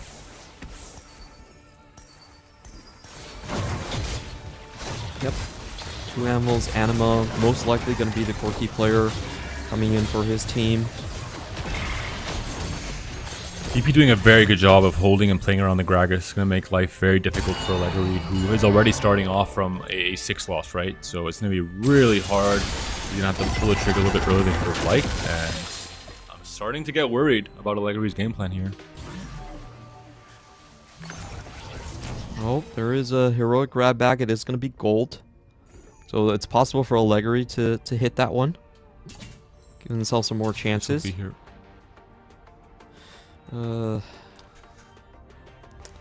Combat's kind of useless well. when you're... Yep, it's I a like very strong group hug. combat. It's just a little bit weak unless he finds his copies. There goes the Gragas 2.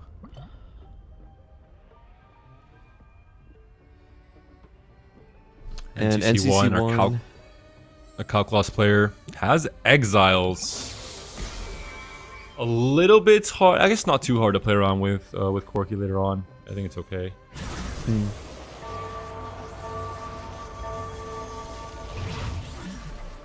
And Zagranda will also be our Corki player, it seems like. Picks up Mace's Will. Has the item signaling in that direction. Gonna have a lot less gold to work with compared to NCC1, but does have a tiny difference. So I think that does leave Zoro going most likely in the direction of Urgot MF. Already has the Urgot pair and the MF2 on his board. Should be the reroll player here.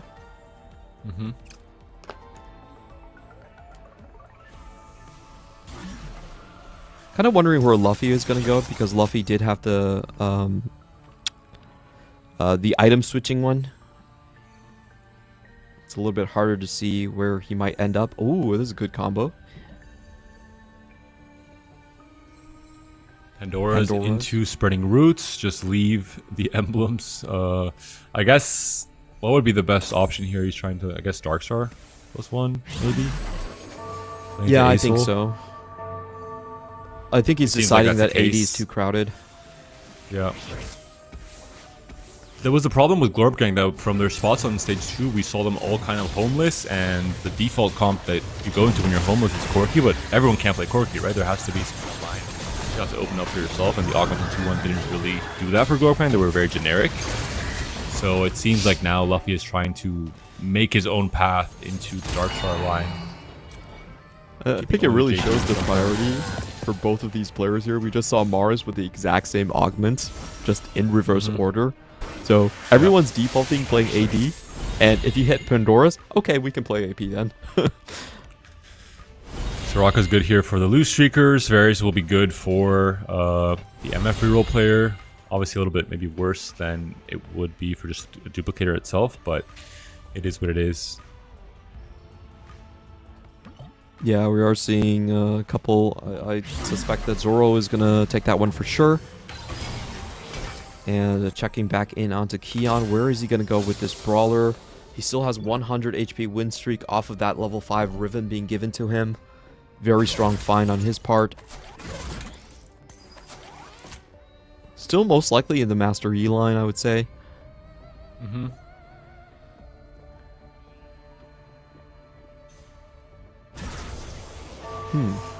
Actually went with the extra rerolls here.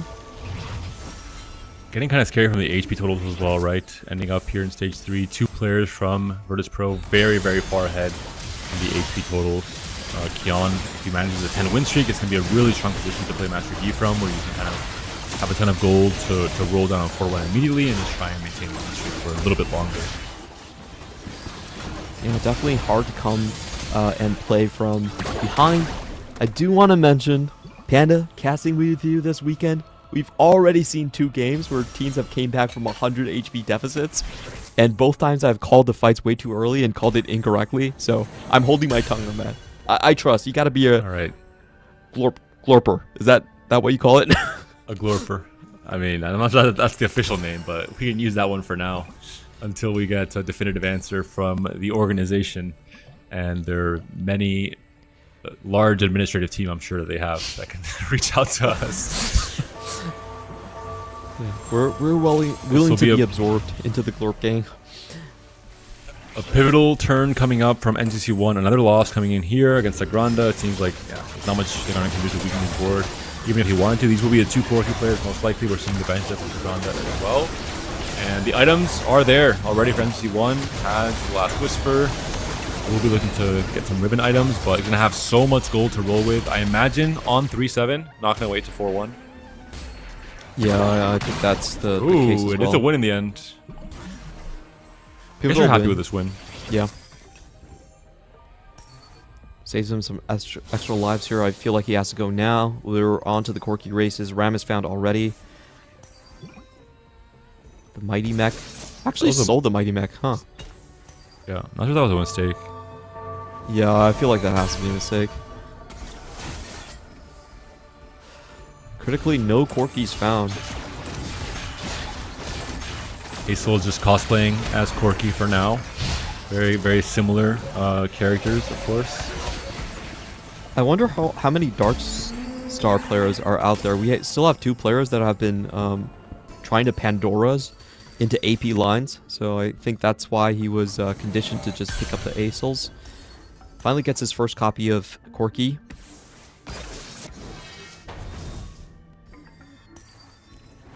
Mixing up the positioning does make the Fizz 2 before finding either the Rammus 2 or the Corki 2, which I think is sometimes a risky play. Any bit of gold matters, and Fizz not too relevant in terms of the outcome of most of these fights, especially if you haven't hit any of your key upgrades. It's holding the Aesol, so I think this means that probably there was an emblem roll into Darkstar +1, and Aesol is a premium unit that's being searched for by, I think it was Luffy, if I'm not mistaken. Yeah, it was Luffy. We're going to be taking a look at Mars's board. He did hit one of the Vanguards. Very strong if you can get the 6 Vanguard online. Just play around that with the AP lines.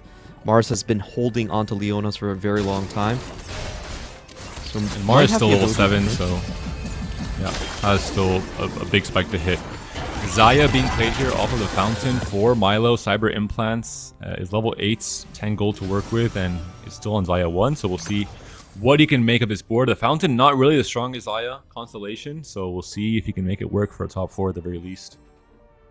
Gold is good news for Allegory. That means he has another chance to hit those heroic grab bags. We haven't seen the Gragas 2-3 pop out just yet, so I wonder if that's going to happen. In the meantime, Maris, very interesting board as we see that Diana and Victor actually being built here. Oh, it was off. Okay, that makes a lot more sense. I was like, what board is he building? of booster pack. The Karma 2 does come in though as a better backline carry to maybe replace or accompany the Nami here. We have to check Luffy's board. Luffy's a player who we mentioned was re-rolling his emblems. We think he landed on Darkstar +1, and it seems that is the case. Vex is the item holder for now, has a lot to do here. The Dark Hole's in the back, unfortunately, so a bit of a not executed fastly enough turn playing against Milo, so there is no sacking being done here. Full item slam coming through. Can this Vex win the fight here for Luffy, considering he is maybe on 2 lives in stage 4? Very low HP totals. The Zaya's already working on the Vex at this point. Vex falls down. The Thresh Lantern able to pull an additional Blitzcrank for Milo. One of the few units that can actually activate its passive, even when being pulled in by the Thresh Lantern right there, so good win. Zagranda also is on the Corki race, so we'll check in with his board to find out how close he is. Only on 1 Corki, no pair either. No gold to work with. This is looking pretty harsh for him. Also, Group Hug not getting any value from the augment. Ooh. Or getting very little value. He should be stacking up his front line, no? Yeah. Do a Corki little can also 3-2 stack. displace himself to the corner.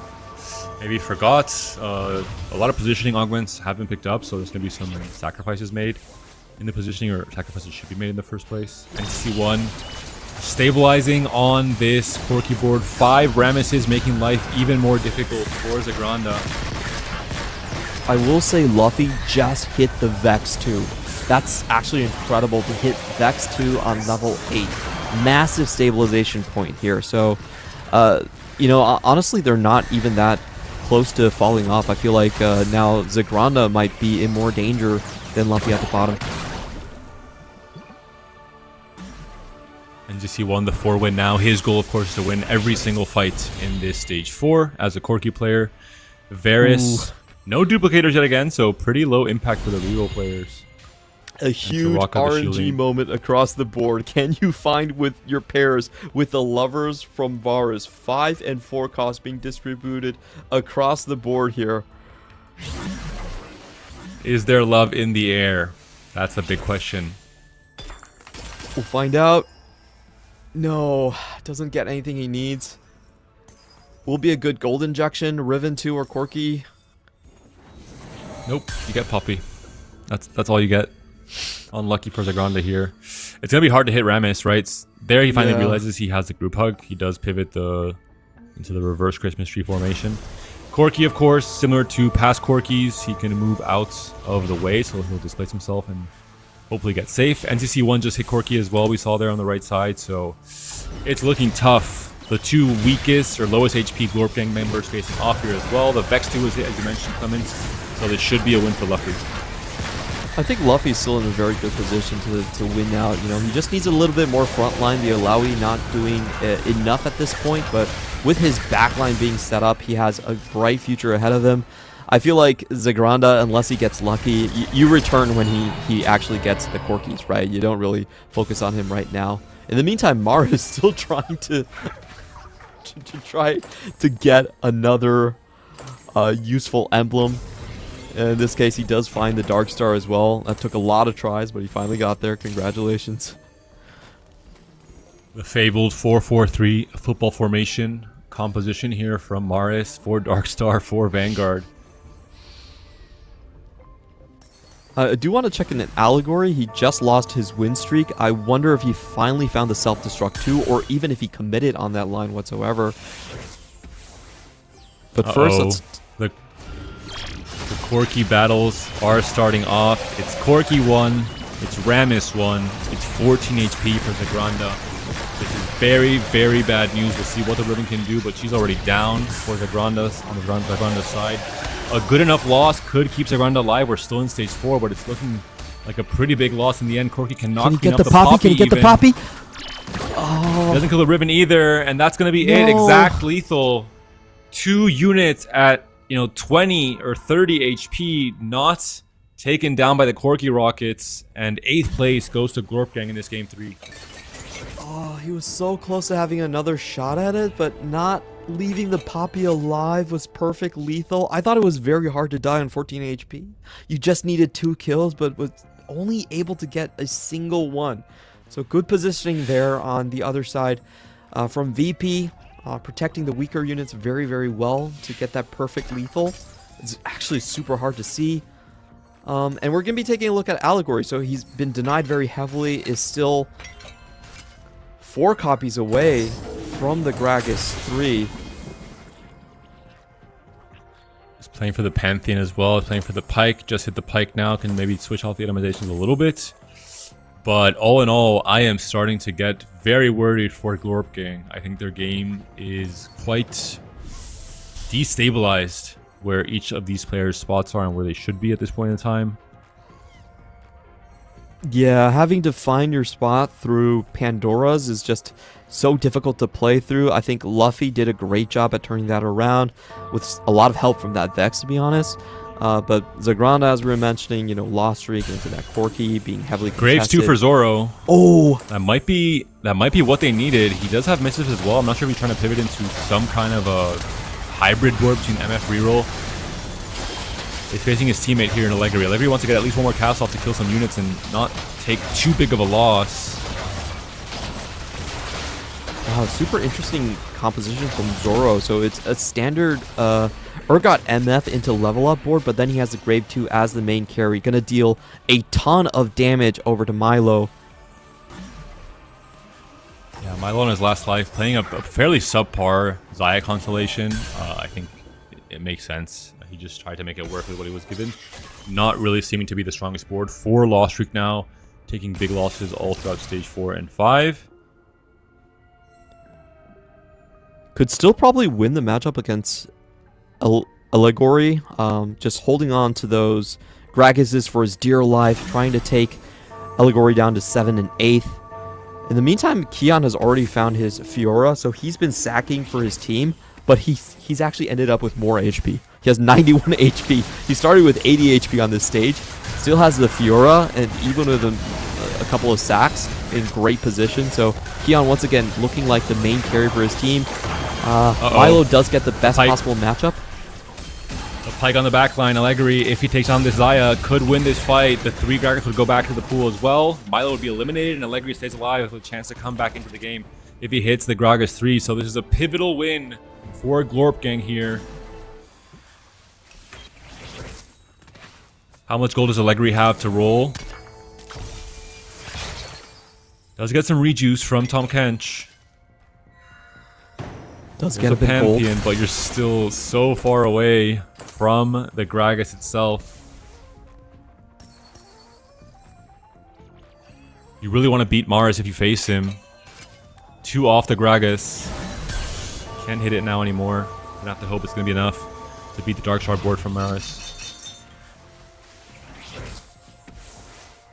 It's going to be rotating against NCC1, who's on a massive win streak after hitting all of his copies, even while contested.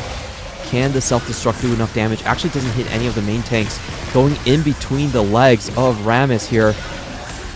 The Pike got stuck, did not move onto the Corki, was about to lunge his way to the Corki, gets stuck now again. The Rockets clear the Pike as well, and now Allegri down to his last life. Is Marius going to survive this fight or not? The fight is still ongoing. Wow, looks like all Marius of a sudden does win. Oh, this is looking impossible at this point in time for GlorpGang. All 3 other players on 1 life, Clement. Kion still at 78 HP. NTC1, the Corki winner in terms of that mirror matchup with Zagranda, is still streaking and very, very strong as well. Yeah, No I Gragas wonder free. if Luffy was able to find his front line. At this point, that might be the saving grace for them. No 4-cost frontline for Luffy. Did luck out on the Vex too, but that is where the luck ended.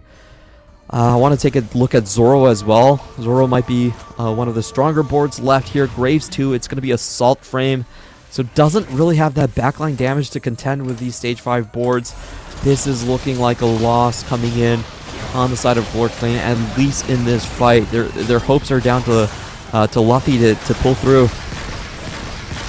2 players go down here from GlorpGang, that will be it for the series, and VP will be advancing. If not, I believe GlorpGang will have to go 1-3 to try and salvage this, but it's looking like a massive win for NCC1. Zoro is taken down. Ooh. Allegri does win, No. but Luffy is also taken down. 3 GlorpGang players in the bottom 4 in this game 3. GG to Virtus.pro. They find their way back to EWC's main event.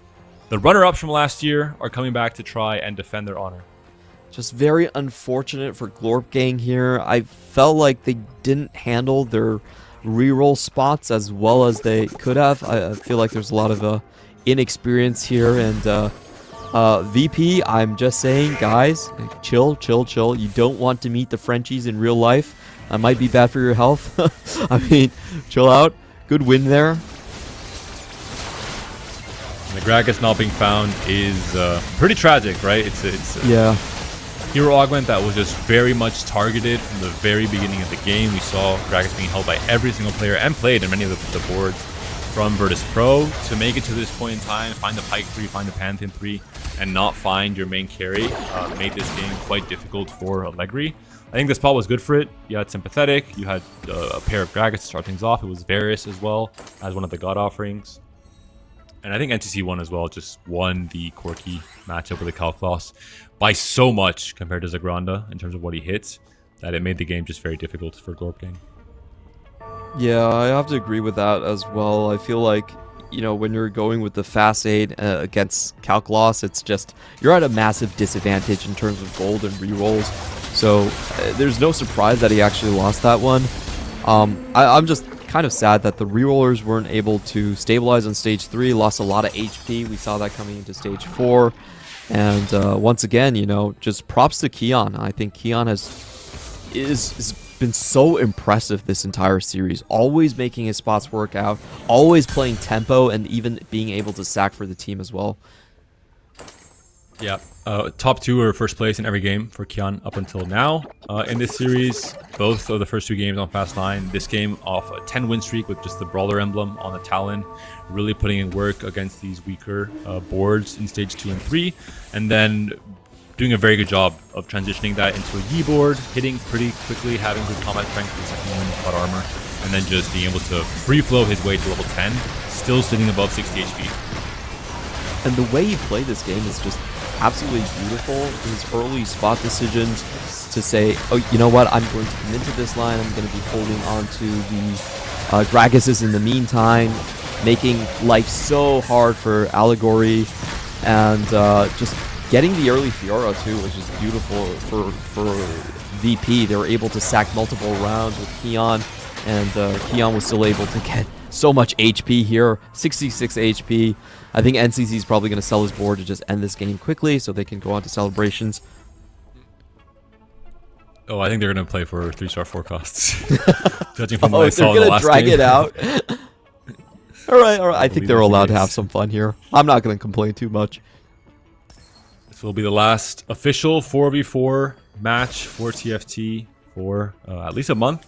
We won't have the main event all the way until late July. So a big break for teams to focus on their individual paths and journeys, and also kind of hone in on what the meta might look like at the end of the set when different balance levers are changed and obviously grow throughout every different patch after this one. Yeah, we will be playing on what I believe is the Tack Crown patch for Set 17 Space Gaunt. And that does mean, you know, we're not going to go into the For Fun patch. Obviously, it's a super serious environment for a lot of these orgs that are attending.